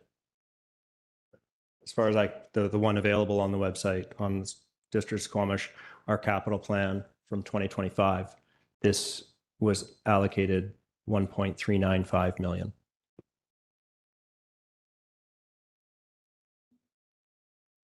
And it's just to staff, if needed, we can get this answer down. I would welcome a fulsome answer at next touch point if there's a risk of getting an incorrect or incomplete answer here.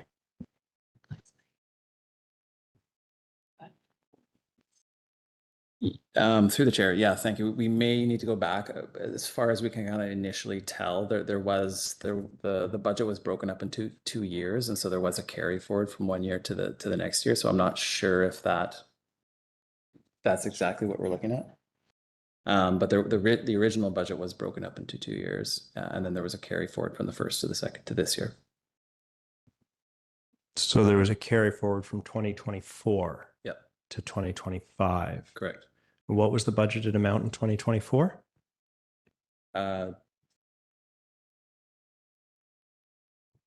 Through the chair, $290,000.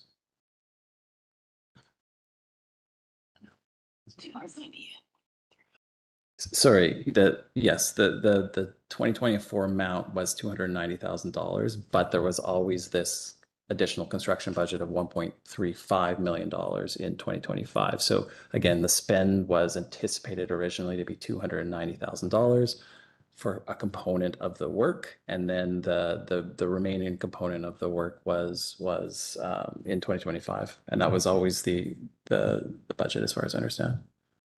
Okay, so the cemetery master plan that we approved in October 2023 had phase 1 of 290,000.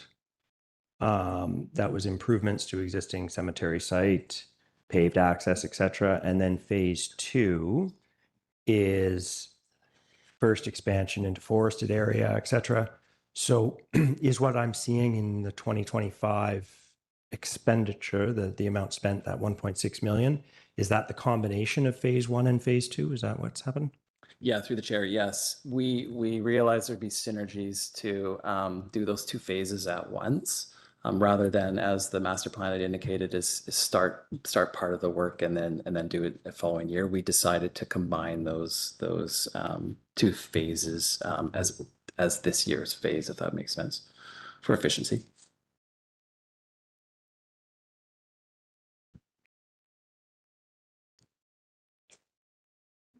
Okay, and I don't, if this isn't a question. I've got Councillor Stoner with a question. My next one is not a question, it's a For us. Yep, that's for us.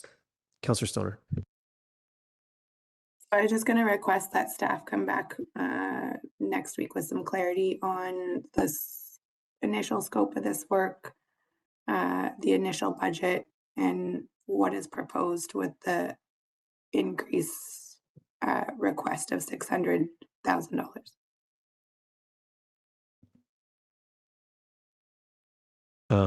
That seems reasonable to me. I think, Councillor Hamilton, would you, so we can, as this stands now, this has been, as we heard earlier, this is included in the budget process, so we don't need to move that, but we would like to, so I guess actually let's turn that into a motion just so we get what we expect. So Councillor Stoner, do you want to try that, or I can try to? I'll be basically paraphrasing your statement. So if you want to, staff come back with clarity on the cemetery costs, estimates to date, expenditures to date, and increase project scope and costs. okay, I'll second that, and I'd welcome any comments, but I think it's self-evident what we're after there. Just trying to understand, build our understanding here so we make an informed decision. Would you like to provide additional comment? Yeah, I'll leave it in my, it's a good spot for what I was going to say. It's comment. This is an interesting example of a piece that I'm concerned about with the Mamquam Bridge resurfacing. We allocated a budget based on a Class D estimate.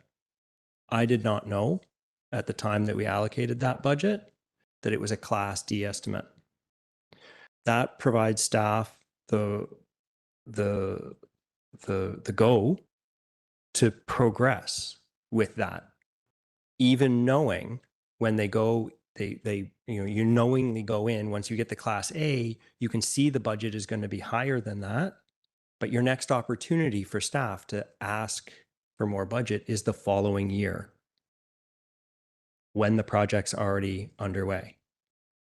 So structurally, staff don't have a point to come back to us to say, hey, we've gone from Class D, we gave you Class D in the budget, we now have Class A, we see the costs have escalated. We structurally don't have a point for staff to come back and say, hey, do you want us to proceed with this project because we suspect it's going to go over? Because we've allocated the money for that year and it goes forward, which it appears to be what happened in this project. So I'll leave my comments there. Thank you. I'll leave my comments to next week when we have this additional information we're requesting. Councillor Bendigo? Yeah, look forward to the coming information, but just to respond briefly to my colleague, I mean, for me, the piece, and I don't have a fully formed thought yet, but it seems that we didn't go beyond our budget amount that we approved, but the scope shrunk and to stay within that envelope, and we didn't have a discussion about that. And I'm not sure yet how I feel about that. If there's what's a significant change in scope and what that means, and should that require a council perspective? We're on budget, but the scope has changed. We will have a discussion about shrinkflation next week. So if that is the case here. So I'll call the question. All in favor? Any opposed? Was that sorry, there might have been a delay there. Was that an opposition from Councillor Greenlaw on that one? No. Okay. Motion carries. So next we had the community-wide speed reduction. And again, who is leading this one? This piece up that had unresolved questions from last time. I'm not seeing any hands. Maybe someone that forgot. Okay, go ahead, Councillor Stoner. Thank you. And I'm just trying to recall the components of this, but I think it was to get some further clarity on how much of this work has been done to date. We were going to do a pilot project downtown, and the budget request for 2026 is to expand the pilot project. It's my understanding that we haven't actually implemented the pilot project, so I just wanted to hear from staff how far along we are and what the implications are of delaying the broader work until such time we have some feedback on our pilot. Thank you very much. Through the chair, yeah, so the downtown pilot project is currently underway, and we are using Public Works support to install signage, and as of Monday have signs and posts delivered to Public Works. So now waiting to schedule installation of those signs and posts. So as questioned, we won't have information to be able to speak to success or less success with the downtown pilot. Another consideration with the broader community-wide speed limit reduction is the required BC Transit expansion that is needed to allow us to reduce the speed limits on our streets. So that is something that was included in the operating budget and part of the BC Transit MOU to request expansion hours that would be available as of January 2027. So delaying a year for implementation of the reduced speed limit throughout the broader community, in my opinion, wouldn't have a significant impact on the likely timeline of when that would be delivered. Okay, thanks for that. And can you just clarify if we have budget or what our intentions are for measuring the impact or the success of the pilot project? Through the chair, so we complete a traffic speed monitoring program currently, and we've been collecting data in the downtown area in advance using district staff and capabilities that we have. And the intent is that we will collect follow-up data to observe what the impacts will be from the speed limit reduction. And if requested, could report that back to council if there's interest.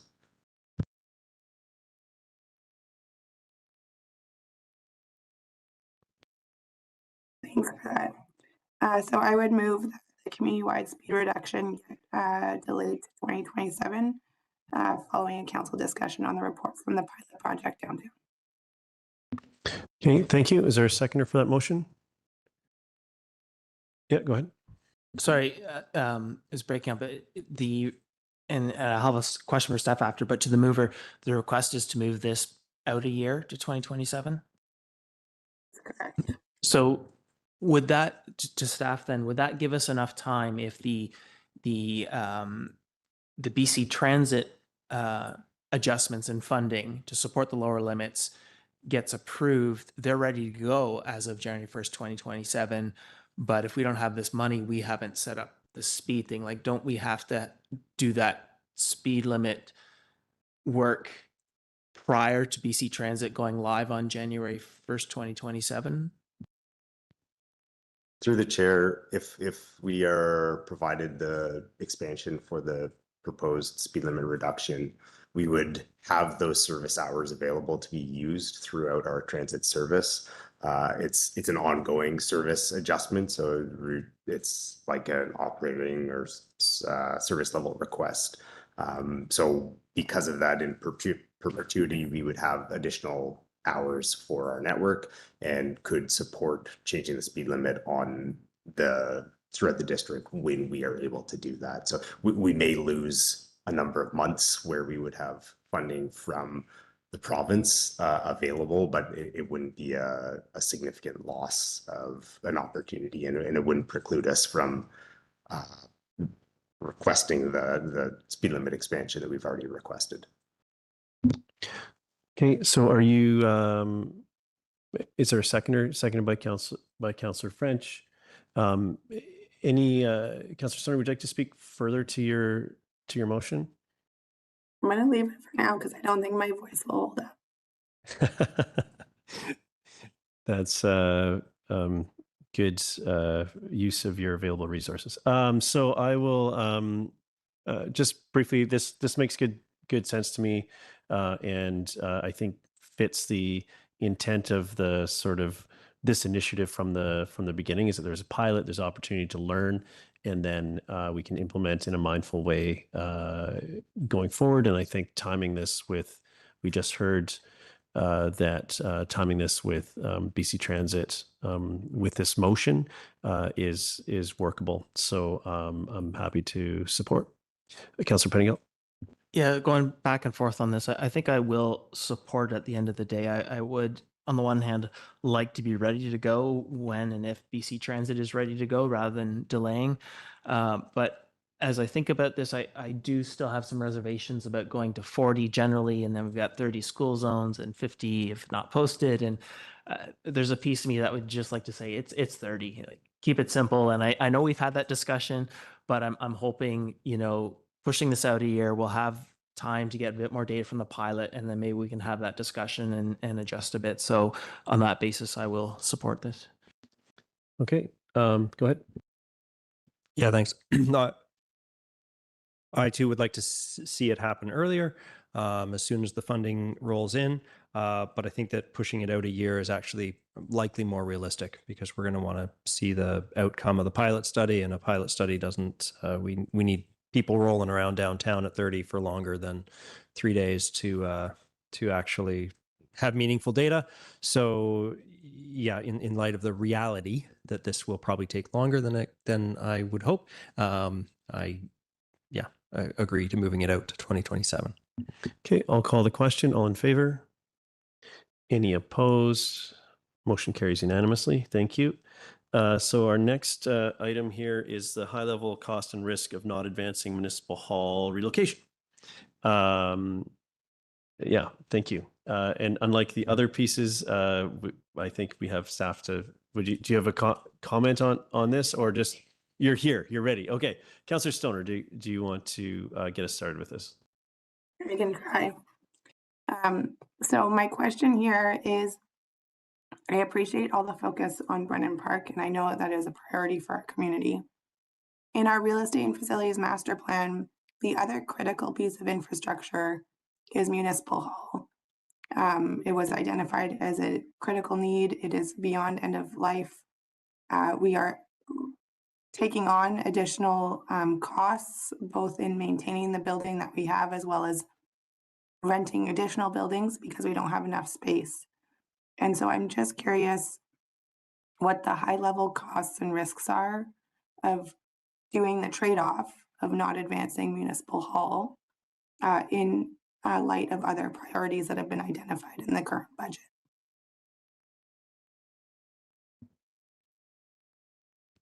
Thank you for the question through the chair. I would like to confirm that work in the real estate and facilities master plan, there are a few options that were provided in that plan for municipal hall. And one of those options was to do capital investments into municipal hall. It was not recommended with the long-term plan to find another space, whether leased or owned, in the community. However, if we are to move forward, if we are directed to move forward with prioritizing the Recreation Center Task Force, we can put in the work into the current municipal hall that was identified in 2020 dollars as 2.5 million. And I could do a rough estimate that we could probably double that in understanding cost escalations. What that work would be replacement of windows, roofs, some plumbing and electrical systems. And we already have HVAC replacements in the 2026 and 2027 capital plan. Future space needs need to be validated. I don't believe they're done since pre-pandemic, and to understand the current state and the growth of the district and how our work policies may change in the future as well. So I would like to say that we're not going to completely stop all work, but we are going to do some work to maintain or prolong the life of our current municipal hall and understand what our future needs are. And your rough estimate of cost there is about, sorry, did you say $5 million? Based on the building condition assessment done as part of the REFMP, they estimated $2.5 million of investment. And I'm extrapolating based on inflation and cost escalations with construction. And our additional, so yeah, thank you for that. And then our additional costs for leasing. Yeah, thank you for the further question through the chair. There are lease costs as an operational lease starting in 2027. They have been there and have been carried forward, to my understanding, a few times. So the lease rates that are identified could be a bit low. And in speaking with our Director of Real Estate, Neil Plum, they should be updated. But we do have placeholders going forward from 2027 onwards. I believe the question, I'll try to save your voice, Councillor Stoner. I'm sorry if I don't do it justice. But we're also leasing space currently. And I believe if the question wasn't exclusively about the space we're leasing currently, it was inclusive of that. So can you speak about the space that we are leasing currently and how that's factoring in?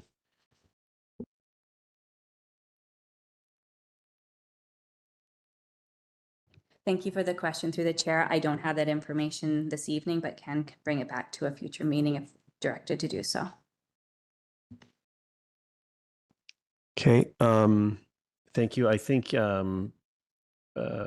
understanding maybe that's in a real estate facilities master plan update to council. I'm not quite sure where that sits. I'll look to my colleague that flagged this, like if a future sort of status update on real estate facilities master plan is a good place to get surface those numbers, or if it's mission critical for our budgeting process that we're undertaking right now. Well, I think it's just important for myself and my council colleagues to be going in eyes wide open about what it means around prioritizing Brennan Park over one of the critical items that's presented in our real estate facilities master plan. By not moving that work forward, we're looking at taking on at least $5 million in capital costs plus operating costs. And I'm just trying to get a sense of like what that decision is actually costing us for work that we know we need to provide space for our staff to be working. Okay, so question back would be would the sort of some rough understanding of that capital R, because I know there was some assumptions and around the cost escalation we've seen since the initial report. Would you like that?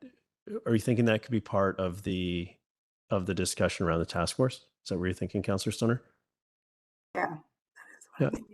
Just before we go, I don't want to be too prescriptive with the motion quite yet, but with that in mind, it feels like we must know how much we're paying in the gap that we have seems to be relatively small in what we're paying for lease for the additional space that we're currently leasing.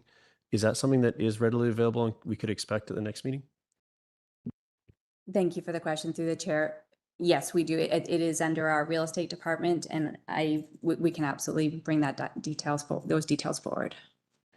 Okay. I don't feel that we need a motion to that extent, just to flag for staff that as we're engaging with the task force decision of this piece will be this line of questioning will come up. Councillor Pettingill? Yeah, just if my colleague is able to clarify and try not to stress her voice, but in our special operating, there's 100,000 in 2028 for real estate facilities master plan update. And I wonder, is that meant to be the right now when we would have a look at where are we now in municipal hall and what do we need to do? And is the sort of ask or the question, do we need to move that 100,000 a year or two sooner, or is this actually something much smaller and doesn't actually address municipal hall at all? I guess I would have made the assumption that 2028 update is going to be sort of taking a deeper look at that, and maybe that's not soon enough, or maybe I'm wrong there. So just looking, and maybe this is part of what comes back to us next week. But I think this will be a next week discussion around how we the impact of that decision around task force, and by prioritizing something, we're deprioritizing something else, which is part of being strategic. But we would need to understand that impact. So we'll have real estate here, and I would imagine that answers to those questions exist inside the same humans that we will need to do that. So if it's okay with council, I'd like to move us through on with our agenda.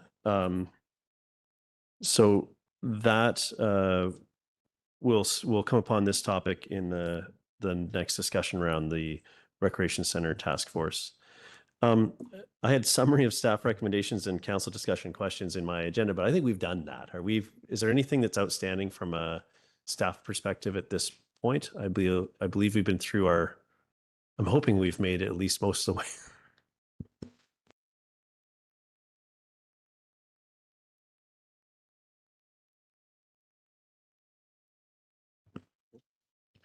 Thank you. Through the mayor, because we have forwarded a couple of these items for council consideration on the 16th, we do have a proposed motion, which I can email to you to read out, so it's not me doing it. Yes, let's do that, please. Thanks.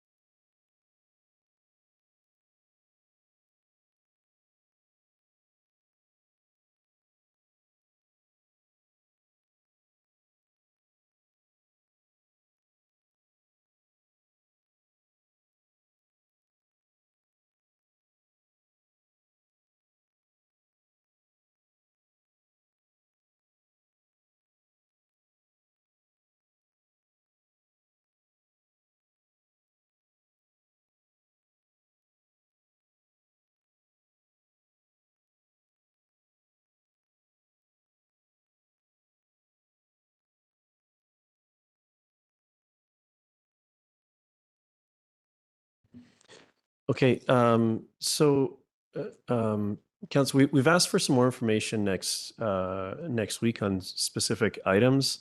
Here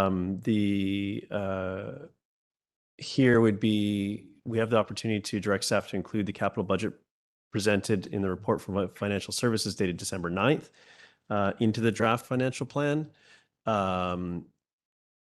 To come back, we can also make that motion next week on the specific after we've addressed those pieces that are left there. I don't think that practically there's a huge difference at this point because we're not concluding it. I'm just going to look to staff I can see they're having a conference there, so I'm just going to give them a meeting of the minds. We'll give them a moment.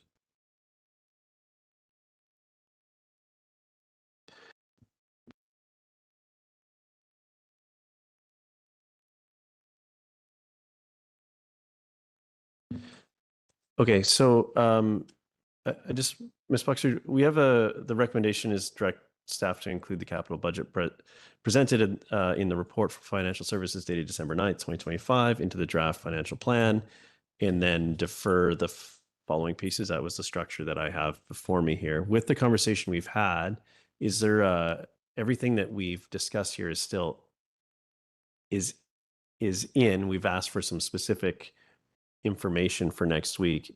Do you require this direction or something like it, or do we deal with this matter next week? I don't know if, sorry, I'm directing it to you, but it doesn't need to be whoever is best positioned to answer the question. I just want to make sure that we get what we need out of our time we spent together today.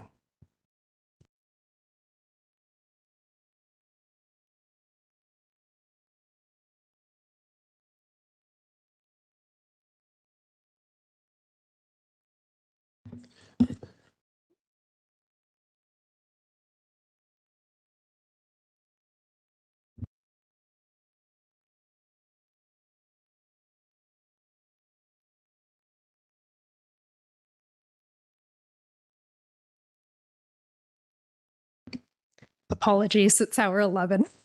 Oh yeah, I think we're, yes, go ahead.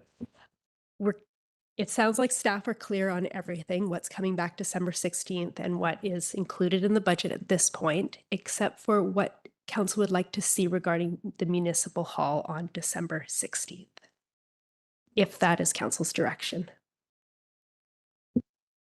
So for me, and I'll go to my colleagues for clarity, is articulating. It's about the impact of the decision to advance recreation, just understanding the impact of that clearly. So we were the only missing piece from the questions we asked today was the cost of the additional office space that we're leasing for municipal offices. I think that was the only missing piece, and there might be some other more nuanced discussion around that, but that's the piece. I'm assuming, capacity agreement might come into this, as well as who's paying for, and if we're going to need that space in perpetuity. So go ahead. Could you please put a motion on the floor so we're clear? Councillor Stoner, would you like me to continue paraphrasing, or would you like to put forward a motion to ensure that we get what you're expecting? I think it's as presented that staff bring back a high-level cost and risk analysis of not advancing municipal hall discussions. And perhaps if we could add inclusive of the existing, capital investments in the existing facility and additional lease space. Yeah. Okay, so Councillor Stoner is going to make that motion, and I'll second it. I'm going to assume you don't want to make a comment on this, Councillor Stoner, but you're welcome to. Just really briefly, I don't want, this is not intended, this is meant to be like a tally up of all the things that are currently in the budget that are capital costs for municipal hall plus leases on other spaces, so that we can be well informed about our decision of prioritizing Brennan Park over what is identified as a critical piece of infrastructure in our real estate and facilities master plan. I think having that number at our hands is an important piece for our consideration going forward. Thanks. Okay, thank you for that. I'm supportive of this. I think it's important that we have clarity when it's available to us. Councillor Pettingill. Yeah, happy to support this too. I think it is important to have a look at it. I just want to be cautious of, and it's natural because Brennan Park is in the REFMP and so is this, but it isn't necessarily a duality of choice. Like this is against everything in our budget, as is everything else. And so it's not necessarily one or the other. So I just don't want to set up a false sort of competition there. We need to understand both. I think the way that this motion or the scope of this motion, I think is appropriate. We could easily lump library in. We could make it more complicated as well, but this will at least help inform and will not address the entirety of everything all at once. So I'll call the question. All in favor? Any opposed? Motion carries unanimously. Thank you. So then, do we want to take, Ms. Glendy? Okay, we're gonna take a 5-minute break and just thank you to everybody for their patience as we work through this today. These are big conversations, and we've again underestimated the time required to do so. Thank you. So we'll recess the meeting for 5 minutes.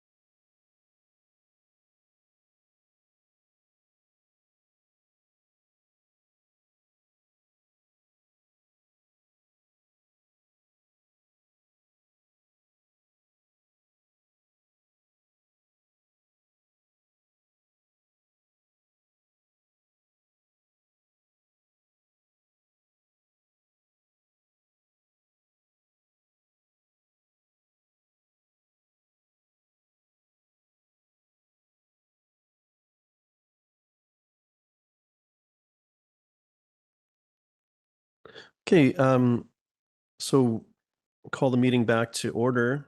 We have some business to attend to to finish off this, the budget discussion, but what I'd like to do right now is suspend the order, so that we can get to the, bylaws. So 5A1, the District of Squamish Development Cost Charge Expenditure Bylaw, and then we'll come back to the budget to finish off the budget discussion. This is just to help manage staff and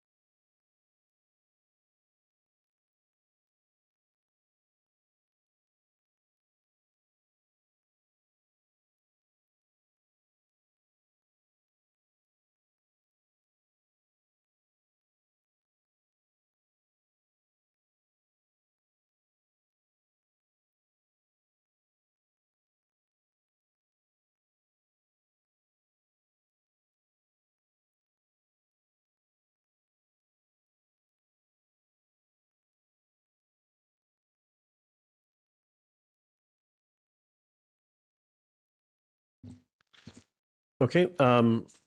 So we're going to further juggle here to buy some time from our real estate department to we're having to get the appropriate staff. We have an adoption to do.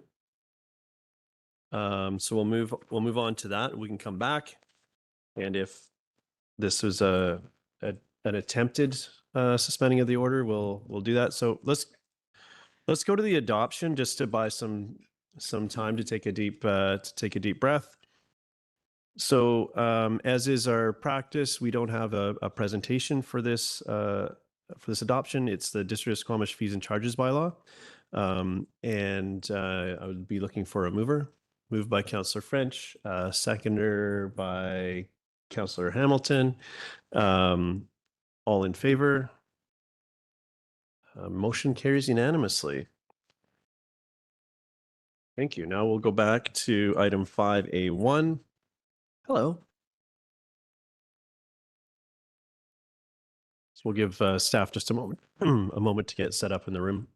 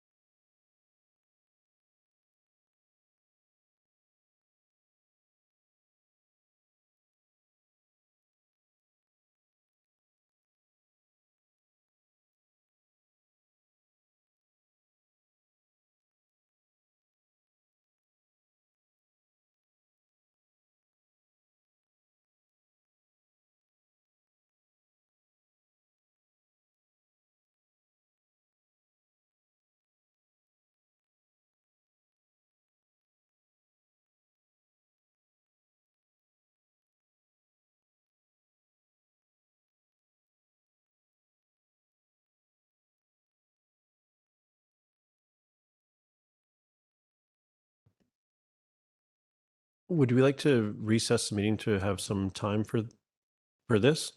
I feel like if I go back to the agenda item, it's going to be an hour. So let's just take 5 minutes on this. And then if we're not ready, we'll be forced to do that.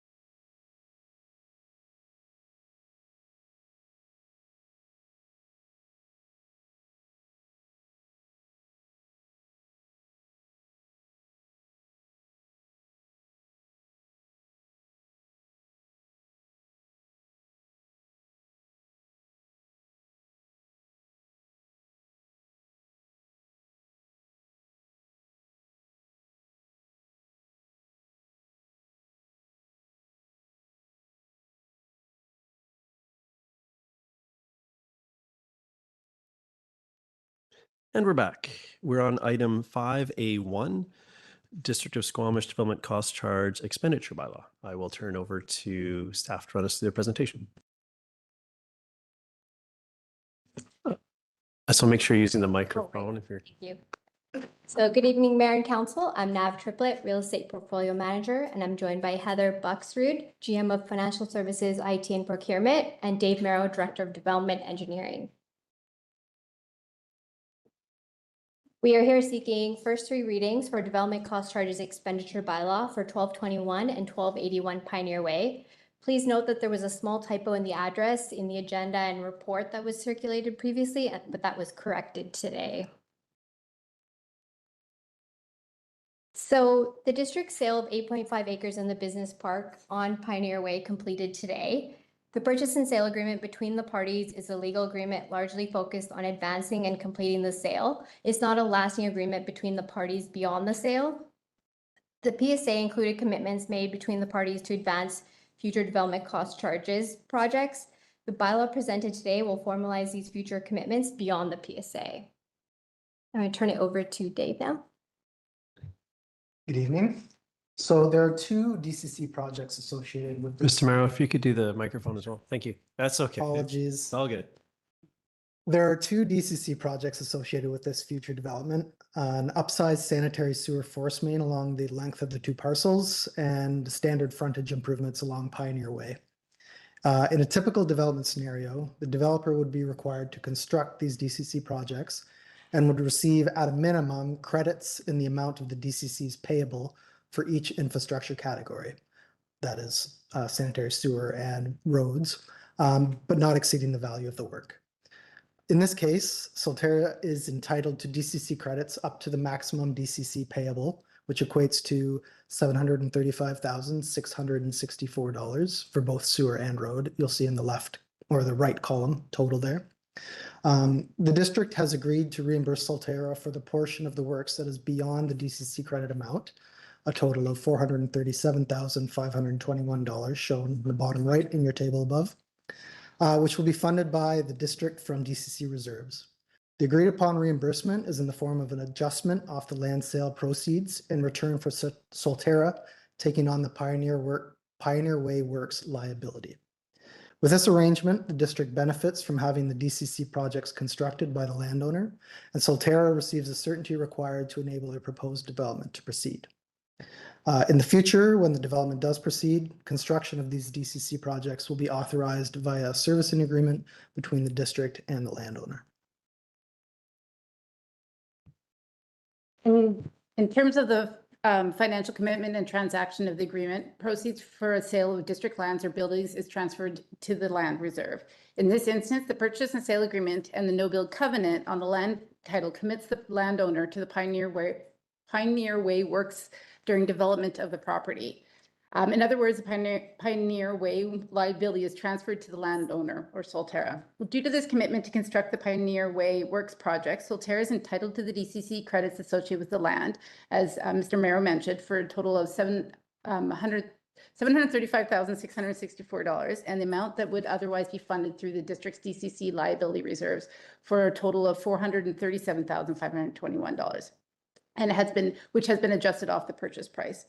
The Local Government Act requires that DCC adjustments with the amount of the $437,521 remain in the DCC liability reserves and until the works project is complete. Upon completion of the works, $56,680 from the DCC sewer liability reserve and the $380,841 from the DCC roads liability reserve will be transferred to the land reserve. The funds will be set aside in both the DCC reserve continuity schedule forecast until the construction is complete. The DCC bylaw before you formalizes this transaction into local legislation. So section 2.1 of the proposed bylaw transfers DCC project liability to Solterra. It also acknowledges the future DCC credit to Solterra and acknowledges the earlier closing adjustment that was already credited to Solterra. Section 2.2 provides future direction for repayment from DCC reserves to the land reserve. And with that, we will turn it over to Mayor and Council for consideration of the recommendation. Thank you very much. Council, questions on what we've just heard, or anything that was included in the report? Or are we ready for a motion if that's where we are? Councillor Stoner. Yeah, thank you through the chair. I appreciate the no build covenant that has been included here.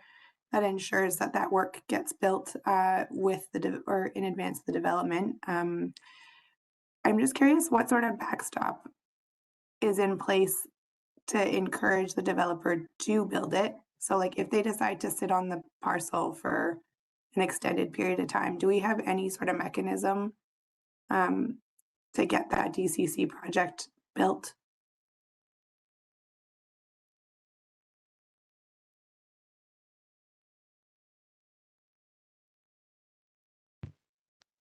Thank you for the question through the mayor. Essentially, if they sit on the land for quite some time and don't apply for a permit, the works won't get complete. With that said, the works likely wouldn't be completed in the near future regardless. The road exists and functions along the majority of the frontage of that property. So there's very little risk to the district if the development doesn't proceed for a number of years. Just the other half of that, thank you for that answer. The other half of the equation is the other portion of the equation is the force main. Is the force main only its development of those lands that really is the driver of the need of that force main? Or at some future point will we run into a crux of needing to upgrade that without this proponent having executed that work? Thank you for the question to you, Mayor. The upgraded force main is not specifically required for this development. However, the construction of this force main is required through the subdivision and development control bylaw as it's adjacent to the property and the frontage. And also it would be a shame if the development ended up, or the frontage work was completed and the force main was not completed. And then we'd have to go in and rip up works that was already built to install the force main at a later date if they went out of sequence. But to your question specifically, the force main is not specifically required.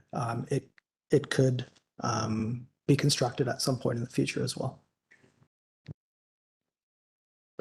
Okay, and that point where we would run into, hey, we need to actually do this.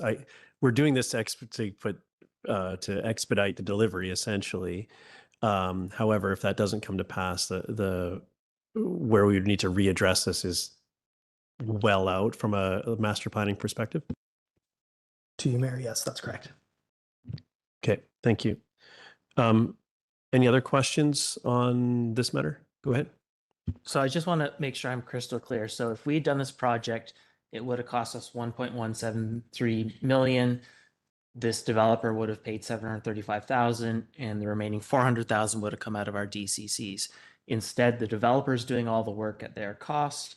And effectively, we are at the end of the day giving them 437,000 out of DCCs, which we would have taken. And so that's sort of how the money flows. But essentially, the developer at the end of the day is still paying their 735,000. It's just they're doing the work and that's how they're paying it. Through the mayor, yes, that's correct. And sorry, I find myself just doing on this point around that's in 2025 dollars. So if this work happens in 5 years and we see another doubling in cost, construction costs over that time, that risk is entirely taken by the proponent in this scenario. To you, Mayor, yes, that is correct. I think that's a great segue to me. I will move the staff recommendation, and if it's seconded by. Oh, you have a question prior to that? Well, I'll move it, and I just the newspaper editor in me. This says 1211 Pioneer Way. That's an incorrect address. It should be 1221 Pioneer Way. Okay, so that's what we're moving. I'm moving that 1221 Pioneer Way and 1281. Is that part of it? Right. So with that correction, I'll move the recommendation. And thank you to the copy editor portion of Councillor French's mind. This makes good sense to me. And I'm happy to endorse this and move it forward. And that in a time of such what has been a very volatile period around construction costs, it's unlikely that they're going to go down. And I think this is actually quite a beneficial arrangement for the municipality and mutually beneficial to the as well to the proponent. But I think there's a huge upside for us here, and I'm happy to endorse this. Any other comments on this? With none, I'll call the question. All in favor? Any opposed? Motion carries. Thank you so much, and thank you for your all the work to get us to this point, and particularly for your patience today as we are monumentally behind our intended timing. So thank you so much for that.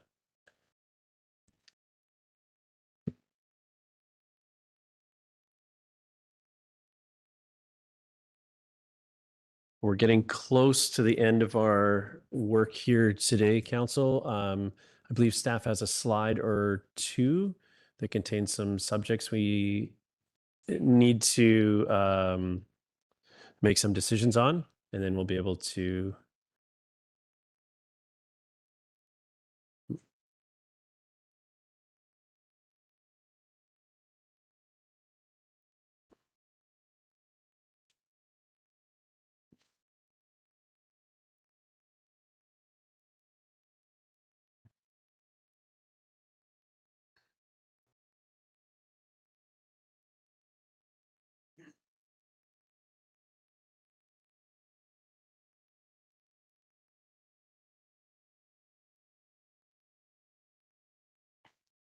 You're not going to go for a mug? Whenever you're ready. Good evening, Mayor and Council. My name is Julie Vengi, and I am the General Manager of Corporate Services. At a previous meeting, Council passed a motion that staff bring back options for a brief pipeline societal and individual risk assessment to the Tying It All Together December 9, 2025 special business meeting. The staff response is that we will need to engage a consultant to complete this work. And staff are requesting clarity to be able to provide that consultant on the deliverables of the work, in particular, if council can provide clarity on what the outcome they're looking for from the societal and individual risk assessment. And so just to be clear, or an attempt to be clear at this late hour, your staff's looking for a further motion to sort of refine this to layer on to this is sort of the intent of your time here, asking some additional clarity. Through the chair, that is correct. Okay, so council, I'll go to my council colleagues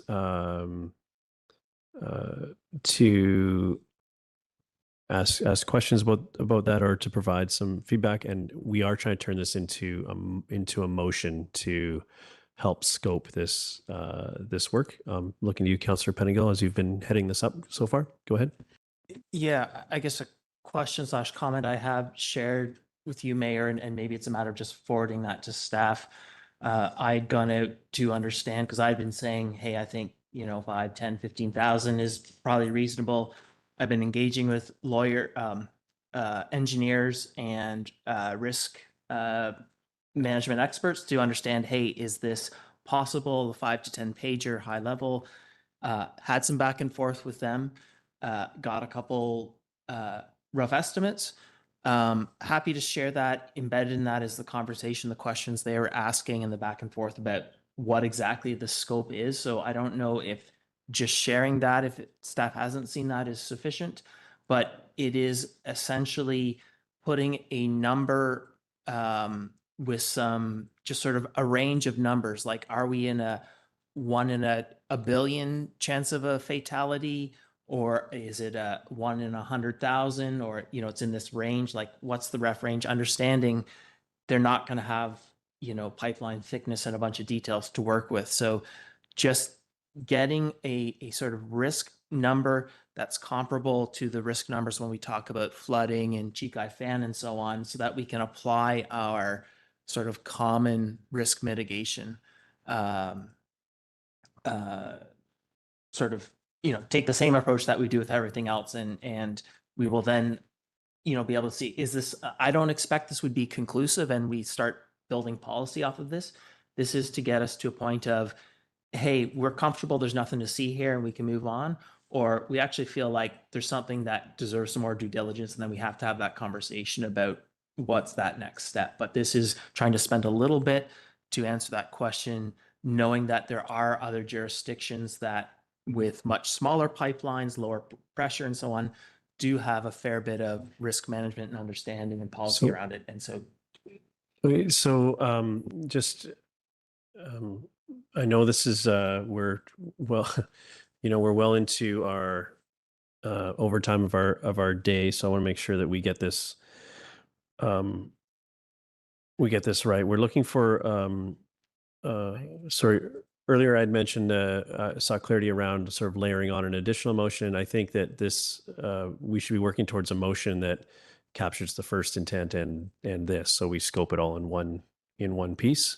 So if you have some a motion that could articulate the the deliverables of this, and I think that's where we have the conversation. We can then move into the process of amendments and so on with the group if that's needed.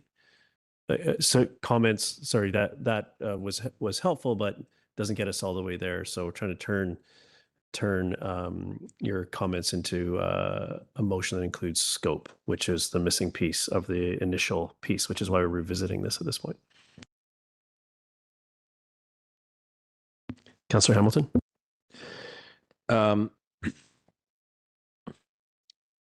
It seems like that's a request, a fair request. But it would be difficult for me if I was sitting in Councillor Pettingill's seat to draft that in this moment. Would it make sense to come back to have Councillor Pettingill have a reasonable amount of time to reflect, some time to reflect on this, so that he can articulate a clear, he can do this clearly in a way that can come to us in a Yeah, there's I understand that perspective. That makes some sense. I also it's also a direction of that we collectively provided, although it started with the mover. So I was focusing on Councillor Pettingill. That might not have been the approach. I thought it was the appropriate starting point, however. But we do, because this is also to sort of feeds into budget. This is why we want to advance this as far as we can while we're here. Go ahead, Councillor Pettingill. is there not a way, and I did have this a couple of weeks ago and had the information ready, was sort of offered at that time to speak to staff to get that clarity, and I didn't have a request for that. I'm still like, I guess my preference is to, if staff hasn't seen that, to share that information, have a quick call with staff or conversation tomorrow, and then bring back that scope and that number on the 16th, and council and decide then is yay or nay on that. Is that not, otherwise I would need at least 15 to 20 minutes to try and, I think, or 15 minutes to try and draft something.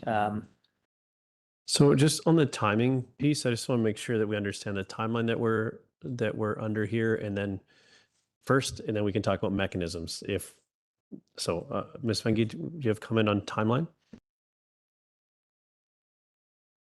Through the chair, no comment on timeline. The request from staff was to bring back options. If I could also just request in the motion that it articulate the particular risk that council is looking to have the risk assessment provided on. Council has provided an example of a flood. Staff are just requesting an example, or specifically what is the risk that we're looking to understand here, whether it be pipeline rupture or some other risk as well. Okay, so I think if we're not under a time pressure for inclusion in budget, that seems to be the driver of everything. Eventually needs to have budget associated with it, but I would suggest that we bring this back next week, and we can talk about how we have this, how we develop what those pieces are. So I guess I would recommend that we make a motion to defer so that it has a natural mechanism to work through our systems. So any other, while we're here at this juncture, any other comments or questions? Councillor Pettingill, then Anderson. So could it be, is a reasonable motion that I be directed to work with staff to provide clarity on a motion to consider on the 16th? I think just deferring the decision, and then you and I and then staff we'll figure out the mechanism that gets us there as to me as an aside, and we don't need to be prescriptive of that. It's more just getting the time on making sure the matter comes back to us on an agenda, because that's my preference. I've got Councillor Anderson next. Councillor Anderson. Yeah, I just wanted to pass on that I felt I could take it if you would like. We can recess the meeting. We can talk in the back to clarify where we are. Oh, excuse me. So would you like to take that opportunity? We can have a chat, or are you okay? I believe, Mayor Herford, that the presentations we received on CSA Z662 and 663 were in an open meeting during the last council. Is that not correct? Yeah, that's correct. I would just like to pass on that I found that presentation to be very useful, and our colleagues, Councillor Hamilton and Councillor Greenlaw, might be interested in a orientation as to where they might be able to retrieve that presentation. We were here for probably an hour and a half with those two gentlemen who made that presentation on CSA standards, just in case that may be of interest. I'm sure that staff could retrieve that date and coordinates for that presentation readily. Yeah, and I think that thank you, we won't be seeking any answers that are contained inside that presentation.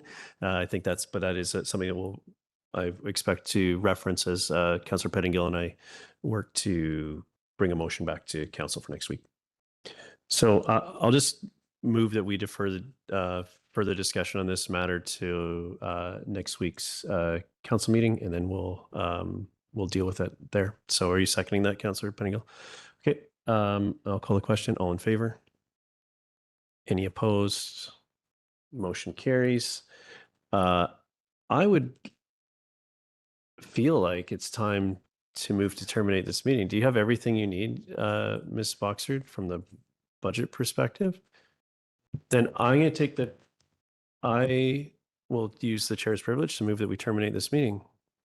It's a triple score for this one. Seconded by Councillor Hamilton. Thank you, everybody, for your work today. Very ambitious agenda, but these are all matters that needed to be dealt with. So thank you very much for your work. And with that, I'll call the question. All in favor? Motion carries. Thank you.